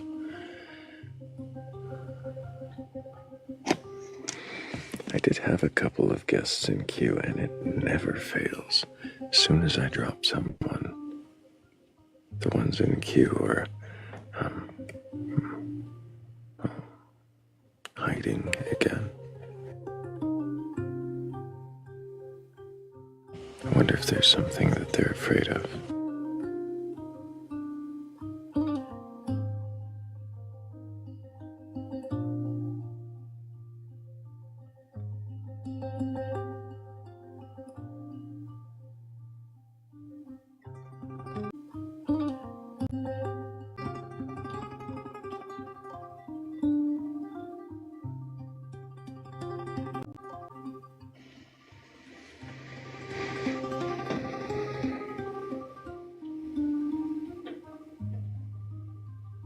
Snufkin says this is the dream grinder.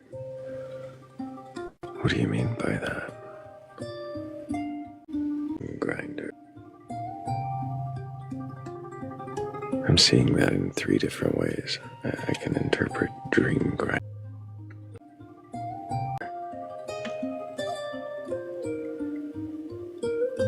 Ominous. Some are very ominous.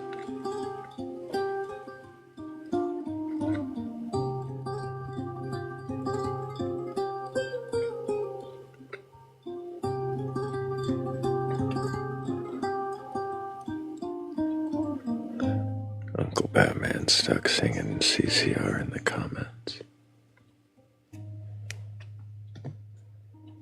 It's a different song.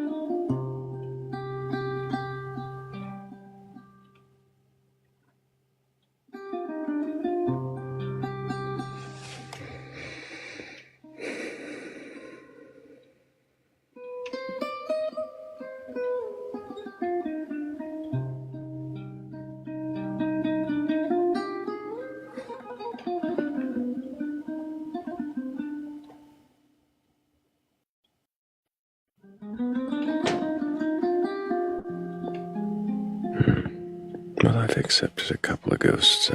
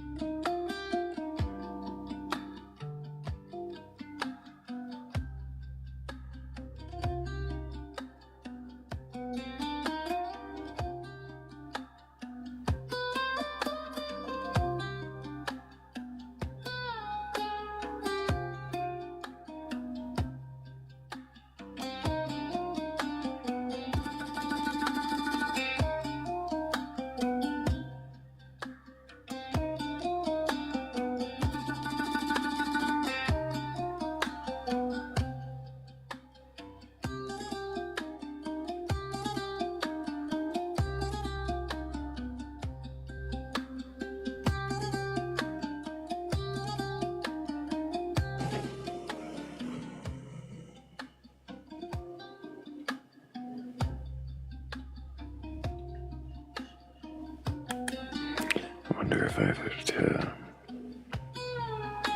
I don't know, read some mid-roll poem here.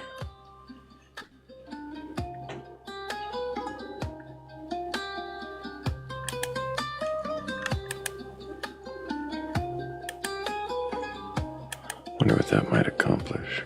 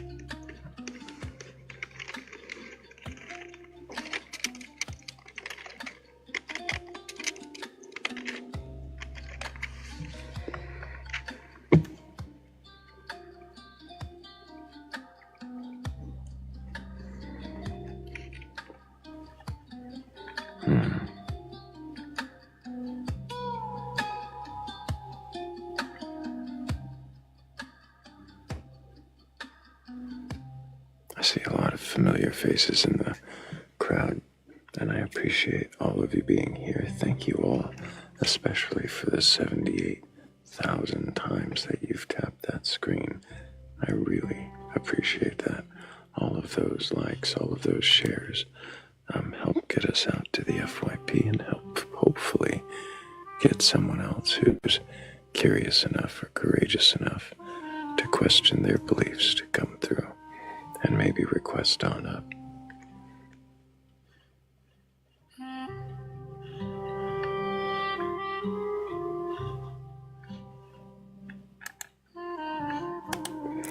What belief do you cradle from the carnival stall of the mind? Is it polished in gold leaf certainty, or stitched from what others designed? Do you wear it like armor in daylight? Let it glow like a charm in the night? Does it tremble when touched by a question? Or does it demand, not a fight?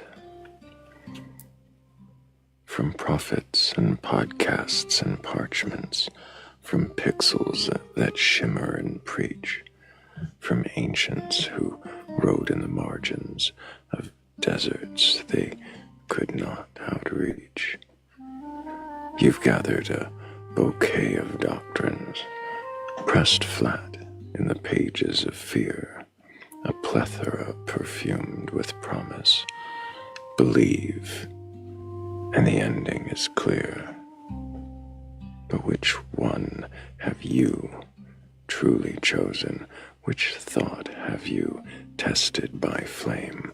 Which claim have you dared to dismantle and still let it answer your name? Is it faith in a watcher above you? Is it trust in the self as divine? Is it nothing but matter and motion, a clockwork with no grand design? Or something more subtle and shifting, a fog that you simply assume, a story you breathe without noticing, the script etched in stone in its womb? If it cannot survive contradiction, if it panics when probed at the seam, if it whispers, "Don't look too closely," then what does that silence mean?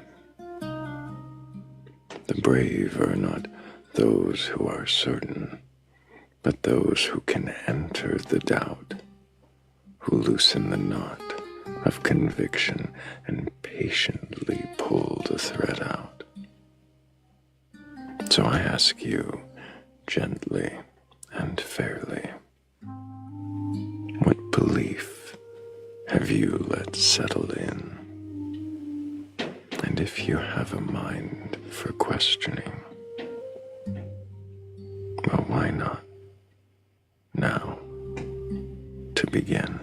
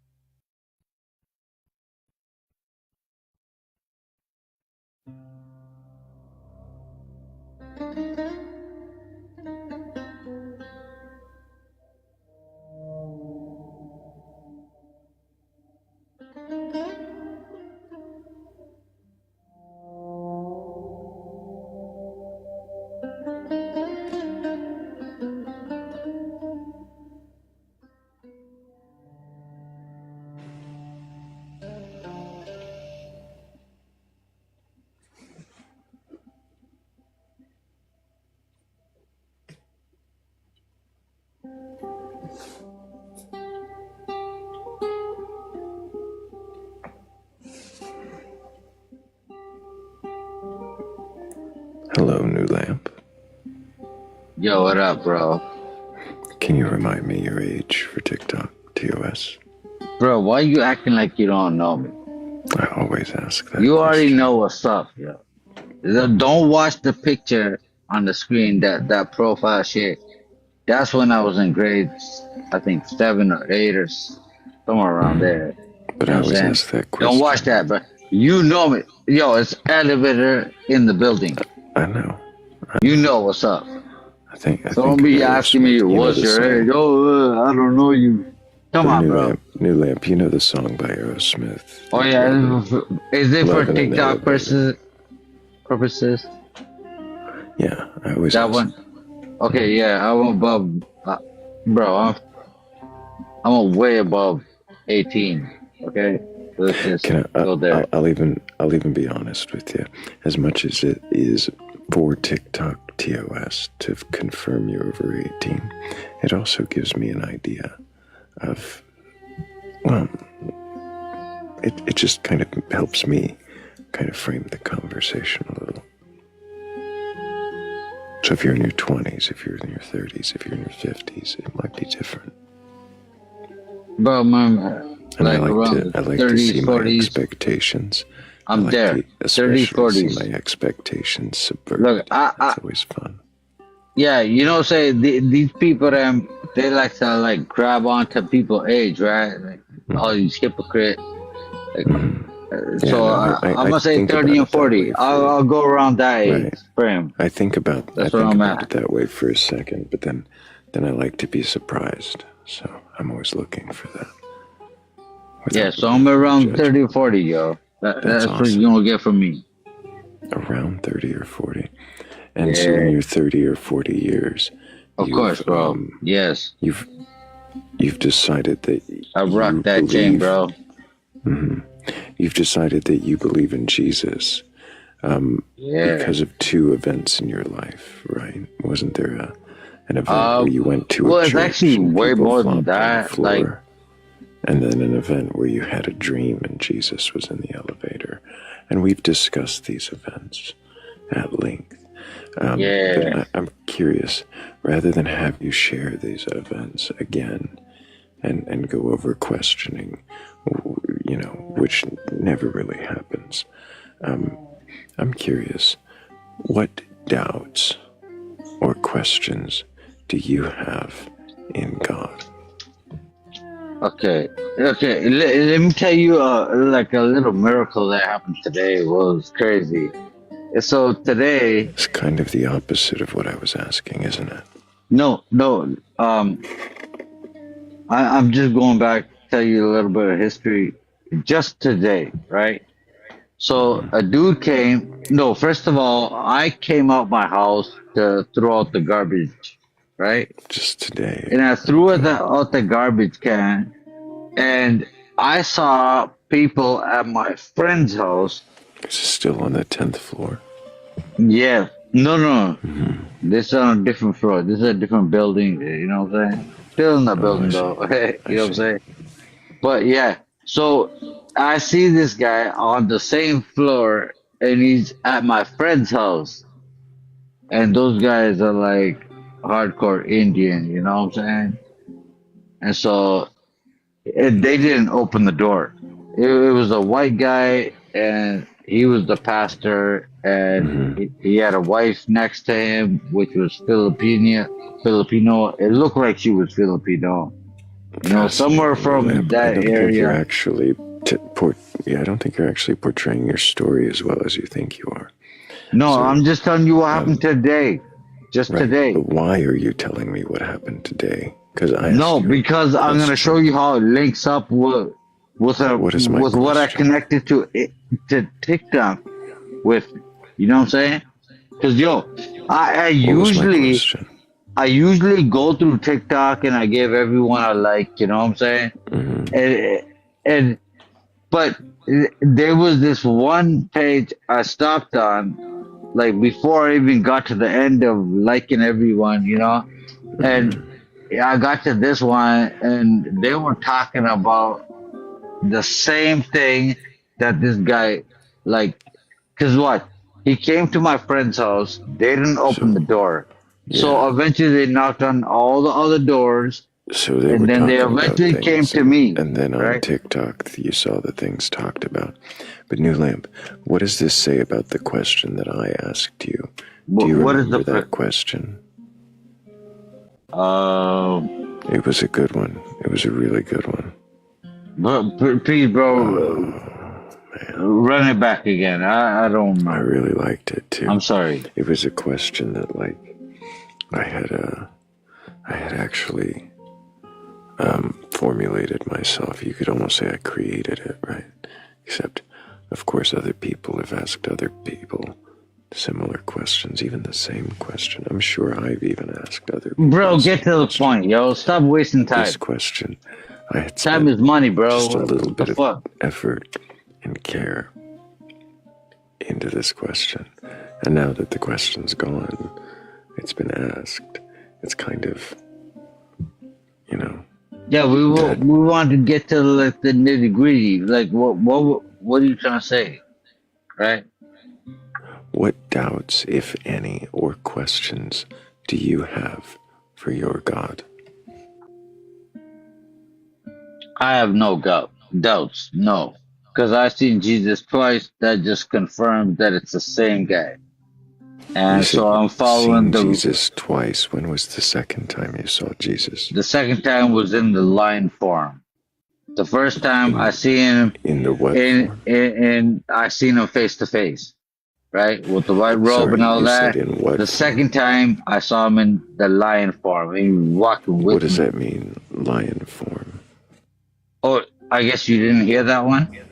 No, he's a lion too. This is okay. All right, so let me explain what happened in the second dream. The Witch in the Wardrobe. Oh, there's a second. So this is the New Lamp Dream Saga Part 2 with Jesus the Lion. All right, you can call it that. Yeah, bro. Yo, I didn't even make a documentary nor a book. You know what I'm saying? Because I'm not greedy like that. I don't need no money from no one. God support me. You see it? So this is I New make Lamp. my money, yo. Sorry. New Lamp. Yeah, what up? Jesus, Elevator Jesus, Part 2. Yes, elevator up in this. Back for Roar. Right. Yeah, no. I come here to support your live stream. You know what I'm saying? I love you, bro.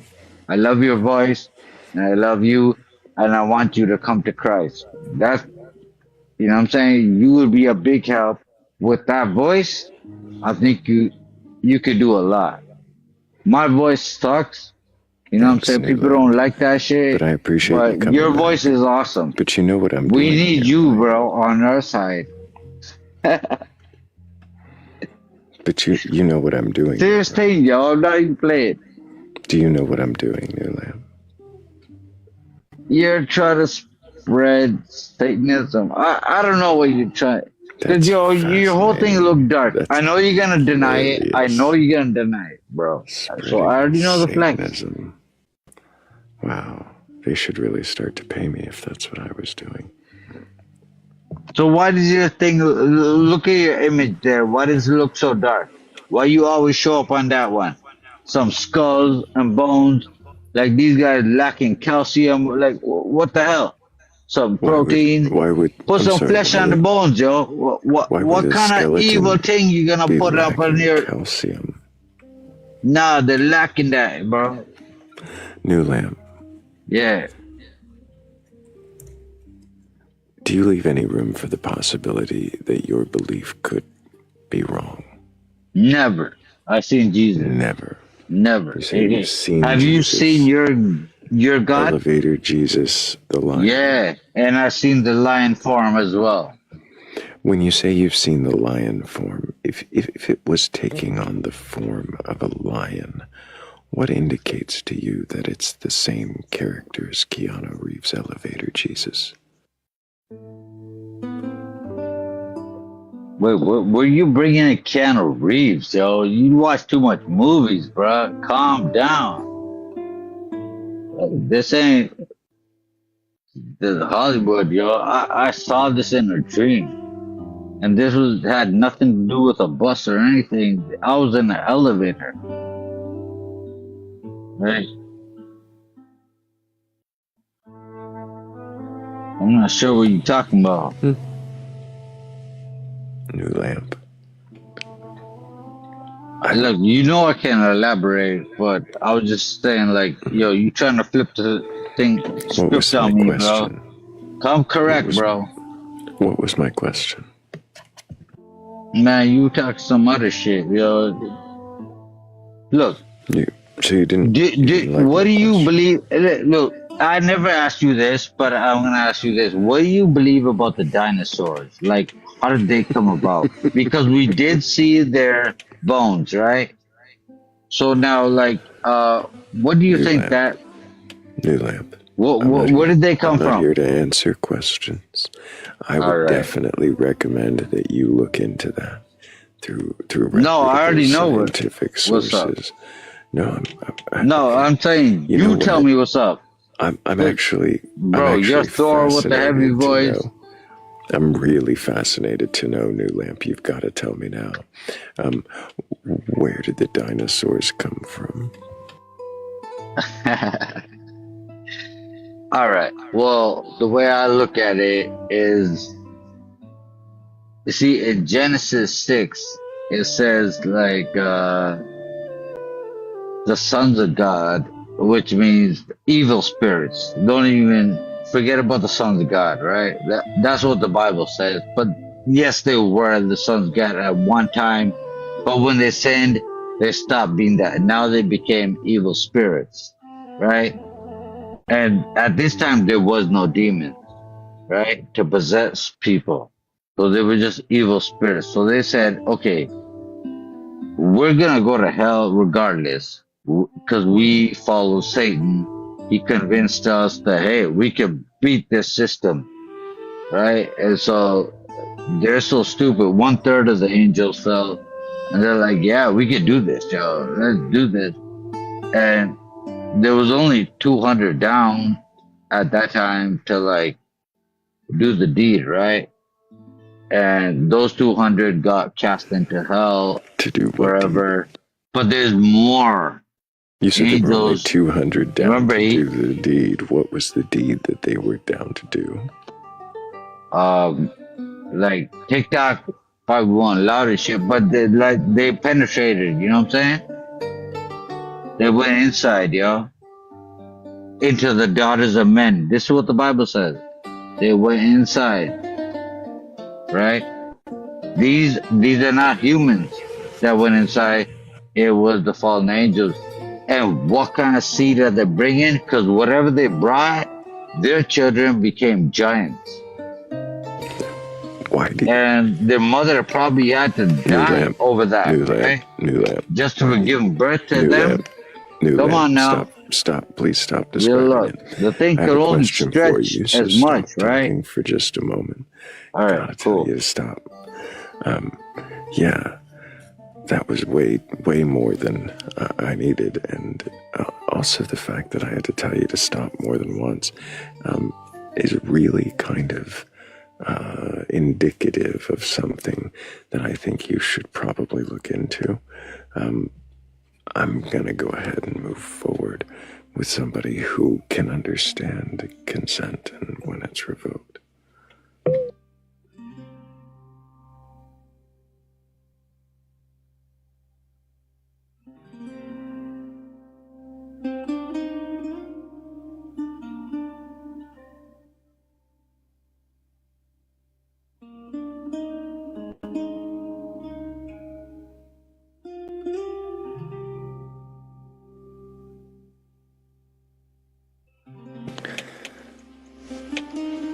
Like, I wanted to ask him a few questions about that, obviously about the flood that would have followed, and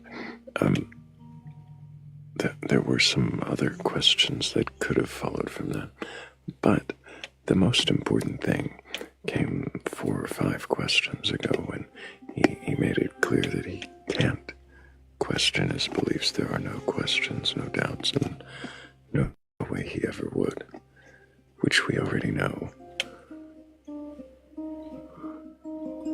So I would wonder why he comes back, unless it is just to proselytize, which is not in the spirit of the life. But did I hear you say back for roar? Back for roar. Elevator Jesus to back for roar. Yeah. Because he said he's a lion. He was going to tell us more about that. If you want to bring him back up and ask him about the part 2 to the elevator dream, in which Jesus takes on the lion form, you can do that. I don't know if I can tonight. He wanted to tell it. Sometimes when I have to tell someone to stop more than once and they keep going, especially when it's something graphic or disgusting, and it just kind of rubs me the wrong way that they can't stop. I agree. How about quick poll audience? Should we hear about Lion Jesus? If Thrayle makes a poll. If he does that for me. We can do the fast poll, yeah. Smileys to bring him back up. Frownies Smiley, to bring him down. Back for roar, smileys. No roars tonight, frownies.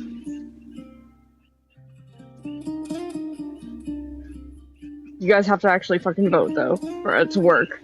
Please.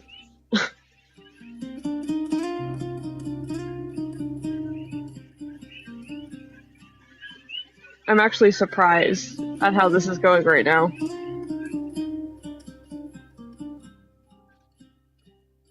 Are you voting? I hadn't yet. I was kind of waiting for the end. Oh, yeah, see, I just wasn't going to. I was just going to let them decide. Oh, there's only one brownie. I can't. I'm really... Okay, here we go.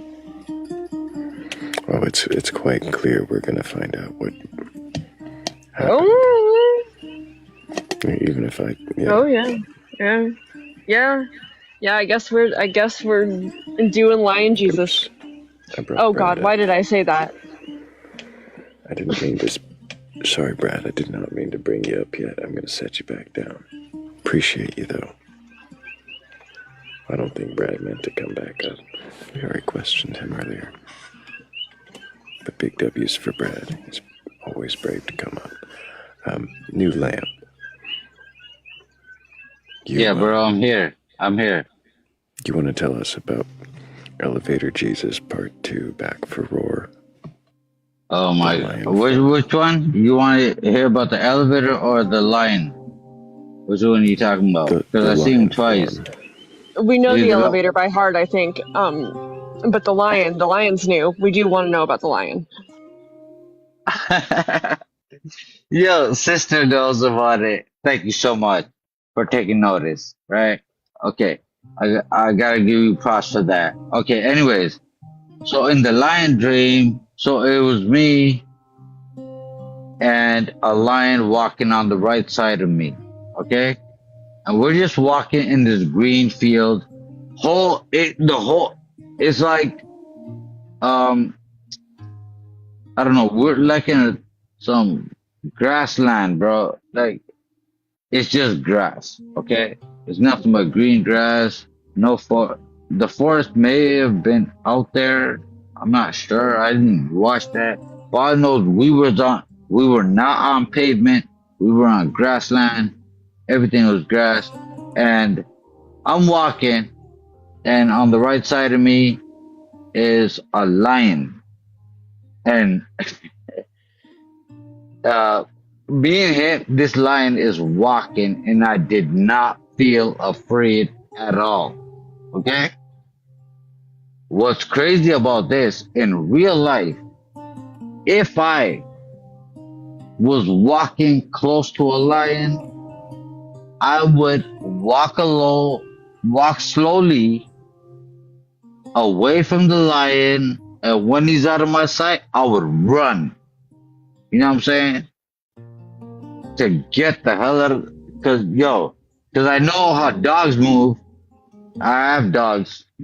Cause if you run from a dog, they'll come and bite you. Don't run from them. You stand up to the dogs, right? This is why I said I'll walk away from the lion, right? To show him, say, hey, I'm the boss up in this. You don't control me. I'm the man up in. Cats. What happened? Lions are cats. Well, you have cats. No, lions are cats. Yeah, I agree with you. Yeah, no doubt. Exactly. Yeah. But cats are smaller lions. You know what I'm saying? Smaller. Okay, so whatever. So what was I so yeah, I was walking with this lion. He was on the left side, and then on the right side of me came this roaring lion, right? Because this guy was like rah rah rah rah rah. You know what I'm saying? I think what he was doing is talking all the shit, like all my sins, right? He was like spitting all that, like, yo, let me at him, let me at me. You know what I'm saying? But I accepted Jesus, so my lion that was there, he heard the roaring lion. Remember, the Bible calls, there's two lions in the Bible. There's the roaring lion, that's Satan, and then the lion of the tribe of Judah, right? So the one that was walking with me, I'm guessing it was the lion of the tribe of Judah, because I was not afraid. I was just chill with him. You know what I'm saying? In real life, hell no. I would run away. You know what I'm saying? I would walk away slowly and then bounce. You know what I'm saying?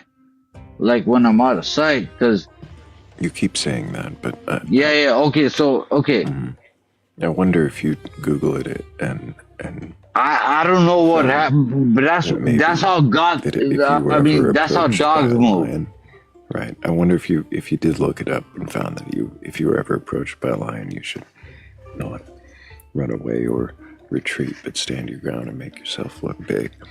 I wonder yeah, exactly. That's what I'm saying. Like, anyways, I didn't run. Because if you run away, right, you look like a prey, right? Stop. No, let's stop. But that's not even what happened in the dream. But that's not exactly. That's why I said let's stop.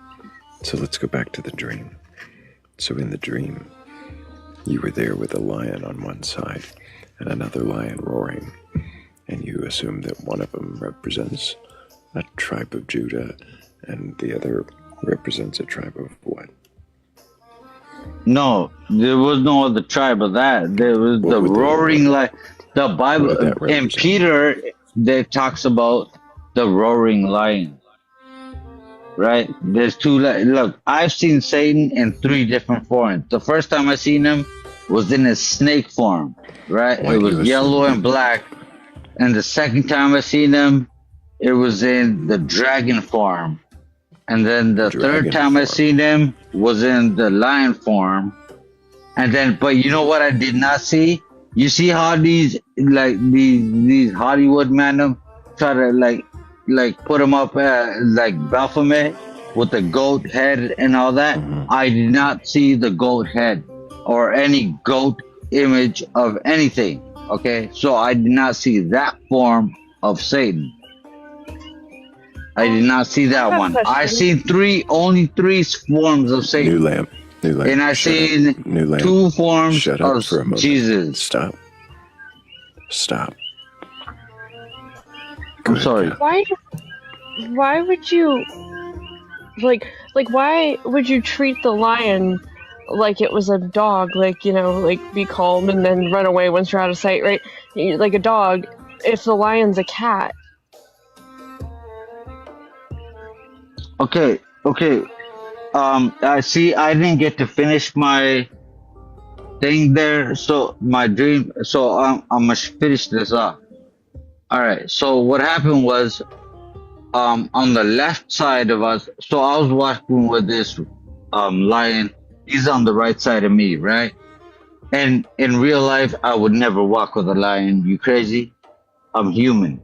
Right. But in this dream, in this dream, I was like chill with it.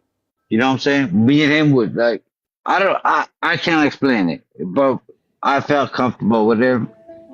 And then out comes this roaring lion. This guy's barking, you know what I'm saying? But it's a lion. And he comes from the left. So he comes roaring and he's running towards us. So my lion does. I'm like, oh, scared, you know what I'm saying? And then my lion runs towards him. So then when they both came together, my lion gave him one box in his face just to let him have it. You know what I'm saying? Boom. Yo, Satan got slapped to the ground. And then my lion came back to me. Okay? He came back on the right side and we started walking again. And you would think that's it. No, Satan is hard-headed, yo. This guy tries again. So he comes, starts roaring once again, right? Why does this sound like a Pokemon battle? I don't know, man. Maybe they try to bite my dream, yo. Who knows? What? They probably all try to bite my dream. Hold on. I didn't finish. Can I finish my dream? And then you guys can input, right? Let me just finish. So what happened was the lion, the roaring lion, Satan, he started roaring again and started running towards. So my lion, which is the one that was beside me, Jesus Christ, and when it started running after the lion again, and then I gave him one box in his face, and then came back to me, and then we started walking, and then the dream was over. Now here's what pissed me off. Hold on. Here's what pissed me off about the dream. Is why did Jesus only box him one time? Like, he could have finished him, you know what I'm saying, right there. Like, he had two chances. He could have done the first time. No, all he gives him one punch in the face. That's it. I'm going to stop you for a moment just to settle your bloodlust. I'm going to mute you just so we can all take a deep breath after that harrowing experience. What made you think that either of these lions were Jesus or Satan? Okay, because it says in Revelation that Jesus is the lion from the tribe of Judah. And then if you go to Peter, he said there's a roaring lion that's seeking after your soul and you know whatnot. So there's two lions. And I've also seen Satan in his snake form. Okay, because that's in the Garden of Eden, right? And I've also seen him in this dragon form. Like, he was a dragon Yo, when I mean dragon, this thing was like a big as a car, okay? And it was in the air, and then it came right down beside me, and boom, then I woke up. So this dragon, it looked like a dragon with like a big as a, and boom, so that's why I call it the dragon dream. See, I keep getting terrorized by this shit, bro. It's down to me. I keep getting terrorized by this shit, bro. It's not even fair. I wish you guys would get some of this. Yeah, me too. Yeah, man. Terrorize. Why do I gotta get this shit? I'm sorry, New Lamp. I just need a moment where you're not talking. Yeah, very different experiences there.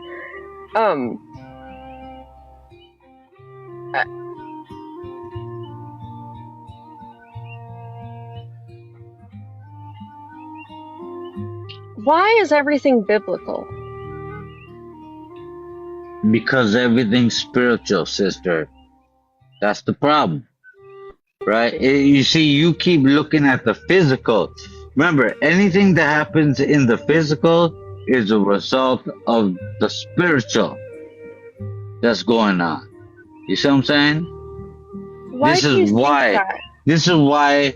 Okay, why is it that wicked people that worship Satan directly, why do they get ahead? But then they end up dying and going to hell. They lose in the end. But they do get ahead in this life, right? So are they really blessed? You see, if you go with Satan, you're gonna end up with. What was the question that Kat was asking you? Look at all these Epstein What people. was the Them, question you know what I'm saying? This guy, when he hung himself, What so was the was it question worth that it? Kat, what was the question that Kat was asking you?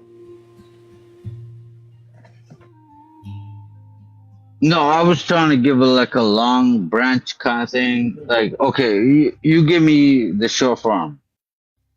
What was it? I don't know, bro. I think New Lamp, it went something like this. Oh shit!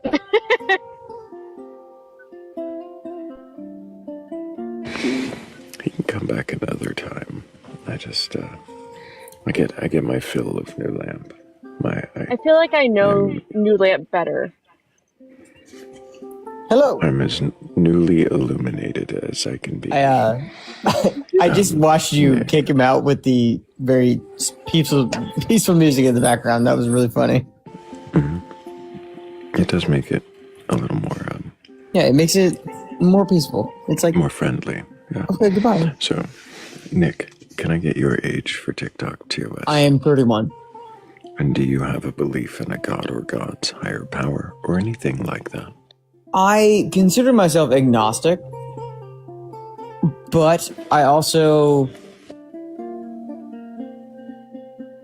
recently I've been like starting to read like the Satanic Bible. What does agnostic mean to you? Agnostic for me means more of like there could be something, but at the same time, like I don't live my life based around that. But then I'm starting to read like the Satanic Bible, which doesn't mean I believe in Satan.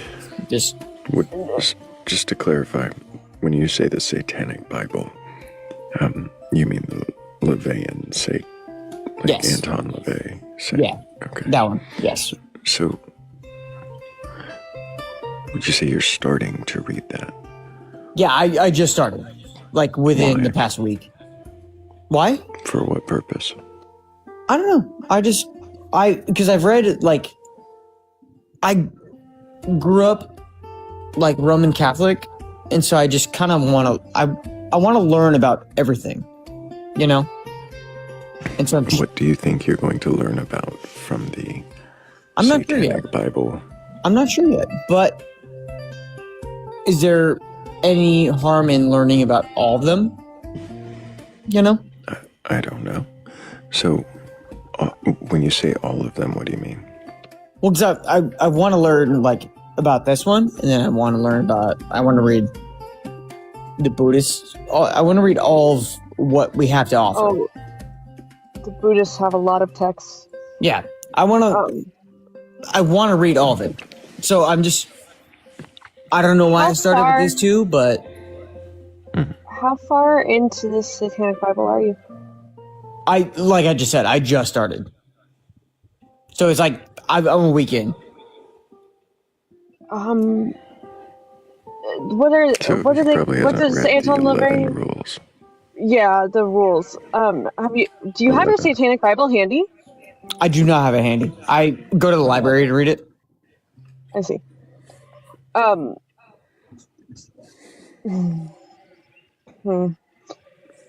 you familiar with the 11 rules of the earth?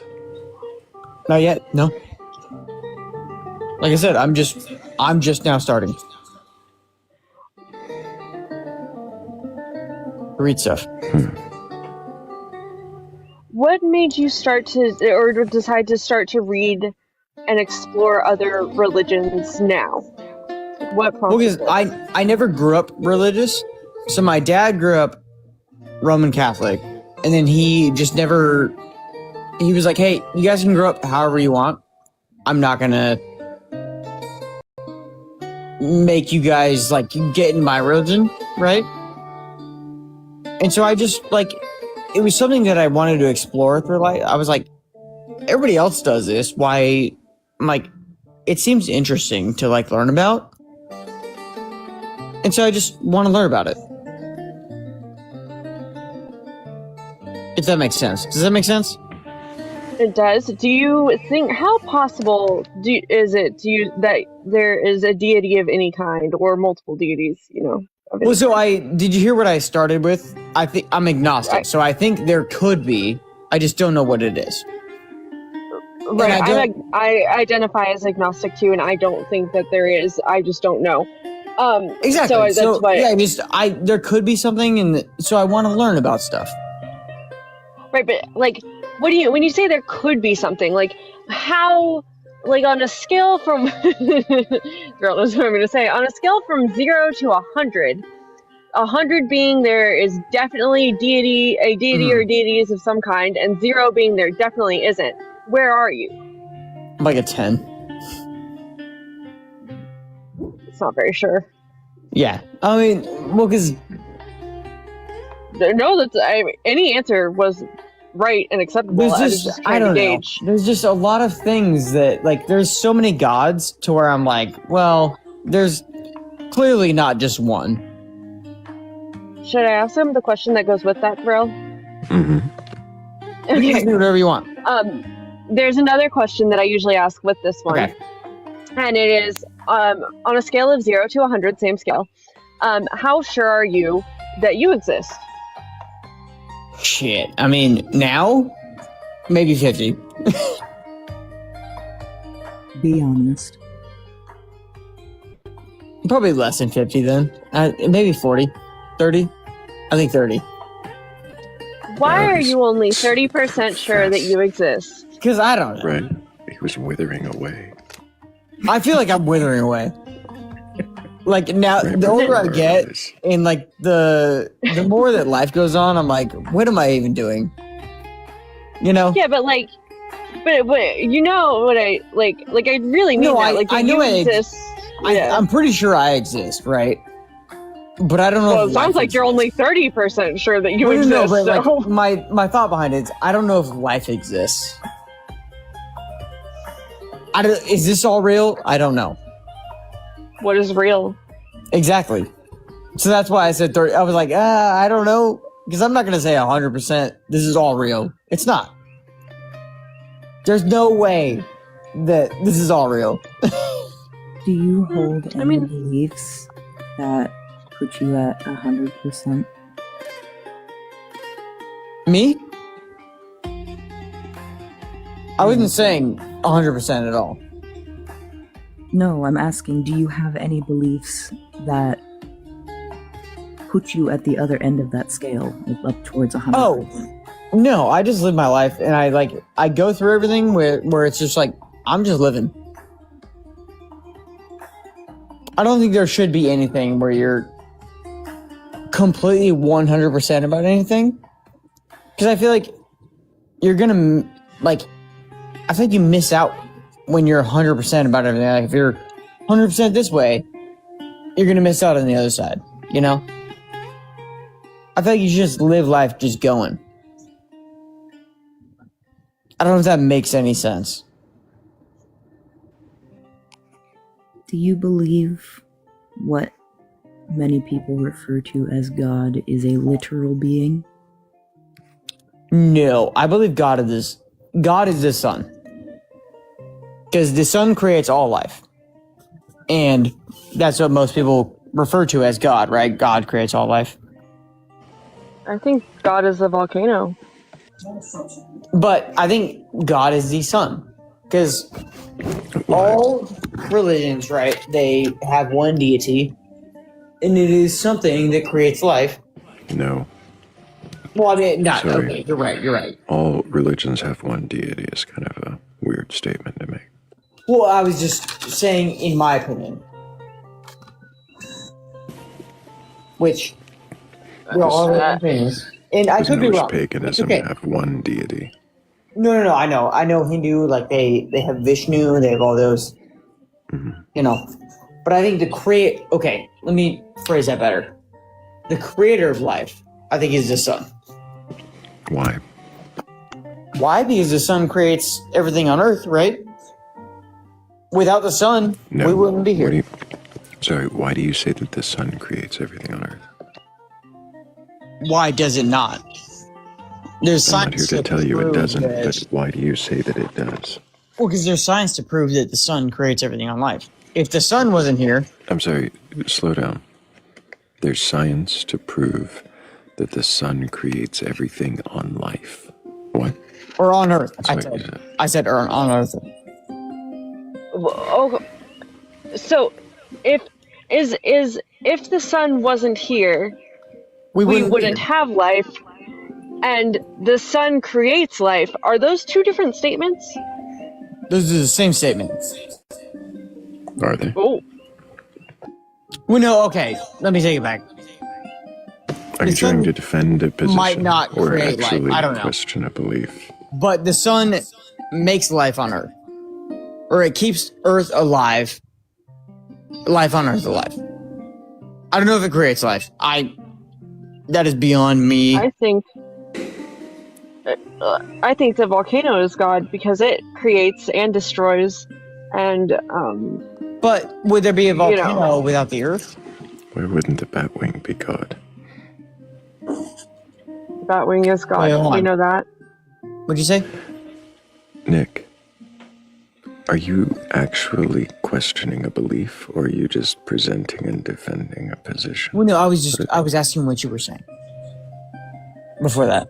I am presenting belief. I think most of the time, God is the sun. Are you drunk? No.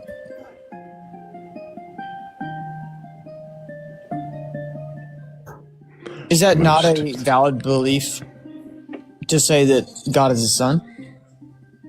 I didn't say it is or isn't. I'm not here to validate or invalidate anyone's beliefs. Okay. But I do wanna is know it about- something you can actually question? I mean, why can't I question it? I mean, most religions, right? And most astrology and everything comes from the sun.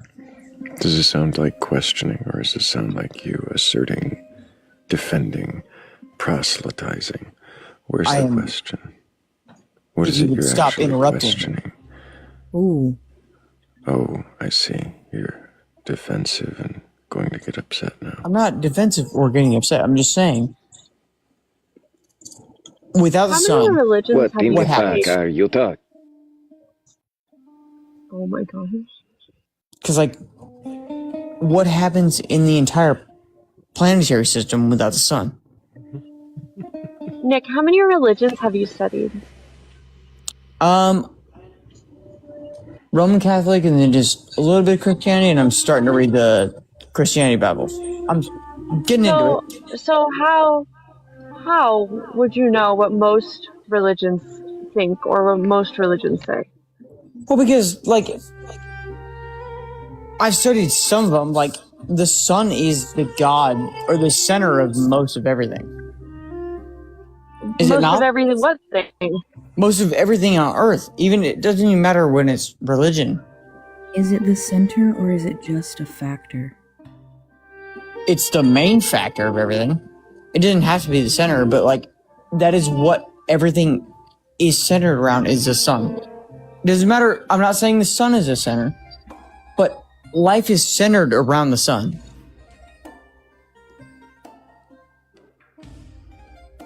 What makes you say that?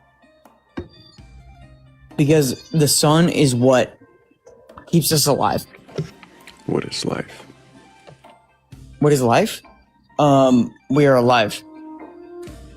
What is life? Us right now. I don't. Did he cut out, or did he actually? I was just gonna say, like, us right now. I don't know how to answer Us that right question, now. but That's what life is. because what we're doing, yeah, that's what life is. What is life? Can you describe it more without using the word? Without using the word life, I think life is just doing whatever you want.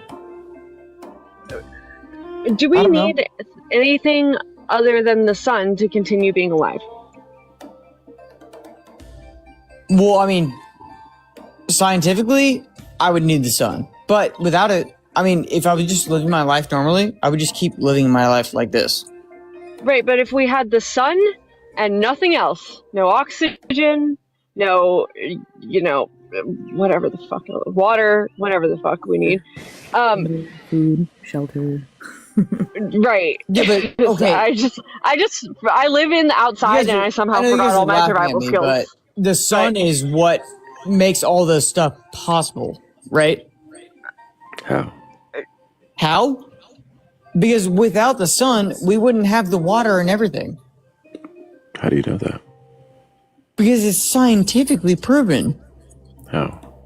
I don't have the facts. I don't have the science right in So front of just me, but it's a thing you say is scientifically proven because you say it's scientifically proven, and trust me, bro, because it's scientifically proven. You guys can look it up on your own. I'm not going to argue that the sun is what keeps us alive. Why are you up here arguing? Why are you? They're asking me a different question. What was it you came up? So you came up here to question a belief. Yeah, and I told you my beliefs. Yeah, and what is it? And how is it you question it? You guys are questioning me. Holy shit. So I said... Can you question your beliefs? Yeah, I can question my belief. So I'm saying... And what does that mean? The sun is God, right? Is what I'm saying. What does it mean to question your beliefs? It means that I could be wrong. To question my beliefs, You're questioning this belief. There could be a God, right? I just don't know. Did you come up with this right here on the spot now? No. Why? Because you didn't lead with it. Well, no, I led it with that I'm agnostic, and then he because I am. Describing this as God. That's what I actually feel. We talked about the Satanic Bible first. Remember? I know. I've been reading about stuff, and then but I don't believe about any of that stuff. I have He's my just kind of all over the place.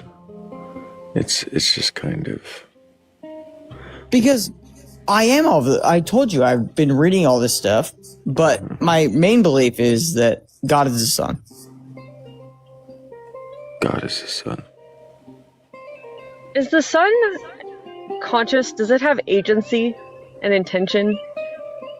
No, but it keeps us alive. I had a guest earlier who believed that the sun was God because they spoke to it telepathically and it shined through the clouds. I don't do any of that.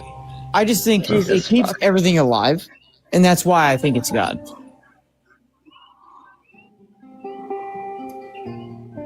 What does God mean to you? I mean, it really doesn't mean anything to me besides keeping us everyday, like keeping everybody alive. You know, if that makes sense. I think, to me, since I'm agnostic, it's like, it's something that keeps us alive. And that's it. How many drinks have you had tonight? I just told you guys I wasn't drinking anything. You didn't say you weren't drinking, you said you weren't drunk. But you are slurring your speech quite a bit. That's just how I talk normally. Okay.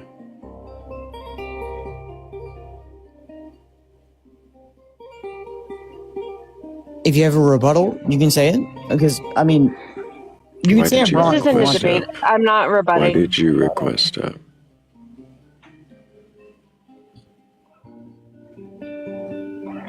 Why did you request up?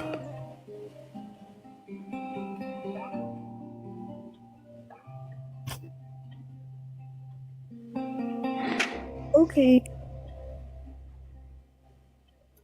Strange.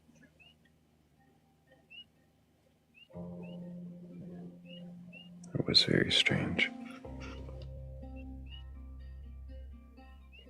Good morning, friends. Good morning, Morgan. Good morning, Morgan. How are you? I'm very tired. Did you come in on New Lamp Elevator Jesus 2 Back for Roar? Oh, yeah, I came in for the Lion Jesus Part 2 Electric Boogaloo.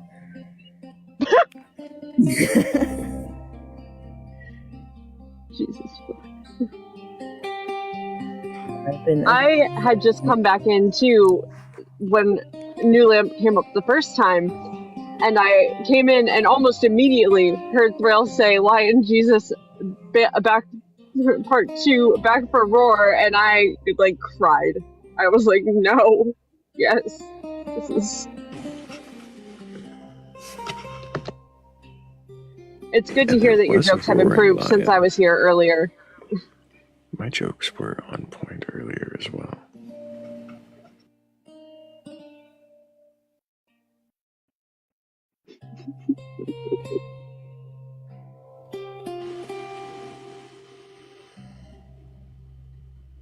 Hypnic jerk. I still remember the goateed guy, the poet who stole your parking spot. Right. Yeah.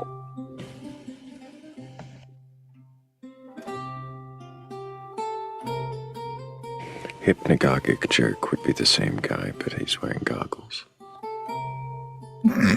And he's a fire yeti. Oh my god.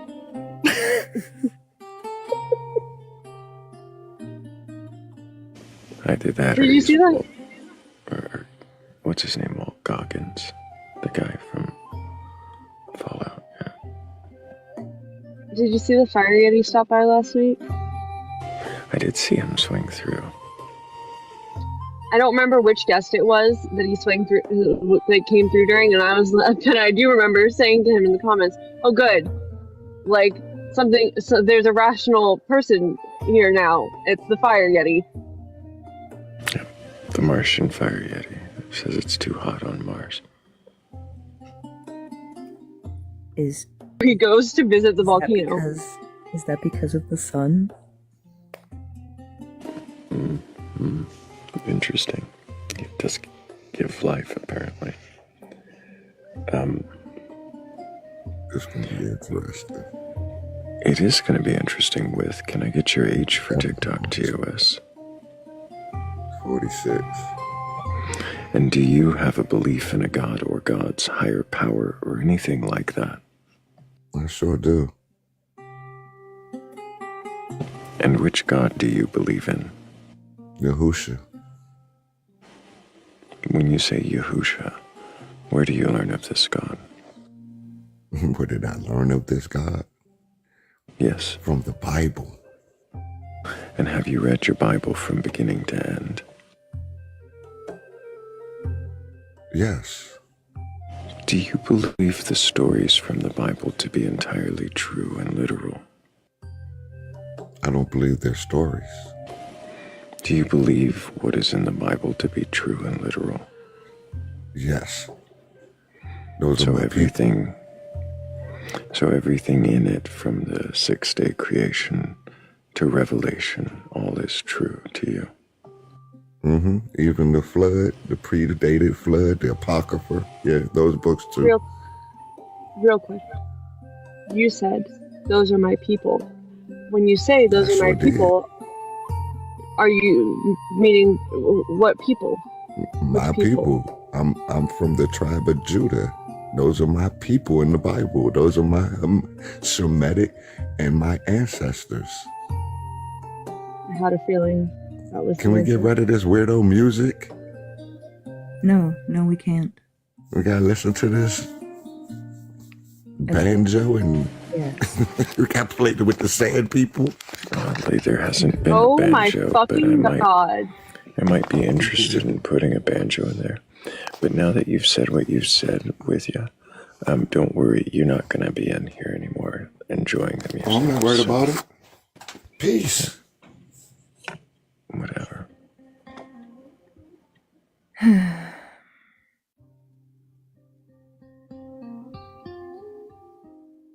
He has the audacity to culturally appropriate and then say slurs. That's insane. What is wrong with people? Almost like he knows nothing of that region. Like at all. Almost.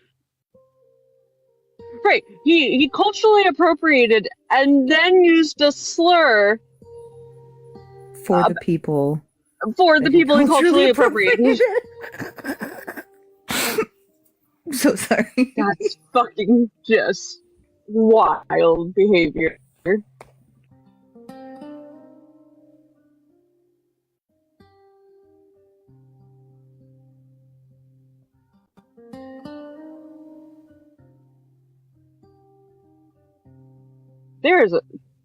There's a problem. There's a real problem happening, and I don't know where it is or how it became this, but that is a problem.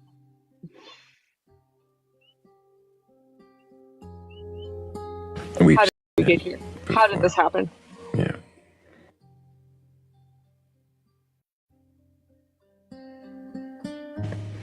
We don't need the cap spamming in chat, especially if you're just telling us about a Slayer song.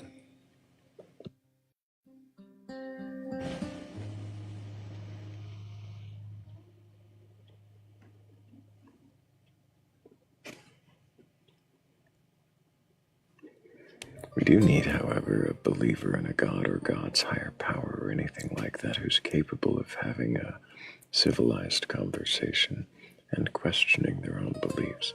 If that's you, if you think that you can question your belief in a god or divine something or other, well then go ahead and request on up.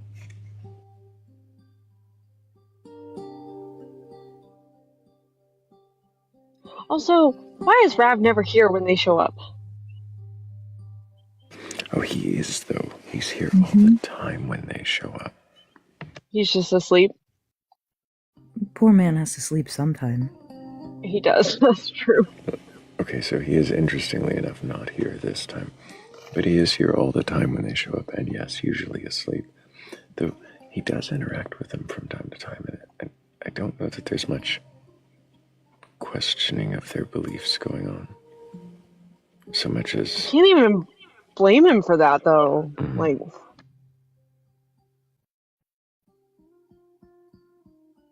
It's less questioning and more kind of displaying. He's trying to hold up a mirror for them, but they're not looking.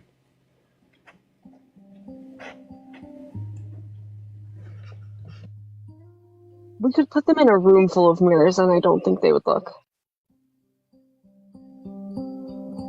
You could put them in a room of mirrors.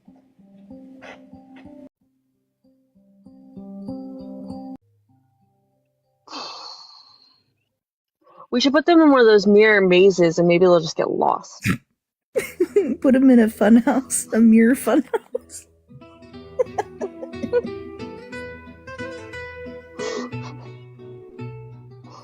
I don't know if you've ever gone into one of those mirror mazes with small children.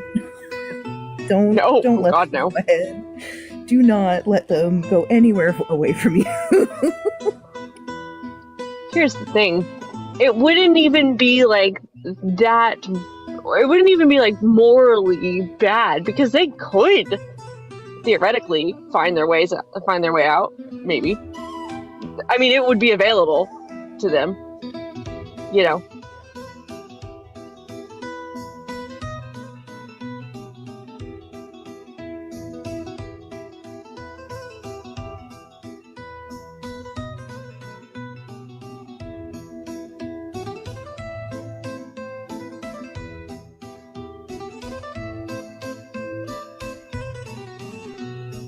It's a little too happy. No, this is perfect. It's just compared to some of the ones that put us to sleep, right? Mm-hmm. This is way better. So much. I was just about to point out that, like, how could he hate on this? This music's great.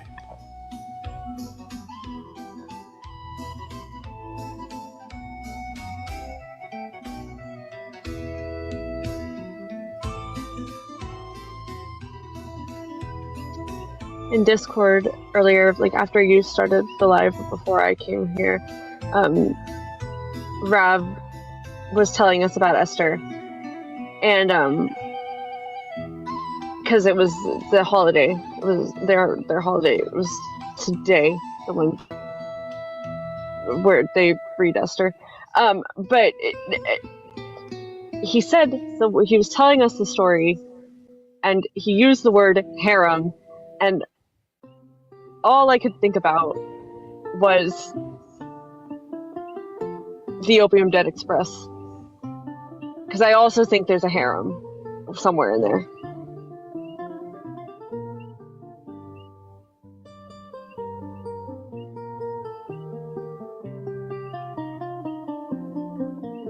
The Opium Den Express. You know. No, I know. It's one of my favorites. And it might just be the attire, because of the attire that I picture everybody wearing, that I think there's also a harem, but there might be an actual harem. We'll see.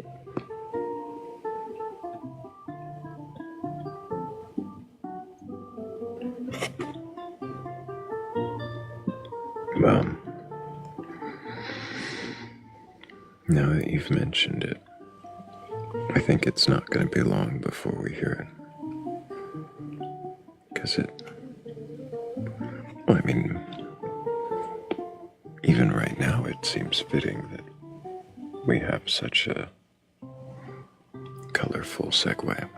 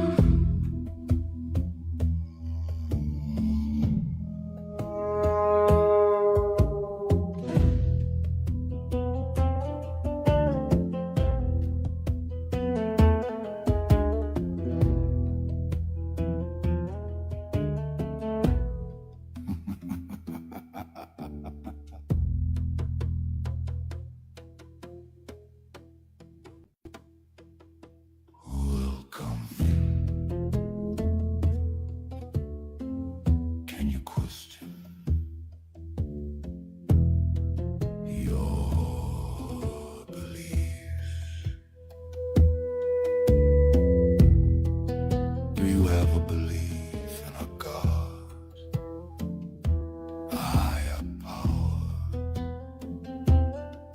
or anything like that.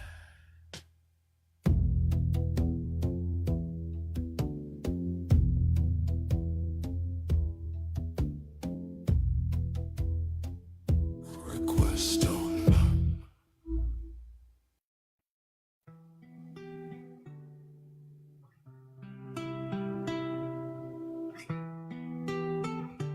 Grace had me in stitches. What did Grace say? I'm not going to repeat. Oh, I'm sorry. It's in the comments.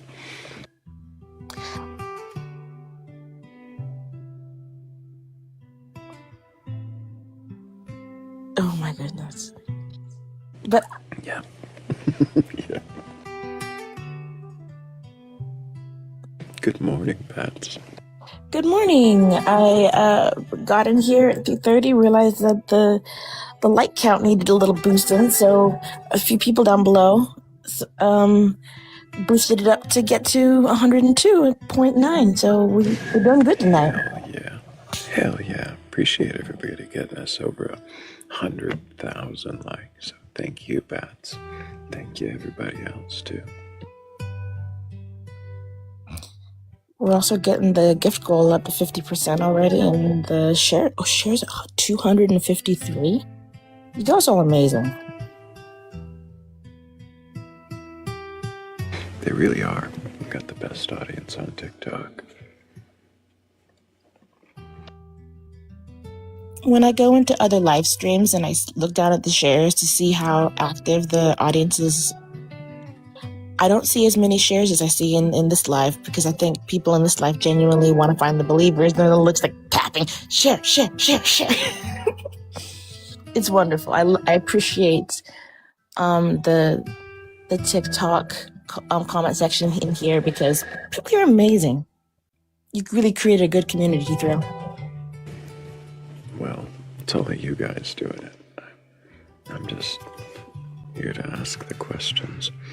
But I'm also going to read the AI summary, because it says that we are currently engaged in a creative chat about a mirror maze scenario for lions. Yeah, I'll let you ponder on that one. Wow. Neither of those topics were related. Why lions? Oh no, you weren't here. Oh, there were lions. You weren't here for that. You missed that. There were lions. There was a Jesus lion and a devil lion and an angel lion and a mommy lion and a daddy lion. All this lying around. Y'all guys will find some believers up in here. Fucking stop. Quit lying around, y'all. If you're lying around and have a belief in a God's higher power or anything else like that, and you think you can question that belief, please request up so we don't have to talk about lions and mirror mazes anymore. I got it. I thank you for playing it, because I got it. It all came together.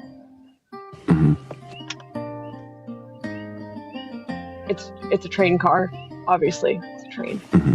And in this train car, there's it's just like an empty train car with a bunch of cushions and shit on the, like comfies, right?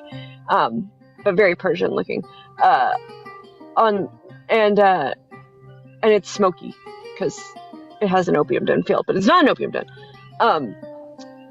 And in the center of the room, there is a skeletal being, and the substance that is creating the smoke is something like Versed, right? Which is often said to be like a truth serum, right? Like you take Versed and you spill your guts, spill it all, and the scary laughing skeletal figure, you indulge in the substance, and eventually you end up sitting on the cushion opposite this figure, and questioning your beliefs. In the harem. like setting. Welcome. I need more of the, where is it? More of the echo. Oh yeah, you need that reverb. This reverb, yeah. Mm-hmm. Yeah. Welcome. The God voice.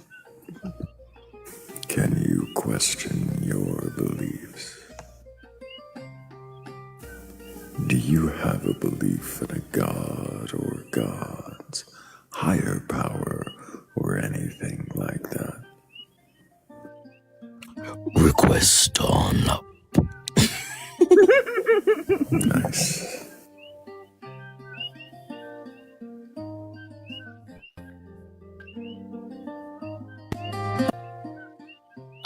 Secretly, when that song comes on that you played a minute ago, Thrayle, I very, very assuredly make sure I'm muted and then sing along. Yeah. I sing along to a lot of them.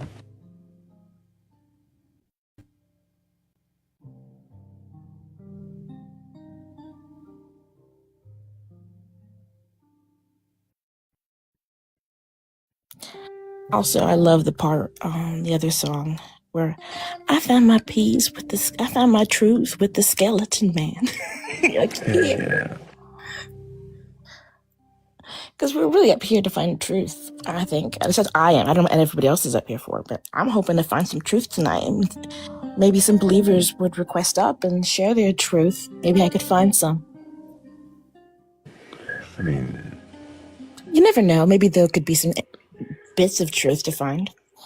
if you want to hear about lions roaring at each other.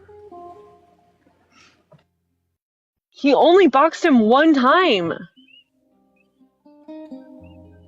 One time, Thrayle. Only once.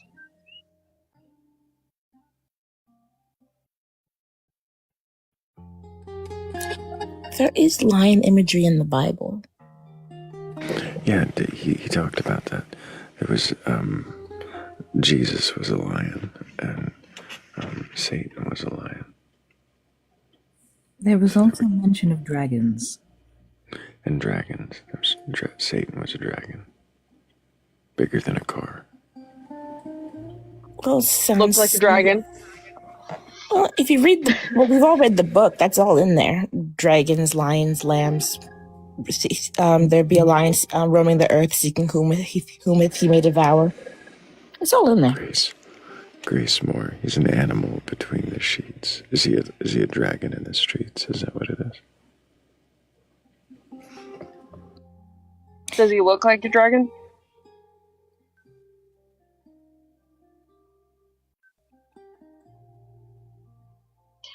Okay, I don't know if you caught this. I don't know if all of I'm sure anybody who was in the room caught this. Alex, that he kept to the lions like they were dogs. Yes, he did keep referring to the lions like they were dogs. He kept referencing them like they barked at each other. And I kept saying, Newland, the cat. And it didn't quite.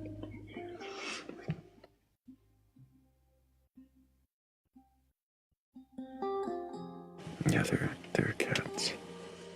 he said, you have cats? Well, yes, but that's not. That's not the point. Oh, you have cats? No, that's not what I said. That's not what I said.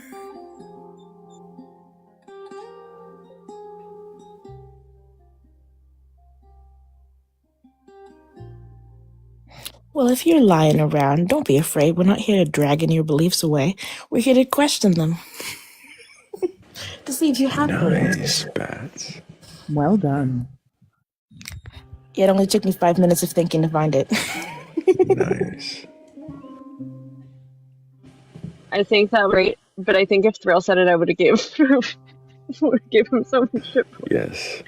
Okay, so if Thrayle says words in a deep voice, he gets gifts. And if I say words in a deep voice, I get, oh, you finally thought of something.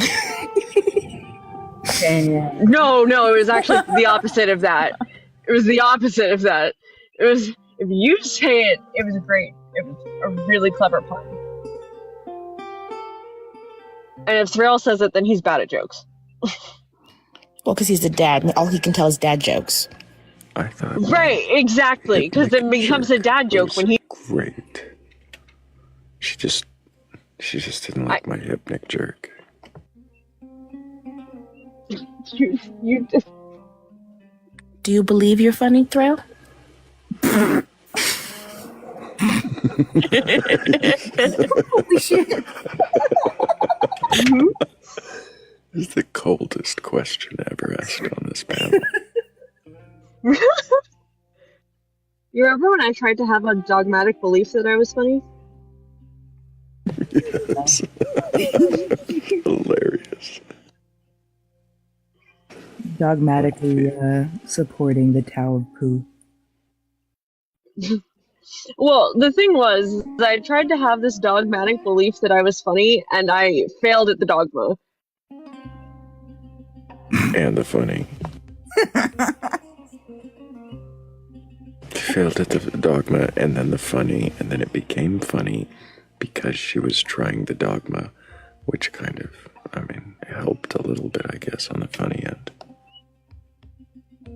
Do you see this? Do you guys see this? I did see that. See, Hazel and I were talking about this earlier, about how much shit we give you, and I was like, no, I just realized it. He gives us just as much shit, he just does it in a much less obvious way.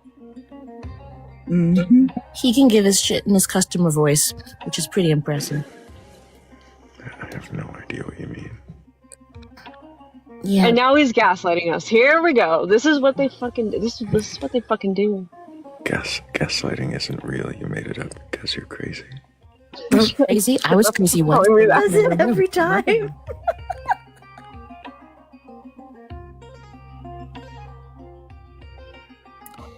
I like how last night he did it before I even told him he was gaslighting me. He just ended the sentence with it. It's almost like he knows exactly what he's doing. He gaslit me, and at the end of the sentence he was like, and gaslighting isn't real, you made it up. And I was like, oh. There's different, everybody has different kinds of humor, and even with Thrayle's dad jokes, I think he does pretty much thrive in a sarcastic situation. Yeah, he has dad jokes and gaslighting, and I think that's it. Is what happened earlier, is that just pre-staging the gaslight? So is that lighting the pilot light? Striking the match. Wait, this isn't gaslighting. What happened earlier? Wait. Gaslighting. I really don't know which event. We're at hour 6 or 7. I don't know what did I do? You ignited it with a flint. Kaboom. Strategically timed lightning strike. Oh, you know what? You should have a button for that for the Samuel L. Jackson thing in from Pulp Fiction, because that would have been strategic lightning strike. That's that, you know. Which one? The one which? Yeah. So. The Bible verse. Although the fake Bible verse. It's I don't know. Yeah, it's when he quoted before he let loose. Yeah. Yeah. That one. Yeah, he made it up on the spot, I believe. It was ad-libbed. Well, good for him. I think they were gonna have him read a different Bible verse, and he made up this one because thought it sounded more biblical or something. I don't know. Thought it was more badass. It sounds, yeah. It's because more biblical than the real verse. I just hear the Samuel. I just can hear the Samuel when Morgan said that. I just heard the Samuel L. Jackson, and it's been a long time since I watched the movie, but I remember him saying something about striking down, and I was like, oh, that's it right there. Very, strategic lightning strike. Whatever.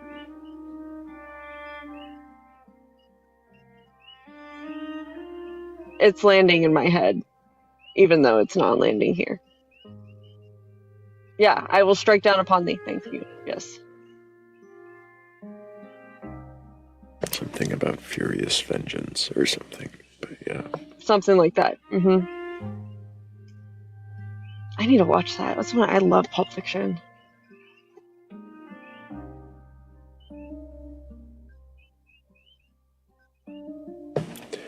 Furious anger.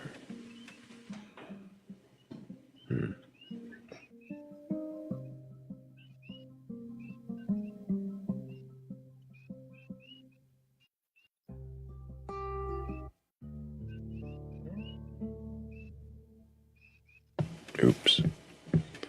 I touched the music player. I didn't mean to do that. Stop hitting buttons. You can't be trusted with buttons. I know what happens when you have buttons. I've had like 6 jokes I've been able to make, but can't make because we're not in the Discord right now. Do not encourage Thrayle to push the buttons. Fun buttons. Scientists have determined that the universe was created by a God. Big Bang. I don't know what you mean by buttons. The other one. Please. I award you no points, and may God have mercy on your soul. Right, exactly. Top tier. 100% my favorite. Is that? Oh, it's Morgan. I was like, Titan's not in there. It's Morgan's talk. It is too early to let the beasts free. Well, it may be too early to let the beast free, but it's never too early to question your beliefs. What kind of beliefs should we be questioning here? All sorts. Mermaids, demons, Jesus, Sasquatch, Santa. Maybe even in liches. You guys, there was a mermaid-themed party tonight, and I didn't know about it until it was like already happening. Oh no. It was at my favorite place that they throw parties at too. It's a really good spot. But I immediately thought of Philly.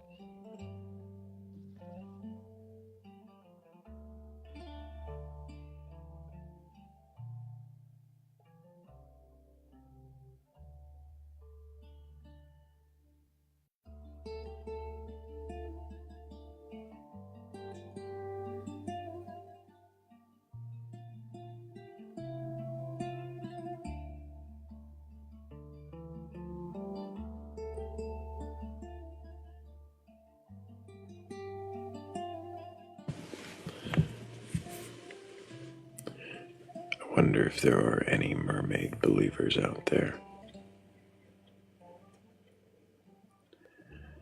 And if there are, well, can you question that belief? What even is that belief?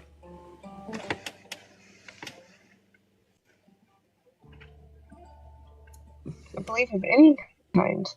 It's not exclusively mermaid-centric. Mm-hmm.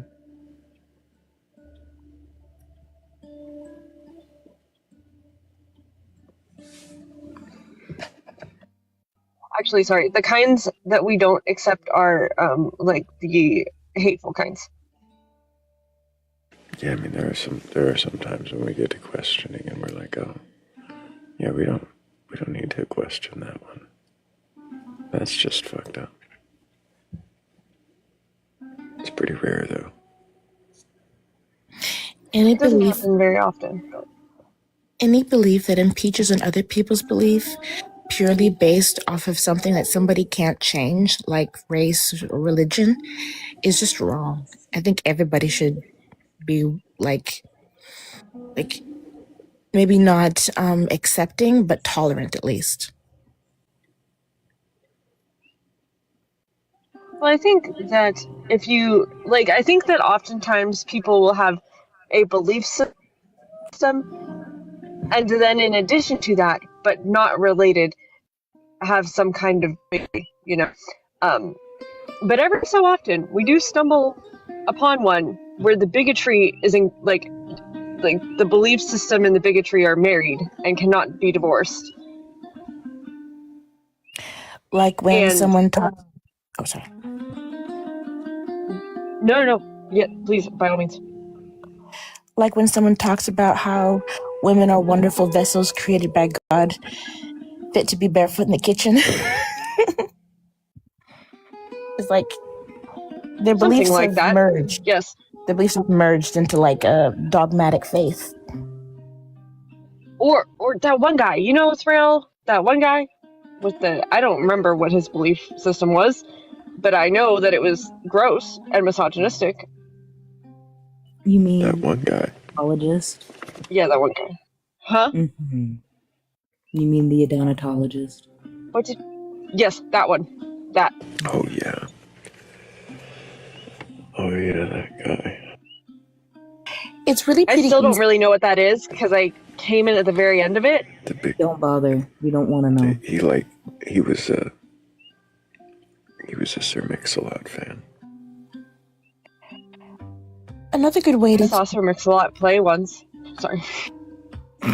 Another good way to tell if somebody's a misogynist or not is when they immediately start getting an attitude when questioned by Kat or any other AFAB people on the panel.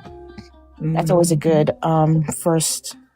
I first noticed it when the attitude happens. Either a sigh or like a rolling of the eyes is so loud you can hear it on TikTok. What really pisses me off is when they're one time a man... Sorry, go ahead. I think I have a lag. No, I think I have a lag. I'm sorry. No, okay. No, what really irritates me is when they'll be like confidently talking, laughing, joking with any AMAB up here on panel, but the second somebody who's AFAB speaks up, the tone switches to almost like a coddling tone. It's not even like a condescending. It's literally just like, oh, I'm speaking to a child now. Like what? Like you ha ha. The guy's haha, very funny. That's this deep man, and then they'll be with the AFABs. You'll be like, oh, that's a good question. Oh, actually. Okay. Yeah. Okay, but you guys, one time it was me, Thrayle, and a guest, and it was just the three of us. And I chimed in, like Thrayle's questioning him, and I chime in, and the guest, without skipping a beat, says, "I don't talk to women," and like goes back to talking to Thrayle. What? There was also a lull in conversation once, and I spoke up and asked a question, and was immediately met with, "Shut the fuck up, bitch." I was like, oh, okay. Well, there are certain situations where I won't talk to men either, so I guess it depends on the reason. If they don't want to talk to me because they think I'm subhuman, that's one thing. But if they don't want to talk to me because they have religious beliefs about not interacting with the opposite gender, like a strict Muslim man won't shake hands with a hijabi, I'm okay with that. It wasn't that. Remember that time, Morgan, that it was you and Thrayle, and I popped in, and you finished asking the guest questions, and then I asked the guest a question, and for some reason, it was like the misogyny tense conversation, and then Kat comes up and like asks a question, and like it just got real weird real fast. I absolutely hate it when somebody asks a question and then Kat will ask the same question, just phrased a little bit differently, and they'll just be dismissive. It's like they'll approach a question from an AFAB individual reactively, but an AMAB individual like contemplatively, like actually conceptually, instead of just reacting emotionally to the words. I was on Scott's panel the other day, and Rav was there too, and I was talking to this guy, and he was like not engaging with me, and I said, "Hey Rav, ask him the same exact question I just asked him." And I've done this to Rav here a couple times too, and you can always tell that he hates doing it because he's like, "This fucking sucks," but he did it, And the guy engaged with him. And I was like, yeah, look at that.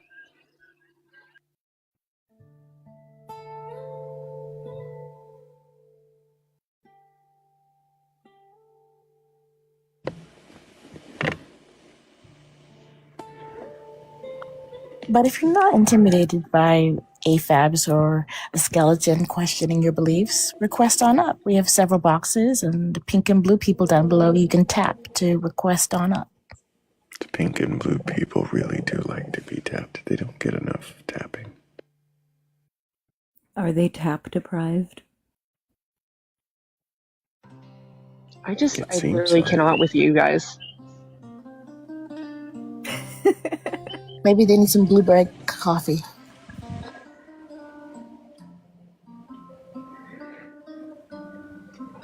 Also, I really think it's strange that always works. Like if they won't engage with me, and I will literally out loud say, "Rap, ask them the same question," and he'll ask them, and they'll engage with that. I'm like, you just heard me. Like, really? Yeah. Oh yeah, another thing. When it's a man, they ask credentials. When it's a woman, they assume she has none. Mm-hmm. Oh, that does happen too, yeah.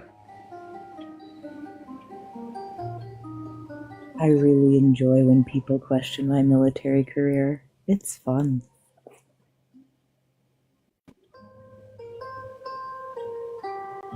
It's probably very annoying to people who dislike AFABs in general because of their conservative beliefs and then find out, oh, this person's more of a patriot than I am. Damn right. Don't you forget it. Just kidding. I fought for everybody's rights to be stupid, unfortunately. Thank you for that right, Morgan. I practice it daily. Hell yeah.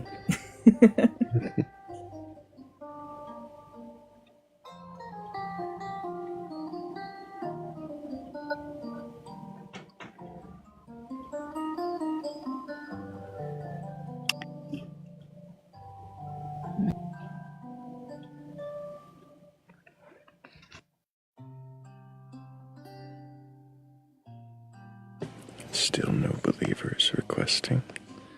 Well, I guess we do have one.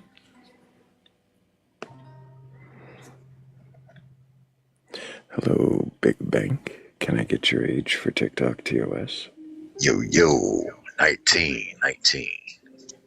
And do you have a belief in a god or god's higher power or anything like that? I would call myself, spiritualist? What does that mean to you? That means, like, everything is within me. If that makes sense. Not quite. What does that mean? Okay, like, if we're supposed to be the children of Christ, right? Well, if Christ is supposed to be the Father, then we're the children. For wherever you come from, it's a spirit. It's like a spirit. A spirit is an energy. And what is energy? Energy is a vibration. What's vibrating? Light. So basically, we're all light beings. So you're saying that light vibrates and that is spirit? Like the sun. I'm not quite following. What does that mean? Okay, so friction moves. Friction is pressure. Friction is pressure. Right. What does that mean?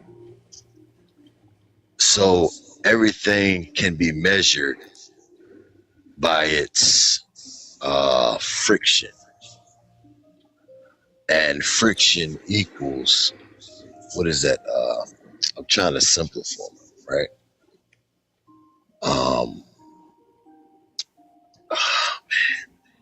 Damn, it's right on the tip of my tongue too. It's almost like you're damn, help me out. Your frequency. There you go. Your frequency. What is frequency? Your frequency is your tune. Like, tune. Right. So if I get you upset, I change your frequency. And if you communicate back to me with that frequency from you being upset and I engage, we now have the same frequency. So if you get me upset and then you get upset, then we have the same frequency. Exactly. If So you're we're happy and I'm sad, then our frequencies aren't in tune. Right. There you go. There you go. And if I'm asking questions and you're answering them, does that mean we're in tune, or are we just harmonizing? We're harmonizing, but we're in tune. Oh, so it's still in tune. Right. We're in tune. And to be honest with you, I'm not quite sure that I entirely get it. Just to be clear, what does any of this have to do with your belief in a God? Well, basically, it's because we're all gods. What is a God? A God is a creator. What does it create? We create ourselves. So we can't be made or destroyed. What does that mean? Okay, a little story. I drowned when I was 12 years old, and I had an out-of-body experience. So my body was laying down by the pool. I had my cousins, they jumped in to pull me up. And while they was doing all this, gave me mouth to mouth and all that, I seen everything play out. And then when I came conscious back in my body, because I was literally hovering over myself, looking down at them like, yo, I could see in full color. I couldn't see my body, but I could see my body that was on the ground. I felt like a pair of eyes, floating eyes. I felt like a ball of magic. Okay. So that's how I know I'm for sure that we're energy. I'm sorry, because you felt like a pair of eyes, like you felt a ball of magic. Right, but I couldn't see my hand. What is it that actually tells you that occurrence was real? It was not just a product of your mind. So it was real because when I came back in my body form, my physical form, and they brought me in the house with the towel. And when I had told everybody what happened, they said, no way. They was all spooked. They was like, no way, you weren't breathing. Your eyes was closed, you weren't breathing. We literally had to pump your chest. I literally described it to a T. Who jumped in the pool, went down there, brought me up, and who helped drag me out. So I told them all that. So it's definitely you were able to tell some details, and you remembered who pulled you out. Is it not possible that you were more conscious than you give credit for? Then possibly you remembered some of this, and because of the trauma of the state, sort of dissociated, put yourself out of your mind, and imagined it in third person while you heard what was going on around you. Well, it was actually third person, if you want to say that, but the fact of the matter is my eyes were closed, and I was literally watching it play out. You see what I'm saying? You don't think that any of the details that you claim to have known after could have been guessed based on sounds going on around you? Absolutely not. Fascinating. It sounds have any different. More questions for you for the moment, Big Ben, but I'm gonna bet somebody else on the panel might. Okay. Is that my cue? Oh, absolutely, Bats, by all means. I was wondering, at the time of your NDE, Did you have any beliefs already at the time? Like, did you go to church? Did you have like a belief that you had before? Well, I didn't know what church meant, although I was going to church regularly. See what I'm saying? It was like one of those forced things because your family was doing it. But as far as like having a belief in reading the Bible and following the Bible, like that wasn't me. I was just there. You see what I'm saying? So I couldn't say that it was because of a belief. That's why I say I'm more like spiritual from. You don't think that what happened could have been there, despite you not wanting to put the label up on it? Right. Yes, that's exactly what the belief could have already been there. That's exactly what I think. Exactly. Hope that answers, Bats. Yes, and I did have another question that was, as you were explaining your story, are you aware what the final sentence that goes away when you become unconscious and have an NDE? Yeah. Which final sentence is the one that disappears last? The final sense that disappears last is feeling.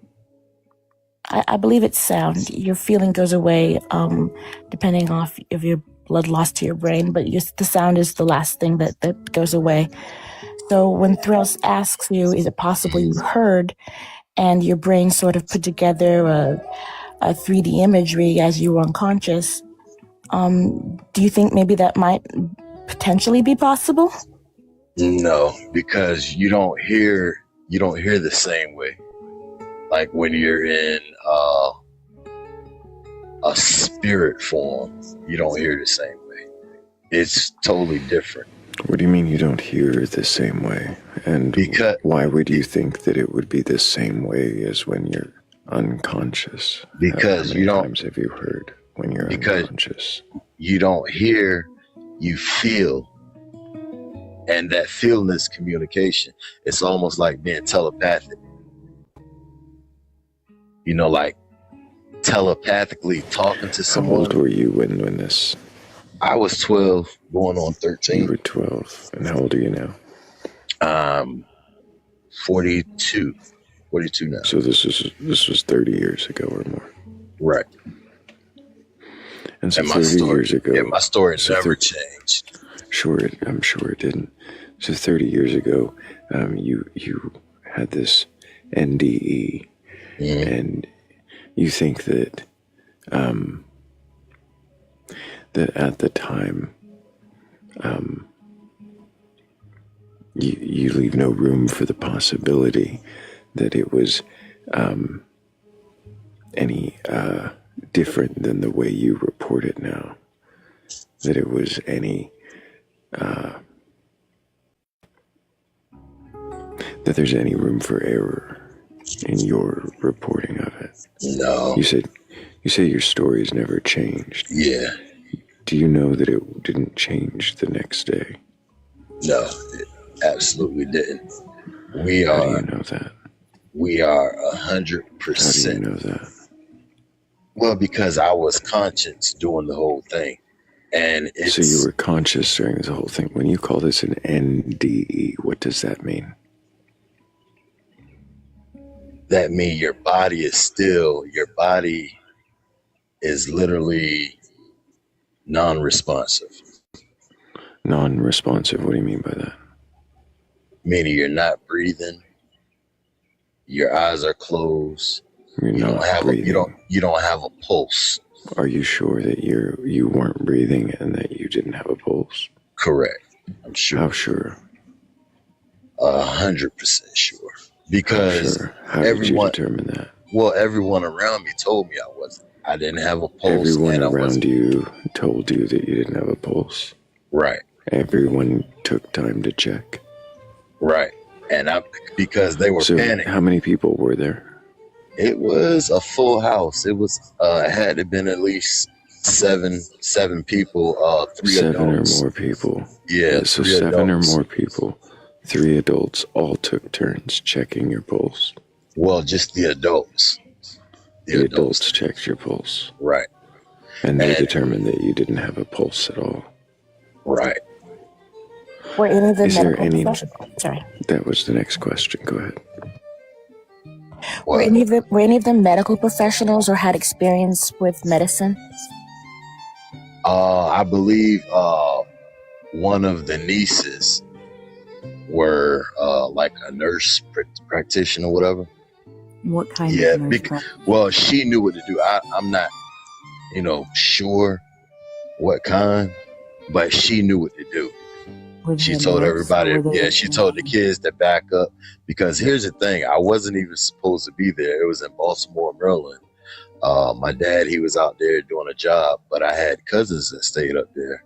So my mom wanted to take me up there because it was around, that time it was around my birthday, to surprise my dad. So she drove me up there, and pretty much he was still out at work. And I'm at the family's house, and I just so happened to want to get in the pool with him. And my mom left out, and I'm there with 3 adults and their kids, pretty much their family. And I get in the pool, and I wanted to do the doggy paddle, but it was a 12-foot deep pool, so I was thinking I could swim like the other kids. And I just slipped down and went down, and I'm gasping for air, like, doing a whole hand waving, and till I stopped. I took my last breath, and then I heard a pop. Something said, and next thing I know, I'm floating over myself. I'm hovering over myself while I'm looking at my body go down, down, down into the water deep. And it took a minute for people to realize that I was drowning. See what I'm saying? So I was down there for a little minute, and then I seen them jump in the water. They're like, oh, he's not coming up. Jumped in, and that's when they started pulling me out, and it took 2 people to help drag me out. Yeah. So I was sitting at the bottom of the pool, pretty much Indian style. Yeah. Morgan's got a question. Go ahead. Have you ever worked as a lifeguard? No. Thank you. Never. Can I ask how old the nurse practitioner was? Not sure. If I had to guess at that time, I would say like late 20s, early 30s. So like very new to being a nurse. I don't know. I'm not sure. Do you know how long it takes? I know she wears she wore the little ear scope thing, a lot when she got off or whatever. Shannon, she wore the whole. How did they resuscitate you? Oh, she actually was pumping on my chest and holding my nose and did the mouth thing. Do you know what happens when you provide CPR? Yeah, pretty much they cave your chest in, like it's really hard, like you can literally get your bones cracked. Exactly. Yes. Exactly. And when they're doing that, there is a small amount of oxygen being oxygenating into your blood and through your heart into your head. So you're receiving a small amount of oxygen, and your heart was being pumped. Right. Do you think it's possible you may have come to and heard more than you given yourself credit for? No way. No, he doesn't question this at all. This is an unquestionable thing. There's no question at all in his mind, because if he questions it, then, he'd question, and questioning is not something he can do. And here's the other part, right? Why is it you can't question? Question it? Because after that... Hang on just a moment. Okay. Go ahead. Because after that, I would say when I was 17, 18, I had another experience. I had a vision, and it played out exactly how I saw it. You know, there was 2 police officers walking up the corner. I was sitting on my front porch, and they got in my blind spot. You can't question this event because another event happened. Well, I can't question that event because I was there experiencing it. Another unrelated event. Go ahead if you've got a question, Kat. Right. I would love to hear it. Okay, I didn't think so. It's an unquestionable belief. Why did you request up? I mean, just to tune in, you know. Wanted to hear what y'all got. Just want to hear what we got. And share. I wonder, can you question your beliefs? And we already kind of got the answer to that. Can I question my beliefs? Yeah, we already know it's a no. So I would wonder why you can't question it. Like, give me an example. Like, do I? I think I'd rather just let you think on it for a little while. Maybe another time, though. Please look into lifeguards and what it takes to pull an unconscious body out of water. Please. Are you guys aware of the phenomena of spontaneous human combustion? I'm aware of it, yes. Very familiar. I've been rewatching Fringe. Right. So one of these days, I think one of these people is going to cause that for me.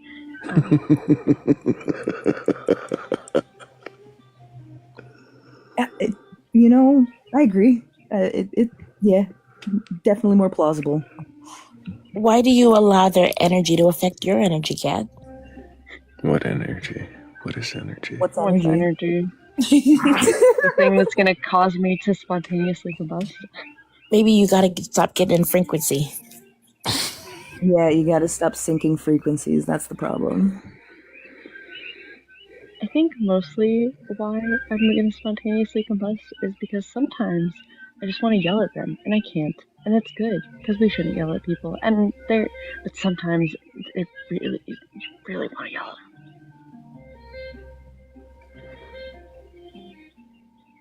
You want to yell? How have you made it through life so far? Not even that. It's not even. It's like it. There's nobody has the answer for anything. Everything can change. The answer can change in a second. Like, what do you mean?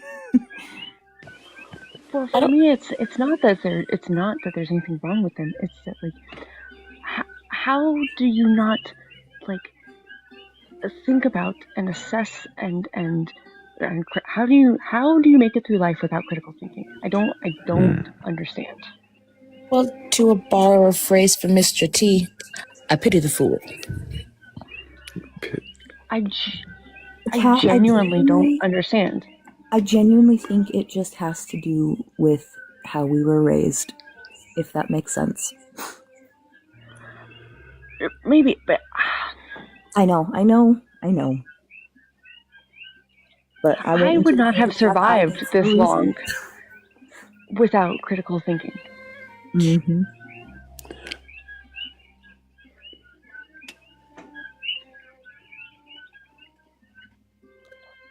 I don't think it really angers me when people don't show critical thinking skills unless I allow myself to get angry.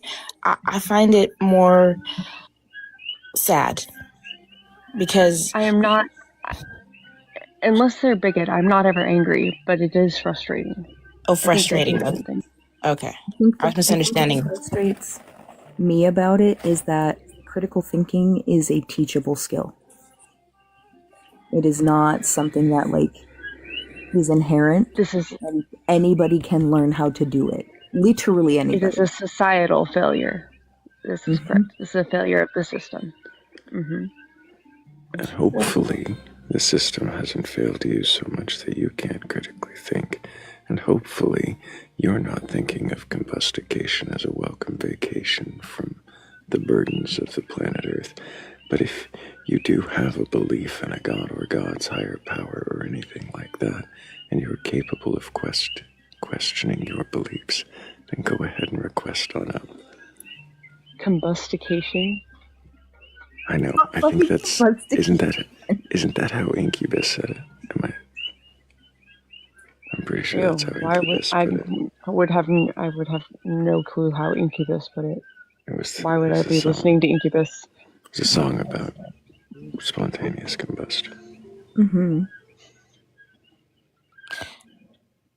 Combustion, no thinking, can't deal with these guys not thinking.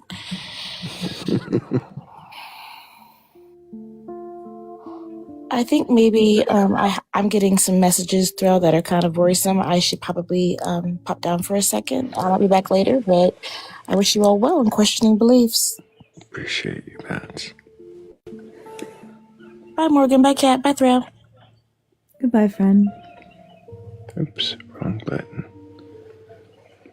I was going to say, did you just drop Kat on accident? No, I went from almost dropping myself to muting Bats instead of dropping Bats. That's the wrong button. Hell yeah.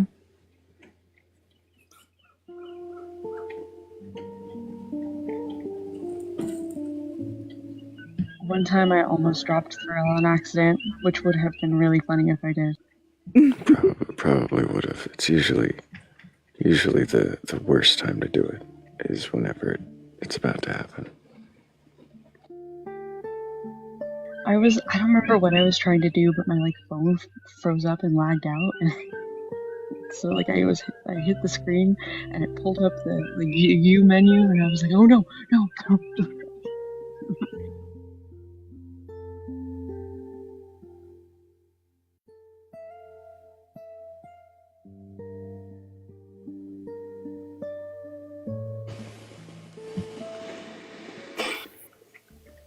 Hello, What's up? Shane. Can I get your age for TikTok TOS? 45. Do you have a belief in a god or God's higher power or anything like that? I do. I believe in God. Which God? The God of the Bible. And have you read the Bible from beginning to end? No. Does it matter to you if the Bible is true or not? Yeah, it does. Then why haven't you read it? I've read enough of it to believe it was true. How much is enough? I don't know. I would say I've probably memorized about a quarter of worth of it, and I've probably read half of it. I study certain books like Acts and Revelation. Have you read more Old Testament or New Testament? New Testament. Why? Because that's the one I live under.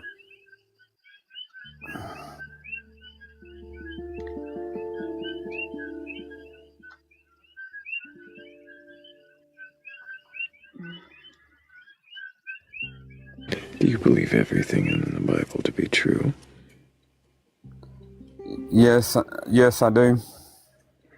How can you do that if you haven't read all of it? Is it just you've read enough again?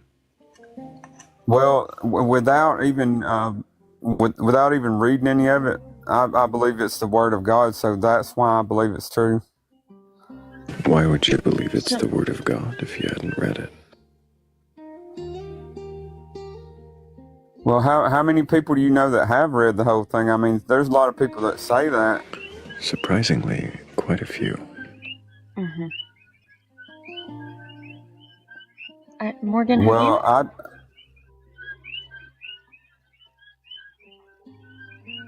she's busy. Do you think it's important to read and understand it if it's the divinely inspired Word of God? Yeah, I do think it's important, but maybe not so important that you got to read the whole thing. I mean, Why So would the what rest is be more? included if it wasn't important to read the whole thing? I'm sorry. What was that? Why would the rest of the text be included in the book if it wasn't important to read all of the book? I don't know.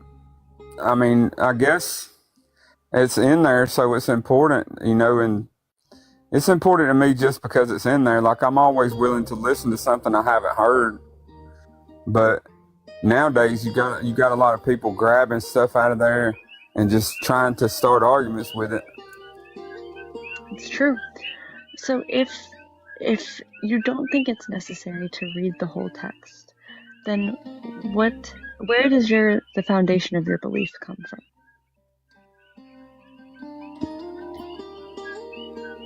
The foundation of my belief comes from, I guess, to put it in a verse, John 3:16. I believe that he was God's son that was sent to take away the sins of the world, meaning Jesus Christ, and what is sin? I'm sorry. What is sin? In my opinion, it's a result of disobedience. Disobedience to who? To God. Do you know what if we were to look at the Hebrew text, right, the original text, do you know how the word sin would be translated? No, I don't. So a literal translation would be missing the mark.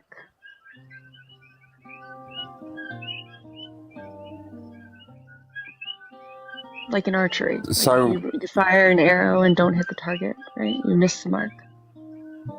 So based on that, like, sin would be just not getting things right.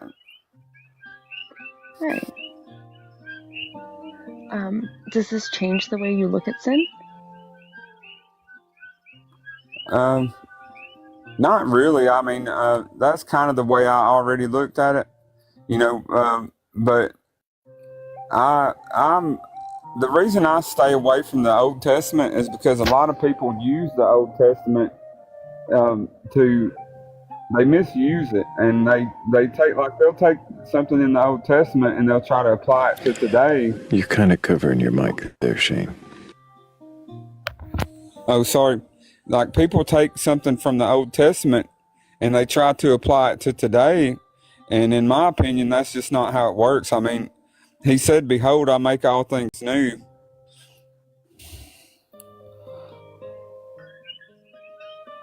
And the law was fulfilled when he told them that when Jesus told for just a moment. Okay.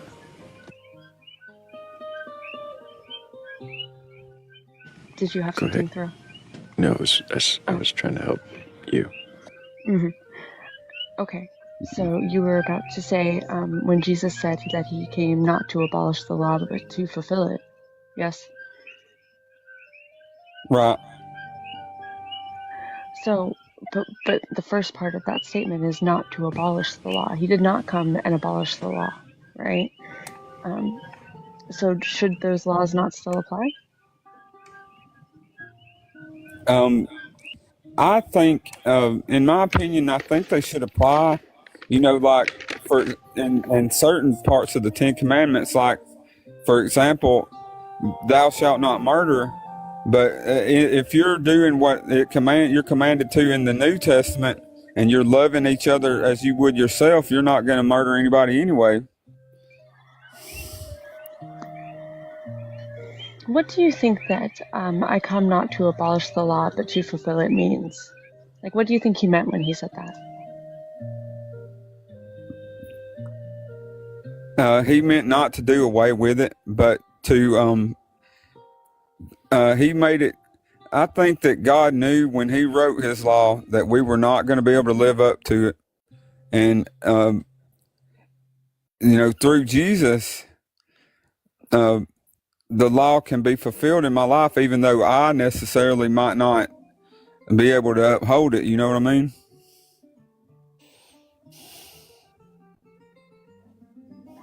So, well, where does the fulfilling part come in? Well, when he told them that this law is fulfilled, when he told them that, they did not receive it well. They called him a blasphemer.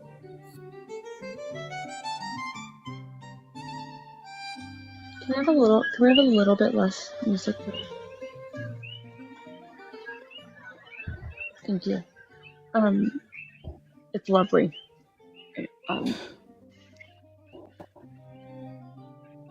How did he fulfill the law? I think by becoming the law, he became the new, for him to be the way, the truth, and the life. That meant people didn't have to live by the law anymore.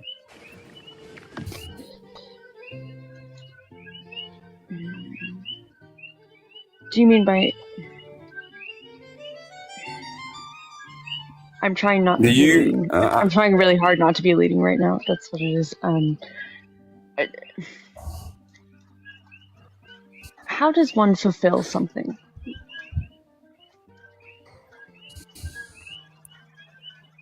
By carrying it out. Okay. And so what did Jesus do? What did Jesus carry out that fulfilled the law? He was obedient to the law.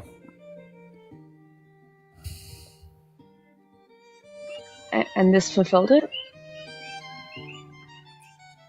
In his life, yes. What law specifically? Or all the laws? I'm talking about the laws of Moses. I'm talking about the 10 Commandments. I'm talking about basically any instruction from the Old Testament. Do you know, so there was this practice that the Jews used to do, that to repent or to apologize to God. Do you know what that was? No.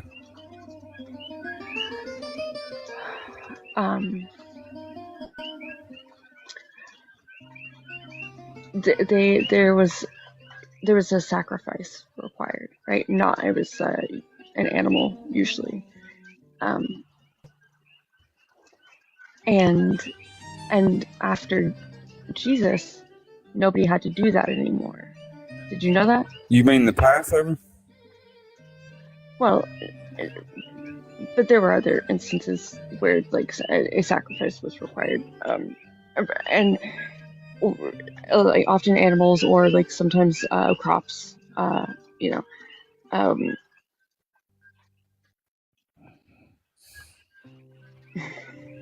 feel like I'm leading anyway. Lead faster, it's less noticeable. Oh, is that how you do it? Okay. Still leave the question open. Yes. So if the practice before Jesus was to give God a sacrifice, and then after Jesus, sacrifice was no longer required, why might that be? Because he became the ultimate sacrifice. He was perfect. Could that have been what he meant by fulfilling the law? Yeah, it could have been. So that makes sense, but it's still. So what I hear when I read that is, all of the laws still apply, but I'm going to fulfill this one, so it does not have to be done anymore. Do you see how I could come to that conclusion? Yeah, I follow you. But it would still mean that all the other laws still apply, right? Yeah, but I personally, if you think about the Ten Commandments, for example, when Moses got down the mountain from getting the Ten Commandments, he smashed them because they were already breaking all of them. I mean, they like all of them. They had idols set up. They were worshiping golden calves. I mean, I know, you leave the kids alone for 10 minutes to go up and get the commandments, and they're already doing idol worship, right? Yeah. But what does this tell us about sin, right? We're missing the mark. We cannot possibly. And so, do you think that missing the mark is reasonably punishable by eternal damnation? No. I think that it just requires atonement. Like if you let him atone for your sins, then he'll put you back on the mark. What is atonement? It's like it's kind of like another way to say forgiveness. It means like a wiping away.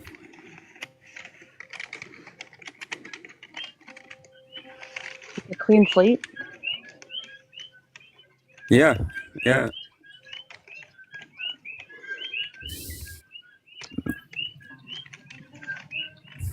Why do you believe? Do you believe that this God literally exists, like as a being? You mean if you mean like an earthly being? No. But yeah, I believe he exists. Why do you believe that he exists? Because I have faith, and I've seen enough evidence that he exists in my everyday life to believe without even. I mean, honestly, I've seen enough evidence of God to not even have a crack in my belief.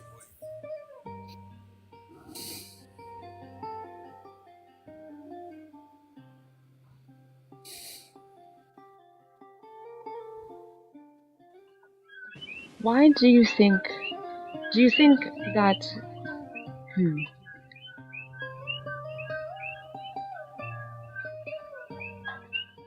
So do you question your belief? No. Yeah, sometimes I do. What do you question?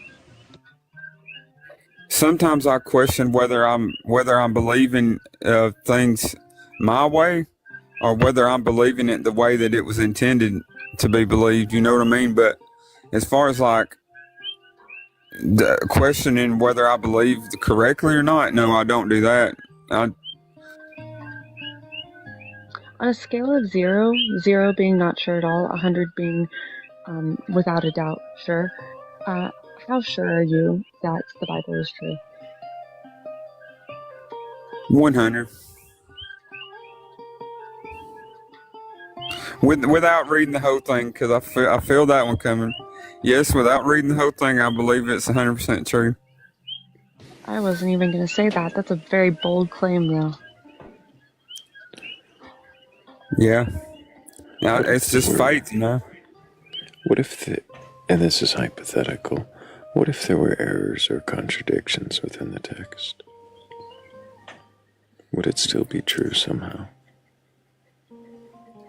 Yes, it could, because anything is possible.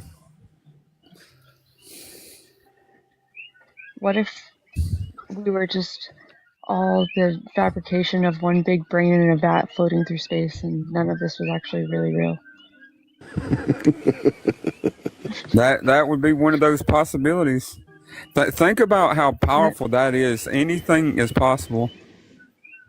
Whenever somebody says that anything is possible, I always like to pull that one out because it's so ridiculous. You're also forgetting the end of that sentence. Anything is possible, but not everything is probable. Yes. Thank you.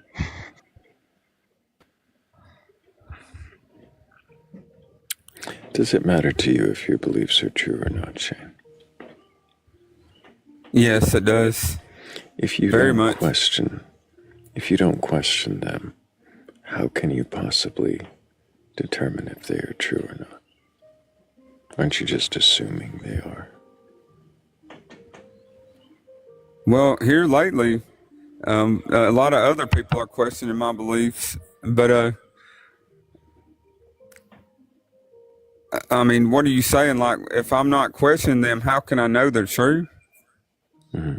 Doesn't it seem like you're just assuming that they're true?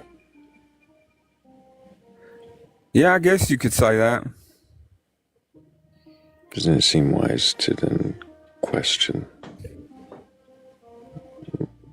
where the beliefs come from, why you hold them, if they could be false? I guess that's just a chance I'm willing to take. You know what I mean? Like, if I end up being wrong, then I guess I'll pay whatever price there is to pay for that.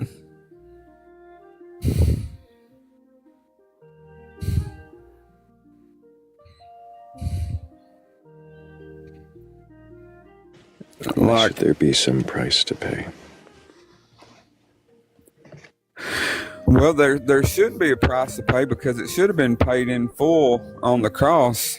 And you know, some people say that hell is not biblical, and that, you know, I've seen Christians saying all kinds of crazy stuff nowadays, man.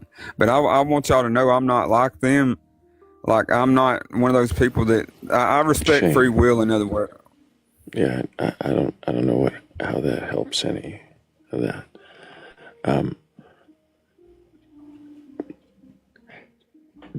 Can you see any way in which your beliefs could potentially be wrong?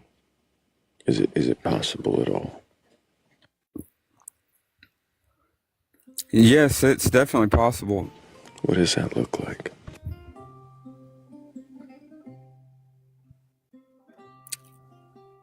Looks like uncertainty. You know what I mean?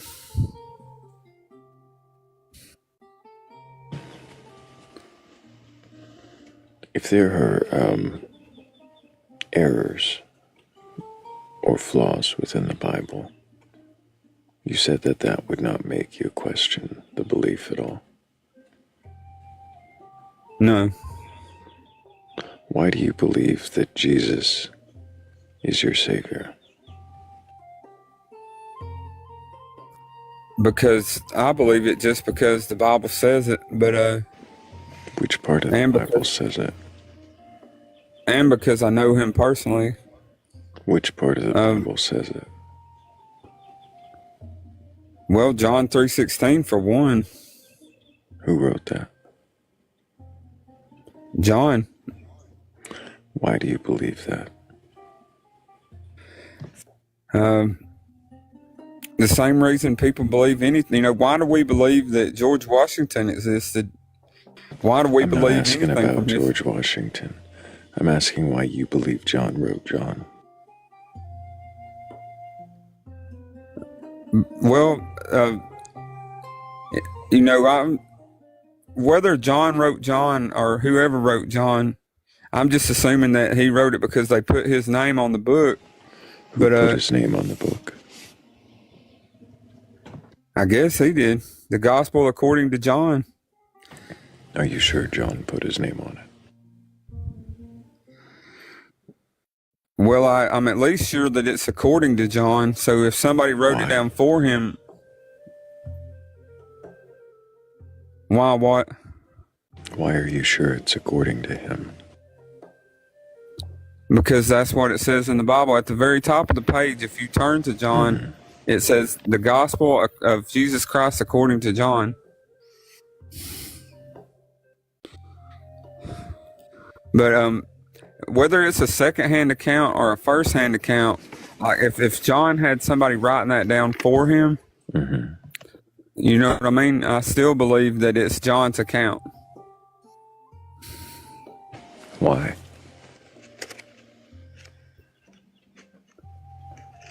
Well, because it seems like they would have named it something else if it was according to somebody else. Like, instead of the Gospel according to John, it would have been the Gospel according to Mark or Matthew or Luke.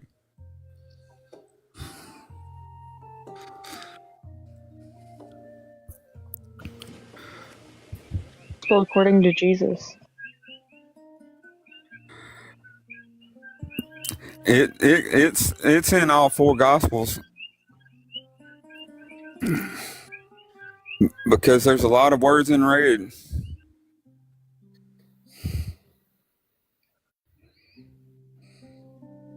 When he said something, they wrote it down. How do you know that?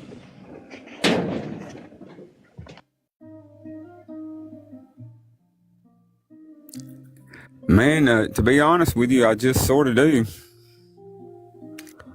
I've never questioned it my whole life. Do you think that it's at all possible that someone could have lied or been mistaken? That the words attributed to him, some of them might not be his? I have considered that some of it may be wrong, or some of it may have been recorded wrong, and honestly, some of it I wish was wrong. Like, I don't want Jesus to have been crucified. That's not quite what I meant. You don't think at all that it's possible that some of the people reporting it could have gotten some of the words wrong?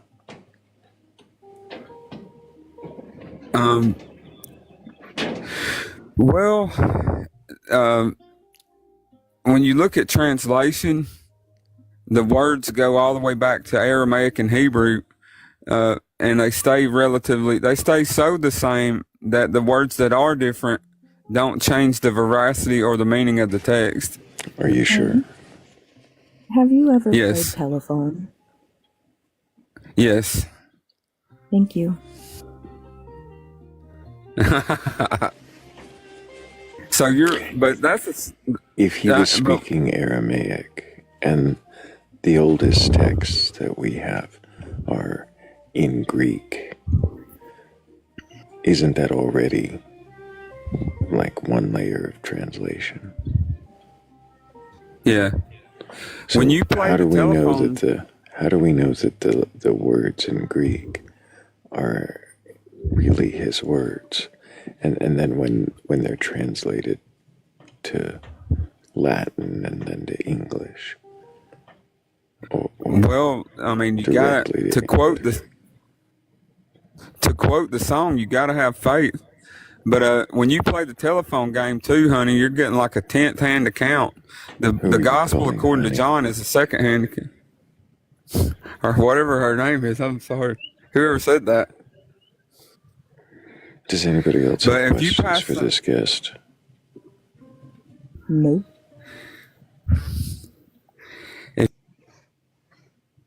Oh, Morgan, you are better than me. No. I'm not going to entertain condescension. Sorry.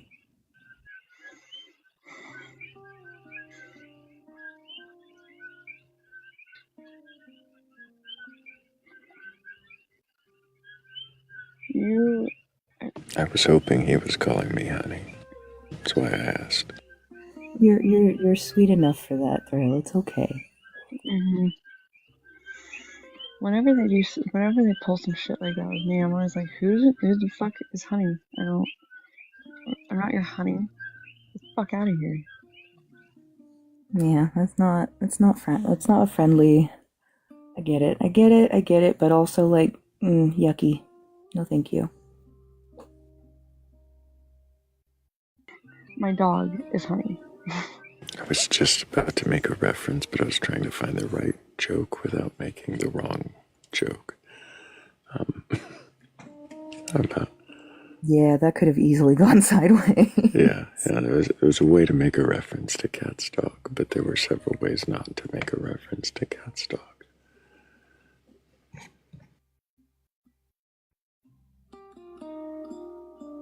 Yeah, sorry, when you addressed me earlier, I was letting the dogs out.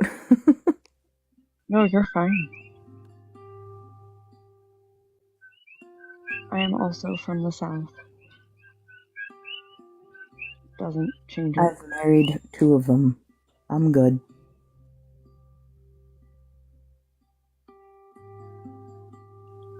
I know you don't hear it in my voice right now, but it's true.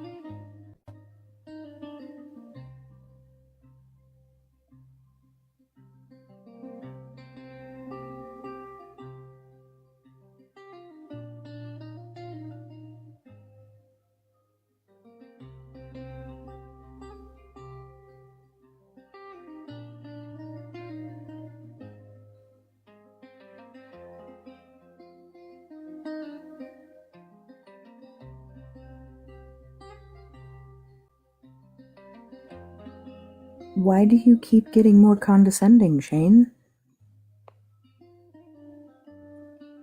Has anybody addressed him? Ah, that must be it.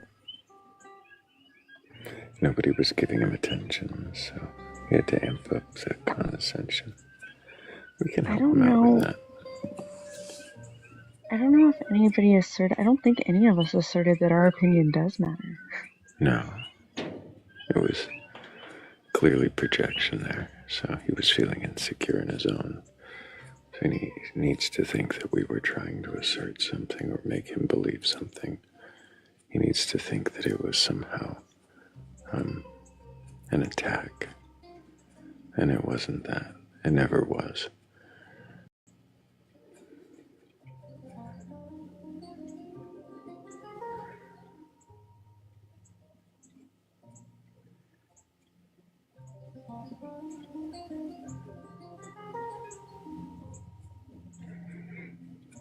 AI summary, debating the authenticity of the Bible's Gospel of John.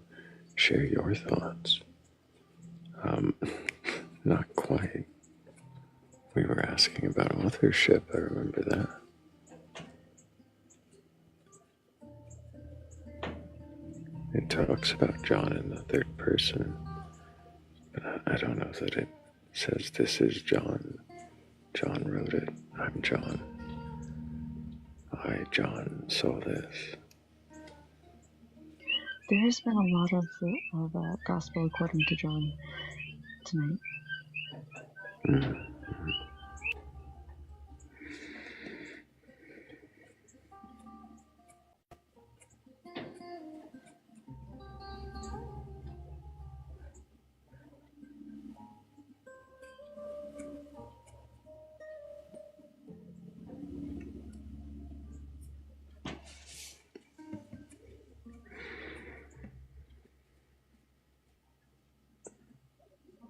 It is a Sunday morning. I usually start to wind down around now because there are no believers left.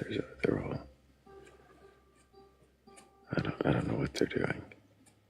Recovering from all the debauchery and sinning, or not sinning.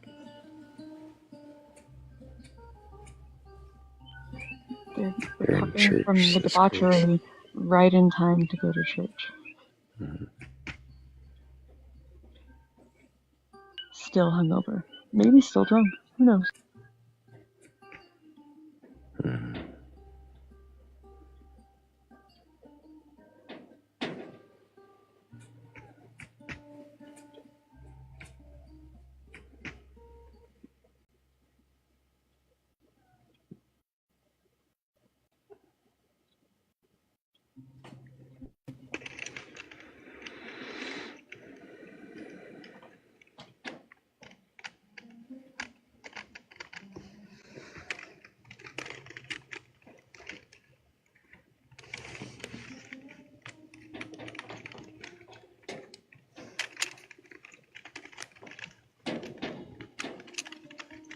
What is all this noise that you're making? Oh, I'm working on a poem. Tippy tappy. Which is what you in the audience should be doing on your screen. Tap that skull right there on the picture. Let's get these likes up. And share it out if you haven't yet. And repost it if you haven't yet. Because why not? Fuck it. We can get one more. I think that we should probably be at 150 by the time the poem's being read. Maybe. I don't know. Yeah, by the time the panel's emptied, we should definitely be seeing 150 in my opinion. I could see that as a possibility. I bet we could get the 20,000 likes. In probably just a matter of 10 or 20 minutes. Wouldn't take that long. I mean, 10 or 20 minutes seems like very generous considering that there's 135 people in here.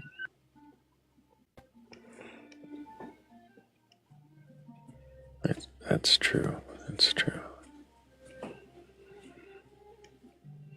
I think. Tap that fucking screen, or we're gonna make you listen to more New Lamp. That's what we need. More New Lamp. More unquestioning lion dreams and elevator Keanu Reeves, but not Keanu Reeves because that gets him a little riled.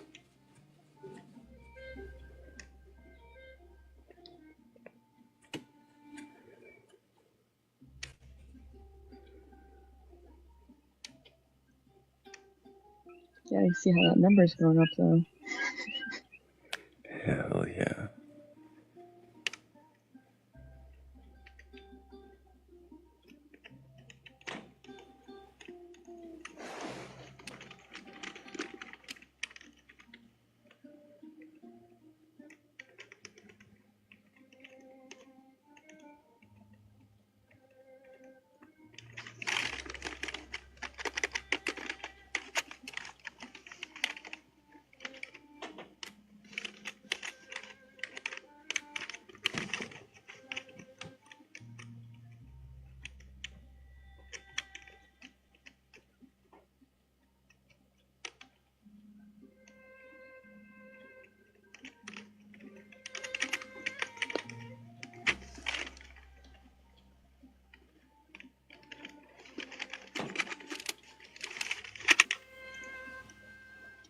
It's some good poem ASMR.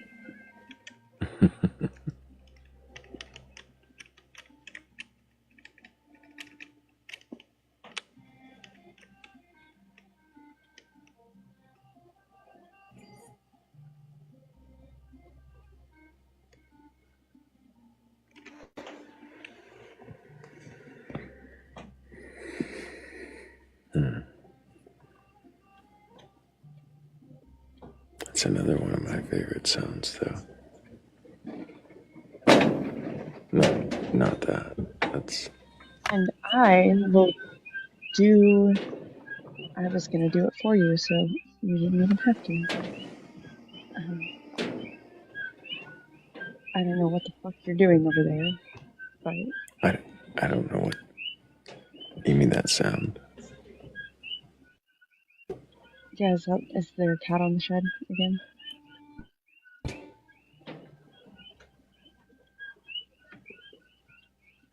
No, it's the wind blowing something against the ship.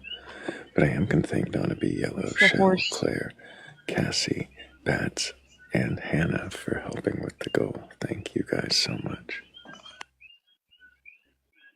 The horse has been angered, and he's letting you know.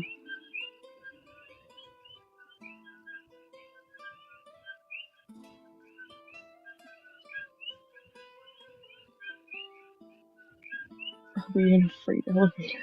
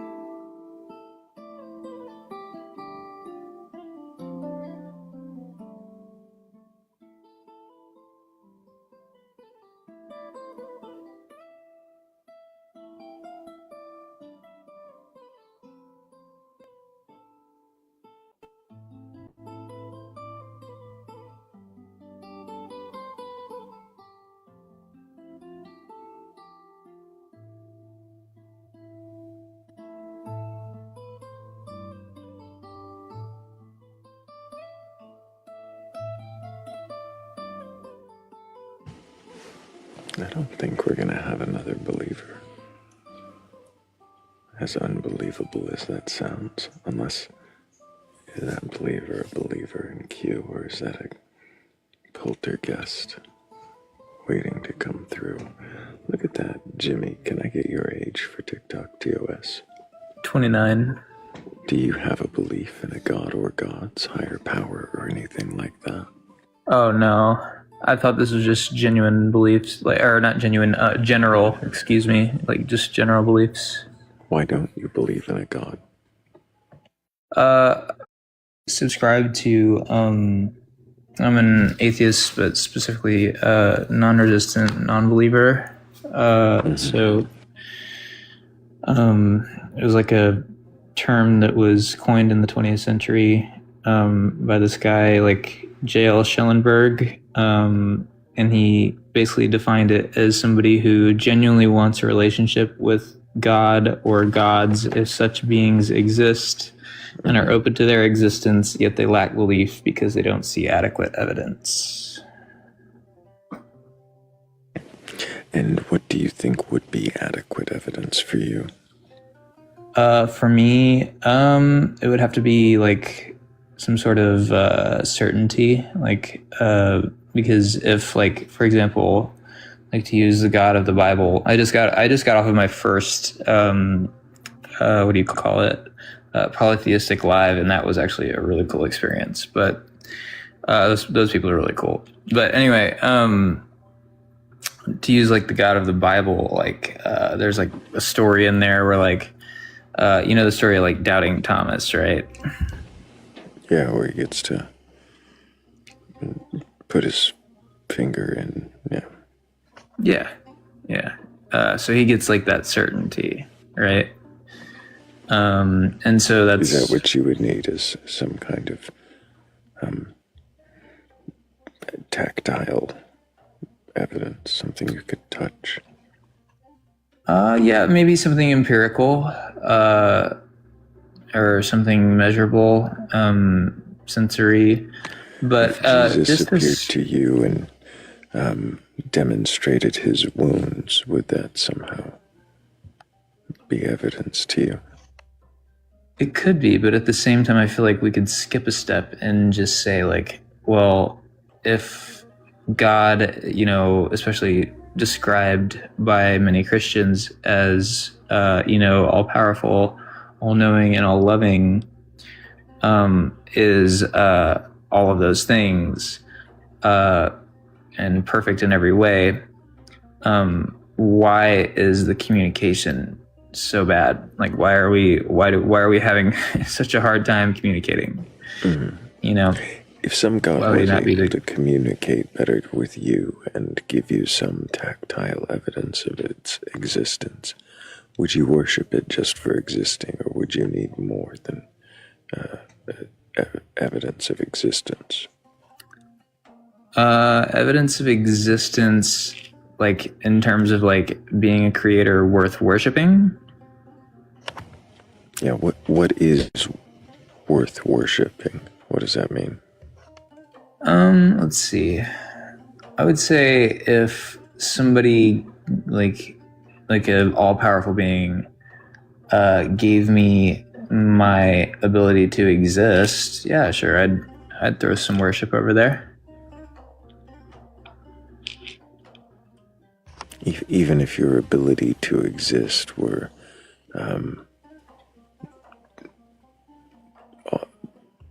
intertwined with a judgmental fate based entirely on your decision to believe or not.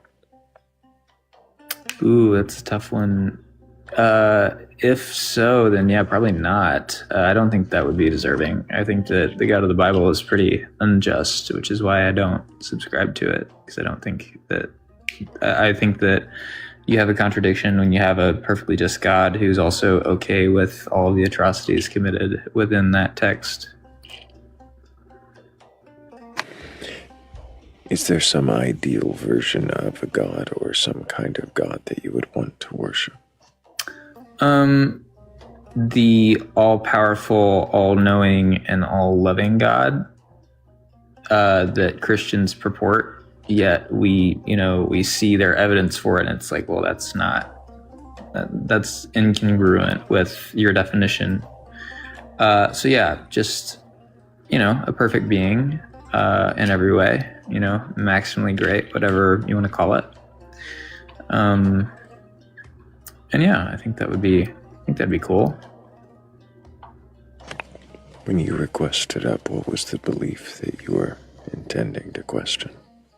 Oh, the belief I wanted to question was the atheism in general. And what about your atheism do you currently question? What would you say is the best critique of your own worldview? Best critique of my own worldview. I'm not like an astrophysicist, so I can't give explanations for things. Like I can't give an explanation for why we're here, which a lot of people want. A lot of people want certainty from atheists, which is something that I can't give because I don't know, and the astrophysicists don't know either. They're giving their an educated guess based off of empirical data. So that would be probably the biggest critique, I'd say. Do you leave room for being wrong? Absolutely. If there were proof of a deity presented, and whatever that proof is convinces you that a deity exists, but it is not proof of the Christian God, what God would you hope it was? What God would I hope it was? I don't know about too many other gods. I guess I would probably say Dionysus, maybe? Interesting choice. Why Dionysus? So Dionysus, as I was just recently educated, was not the god of drunkenness. He was the god of, there were a couple of things. It was god of gender nonconformity, god of ritualistic madness, which basically just meant nonconformity to societal norms, god of celebration, merriment and joy. So yeah, that sort of thing, just positive stuff. Did you know that Dionysus also walked on water? Did he? I didn't know that. I might look into a little more of the history there. Oh, okay.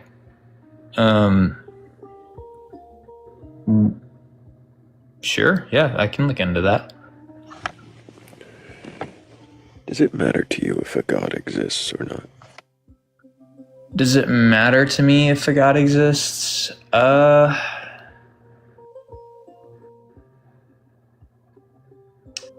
Yeah, it does. Because if one exists, I would want to know. Yeah, I'd want to know about it.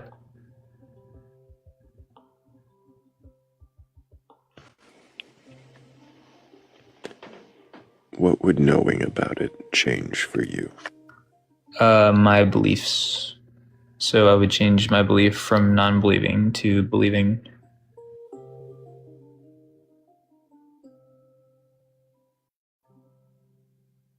And then on top of that, if it was the God of the Bible, then I probably wouldn't worship it. I'd probably resent it. Or, I don't know. There's a stronger word than resent that I'm trying to use, but I'm not finding it. Would you rebel? Would you denounce? Perhaps. I mean, considering what's in that text, yeah, probably. Because, again, you can't have a perfectly just God and then also have what's going on in that book. They're just not consonant with each other.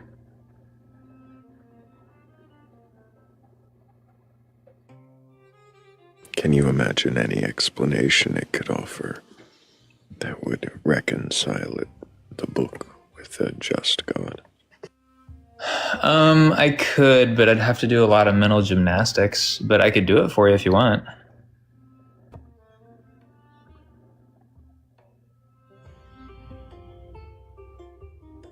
Do you want that? No.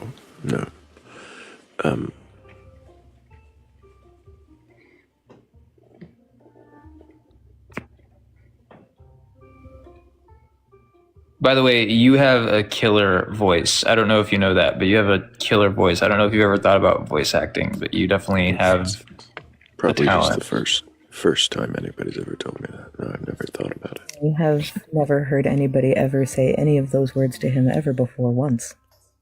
I can't tell if that's sarcasm or not. Very much sarcasm. Yeah, you have a killer voice, dude. I don't know, like, shit. Yeah. Anyway. But yeah, no, I mean, yeah, if you want, like, I can go through and talk about like for example, what is it, First Samuel, like with the Amalekite issue. No, that's okay. Okay, cool. Because I really don't believe. The whole thing is to see if you can question yours, and it seems like you can question your belief, your atheism as well. I don't know that I have any more questions for you. I wonder, do you hold on to any lingering spirituality or ghost beliefs, psychic woo, cryptids? Cryptids. Oh, that's cool. I've never thought about cryptids. I would say that, like, again, you know, I'm not gonna like completely rule out that possibility. I just don't see the evidence for it. So, like, yeah, no, I I wouldn't. Those beliefs like God beliefs, but have less interest. Is that fair? I could say it's fair to say I have less interest in cryptids. I don't like the only knowledge I have of cryptids is from like Disco Elysium. I mean, kinda, sort of, yeah. I mean, I'm kind of close, I think, maybe, I don't know. But yeah, like, you know, I think, I don't know. Have you guys ever seen an episode of SpongeBob? Like, have you guys watched SpongeBob before? I'm gonna be probably drawn and quartered. No. No, it's fine if you haven't. It's okay. Not by you. Oh. So I'm assuming that there are people here that have seen SpongeBob. Okay. Anyway. Let's assume so, yes. Okay. Well, there's this episode, right, where SpongeBob and Patrick, the episode's called Hooky. And SpongeBob and Patrick go out and they find all these hooks, right? And they've got bait on the end of them, right? Like they've all got different sorts of bait on the end of them. And so, you know, Patrick mistakes it for like the carnival being in town or something. So they like go and they like pull on a hook and it gives them a ride up, you know? And then they float down, like after being pulled up almost to the surface of the ocean, they float back down. And yeah. And so I think that that's one of the most ridiculous metaphors for what I'm about to tell you. I think that there's a lot of different answers that people have when it comes to, like, for example, like I just got off of a Hellenistic polytheist live, which was, again, really cool. Those people are like, they're a lot of fun. But I noticed that like everybody has their own answer when it comes to like, or their best, like they're doing their best to ascertain the truth as it corresponds to reality in terms of like their existence. And like, to me, that's like, okay, they're choosing their hook and then they pull on it, right? And that's the belief. Like they actively, you know, they make that I don't know if you can call it a choice or if you want to just say that it's an intuition or whatever you want to call it, but they pull on that hook and they get pulled up into that belief system and then they float back down. And to me, once you reach the bottom, that is the end of your life. Like that's it. But everybody's trying to make sense of it, right? Like everybody wants to make sense of the world. Like everybody wants to make, where do we come from? Where are we going? If you've ever heard that one Pete Holmes quote that like constantly gets thrown on like Instagram Reels or whatever, it's the one where he's talking to the road manager of What ACDC. question are you answering right now? Actually, I don't know. I think I was just speaking. Monologuing. Just monologuing. Yeah, sorry. I didn't mean to monologue. Okay. Morgan, did you have any more questions for this guest? Not at this time. Cool. Okay. Well, hey, Jimmy, thanks. appreciate you being here, and I hope that you keep asking questions. Don't take the sudden drop as a sign of anything. I promise I do it to everybody. I hope that you keep asking questions and come back if you do come up with some answers that we'll want to question those.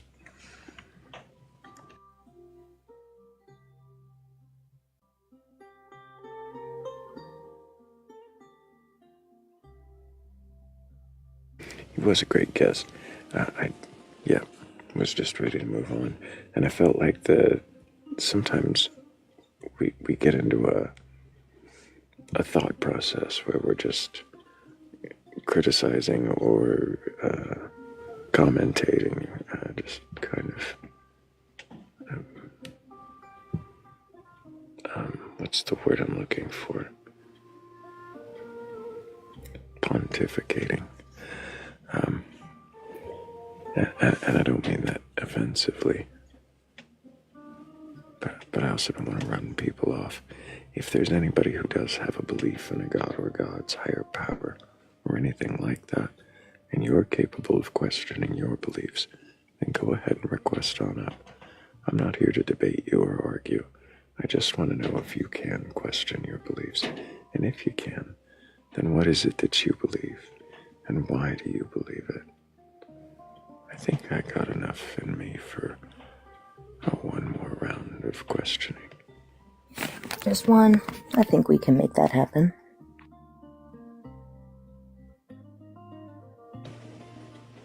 If not, I'll cue up a song, but I think if we get to that song before a questionnaire comes up, then I'll have to read one of these poems. I just started prepping a second one, so we'll see which one is more ready and worthy by the end.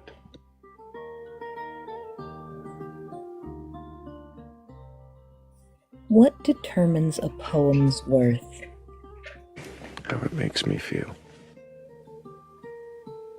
Or how ready I am to just end the life.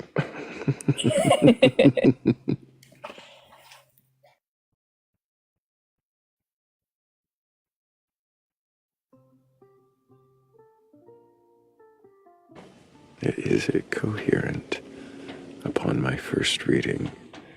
And how much time do I have to get to the end?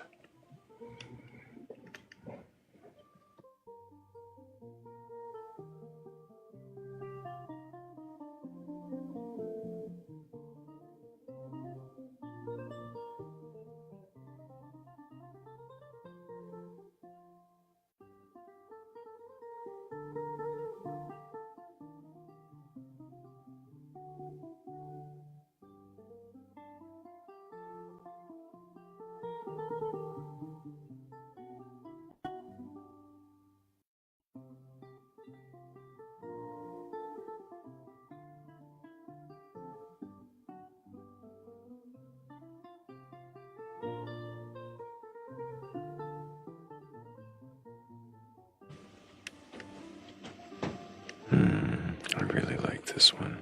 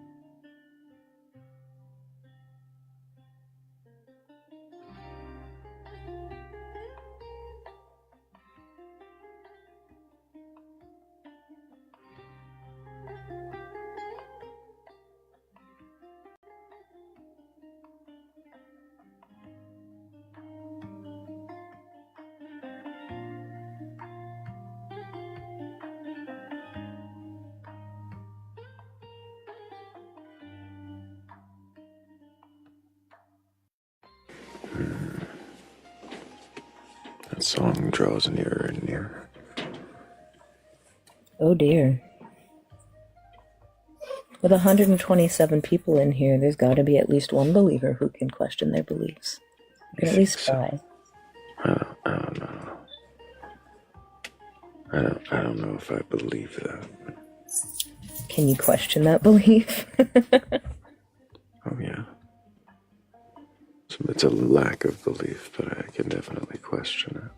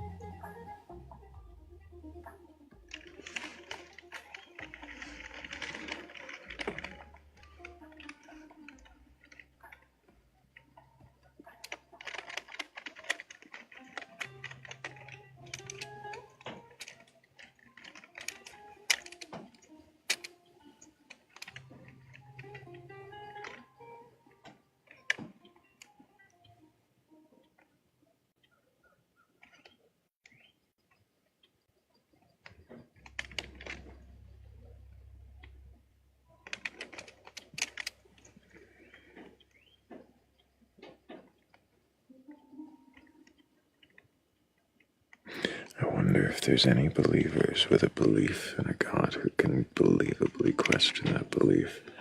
We are likely to end soon if we don't have a new guest who can question.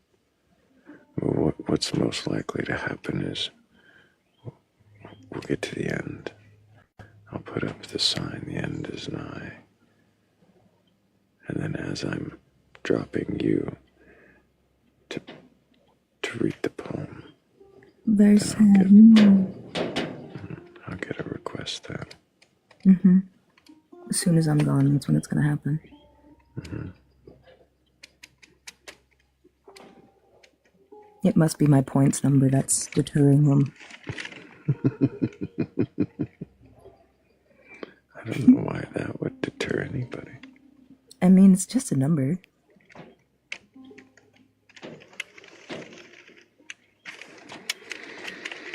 Absolutely no other significance to it whatsoever. I wonder if there's some greater meaning to be had for anyone out there, that when a poet is looking for 2 extra syllables that mean almost nothing and can just be inserted nearly anywhere, the word really seems to fit.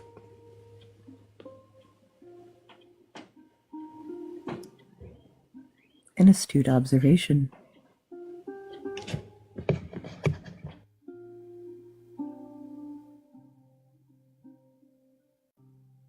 It seems to fit almost anywhere and mean almost nothing in the moment.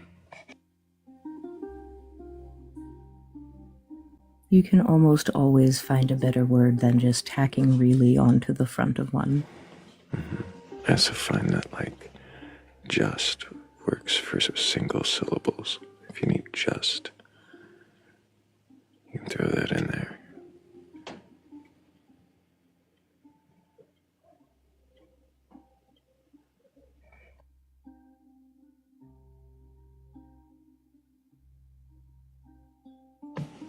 But really, there's some greater meaning. Like really doesn't mean very much.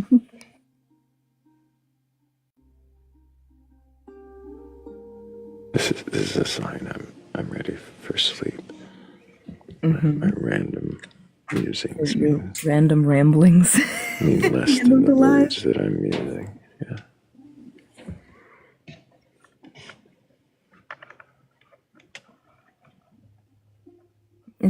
It's when you hit that cognitive wall of, I'm tired, I need a break.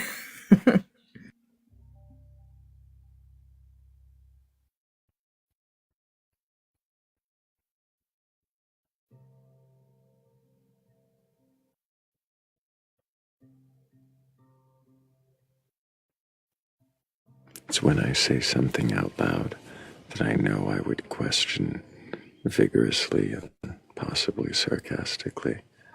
I'm like, oh yeah, no, I'm definitely sleep deprived. The assumptions start creeping in. If I start saying weird random shit that would what the fuck, then it's probably time. So you feel tall, then call. I just realized it's music time. Sure is.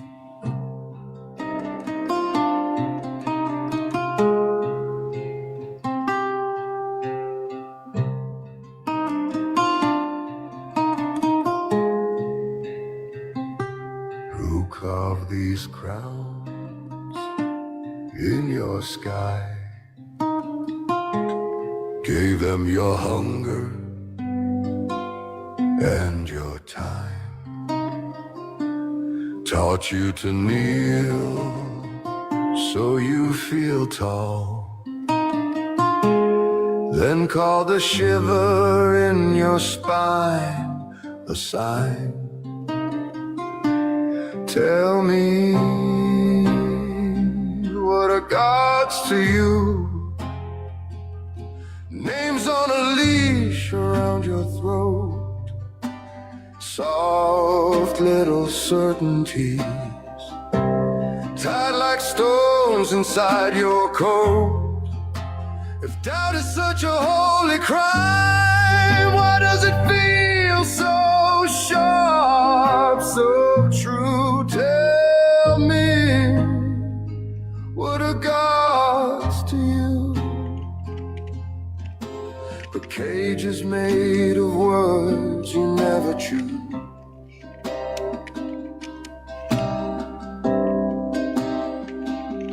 You say you're led by sacred hands, yet you won't look at your own. You fear the crack in every room,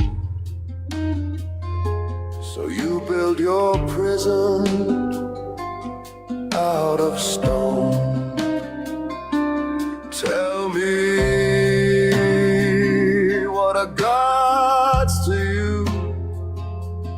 Echoes you're scared to let grow old, sweet little certainties, burning your questions into gold. If silence is the highest law, why does your buried anger move? Tell me, what are gods to you? But change your kiss, afraid to lose. What if the voice you call divine is just your terror, dressed in light? What if the devil that you blame is only you, with open eyes? Tell me, to you. Must you mistake for your own face harsh little certainties, keeping you frozen in one place? If freedom is a whispered word, why does it thunder when it blooms? Tell me, what are gods to you?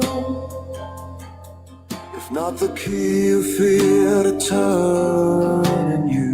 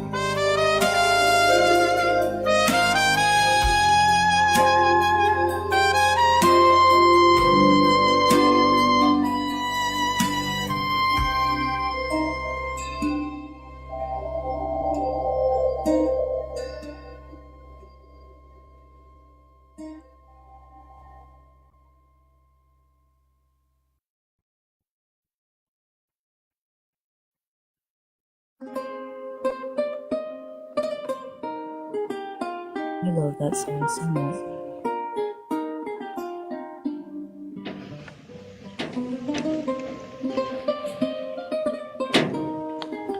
It is one of my favorites. It seems like I'm really just stalling for time now to read a poem that probably is going to be the one I read. Mm-hmm.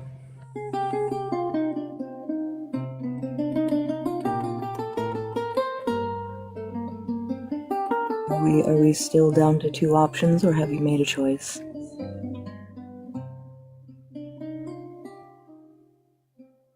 They're both okay.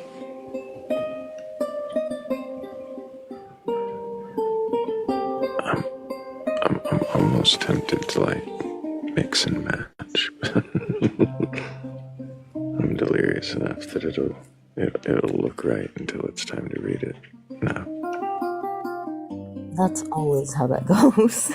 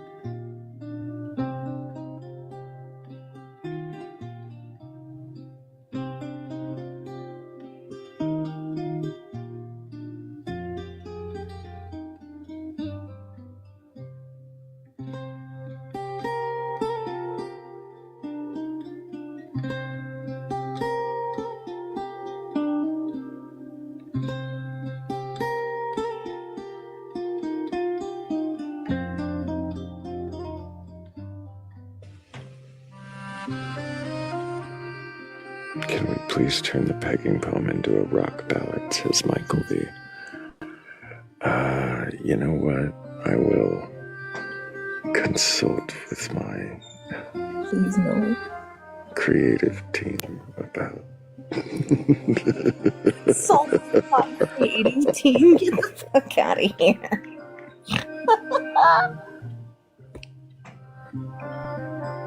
We'll see what Sonu does.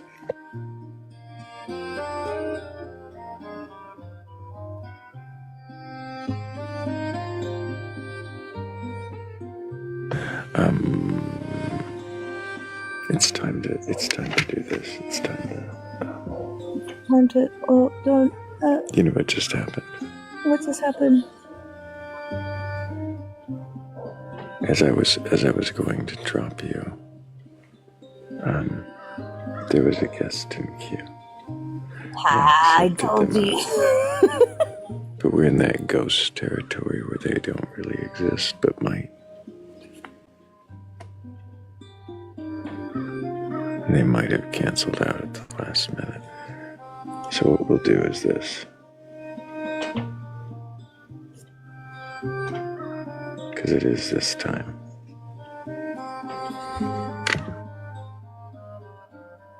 That definitely will get them to request it one more time.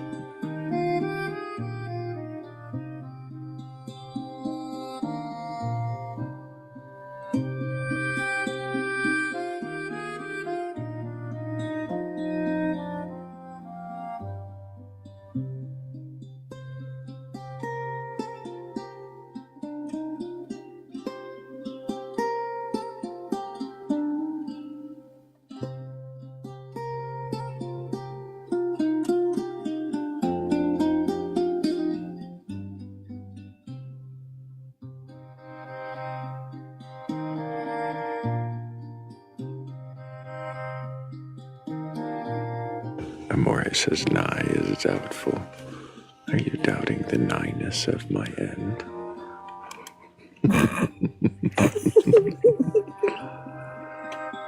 You need to go to bed. I'll have you know my end is so nigh.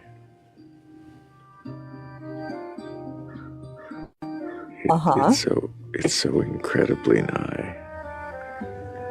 How nigh would you say it is? Thank you so much, Morgan, for being here. I appreciate you. I can already hear her laughter. Or maybe just a harumph.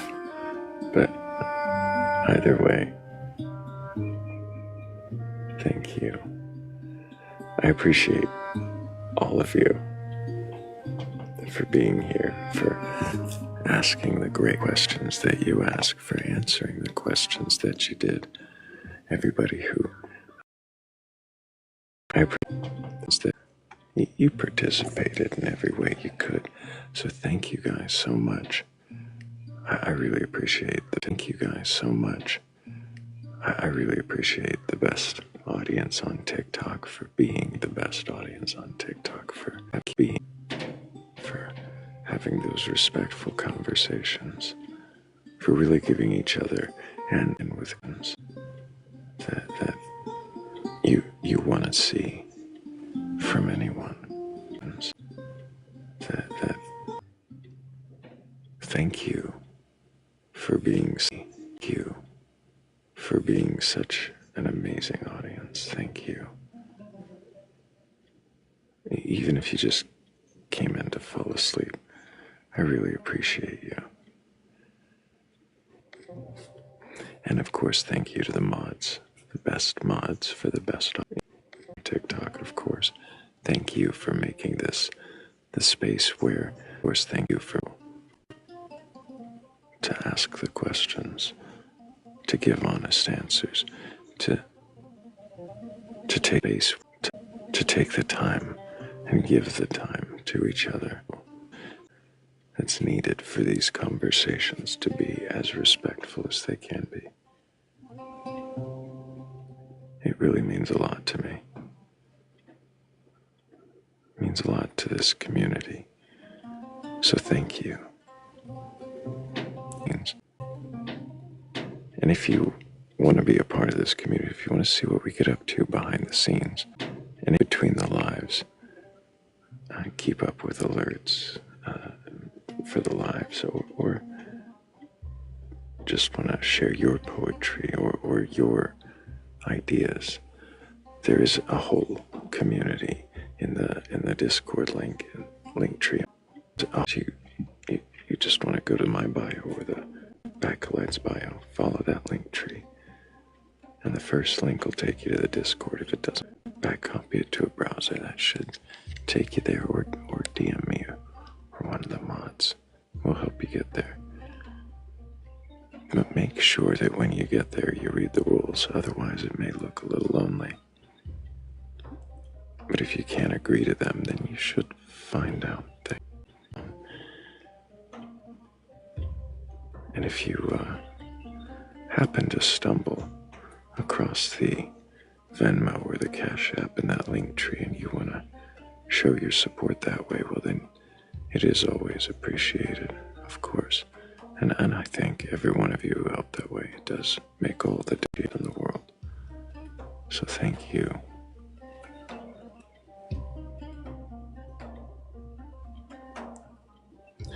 And I think there's really only one thing left.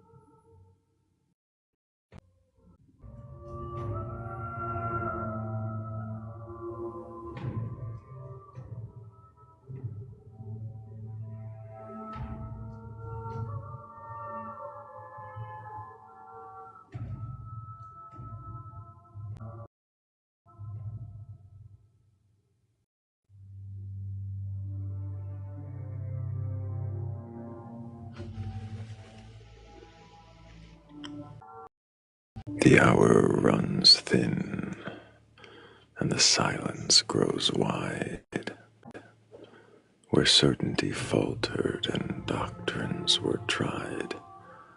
We summoned the heavens, and the silence grows wide. We asked what was worshipped and what was saved. We pressed on the bruise of inherited creed, on scriptures that promise, on doubts that we feed. We asked if the cosmos requires a king, or if meaning is something our living must. No thunderbolt split the indifference of space. No seraph descended to argue a case. The stars kept their distance.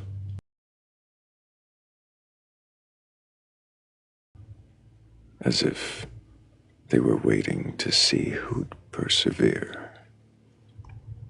Because faith is not fragile when honestly weighed. It fractures when frightened, when kept in the shade. A truth need not tremble nor silence dissent. It welcomes the fire and leaves it content.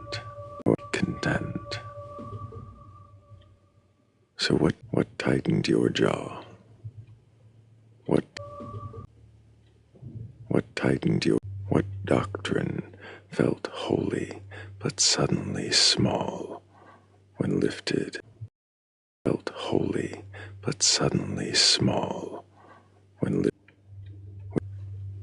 What doctrine to 1,000 magnificent claims, to prophets and martyrs and mystical flames, same thing as sight.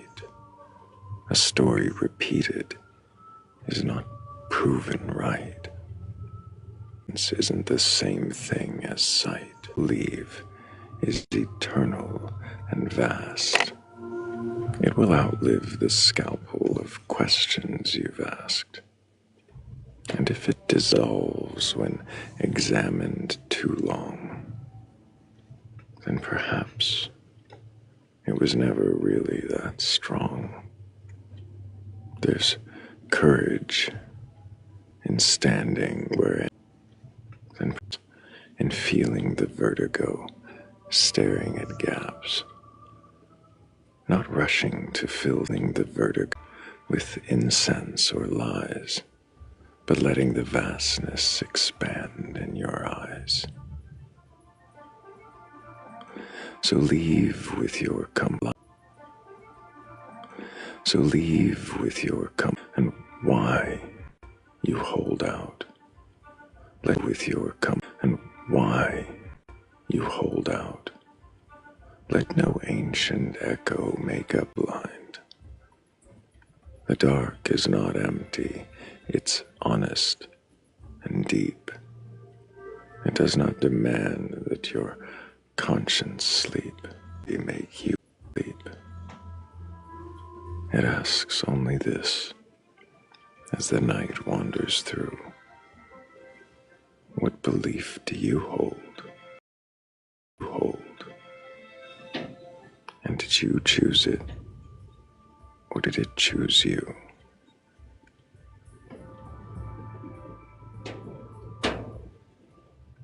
The candles remain. If your truth is resilient, it shouldn't complain. We asked without fear. Without fear, we waited and listened. Now walk in the silence and question again. And on that note, until the next time we meet in dark, seek wisdom together. I love you all. Take care. And on that note,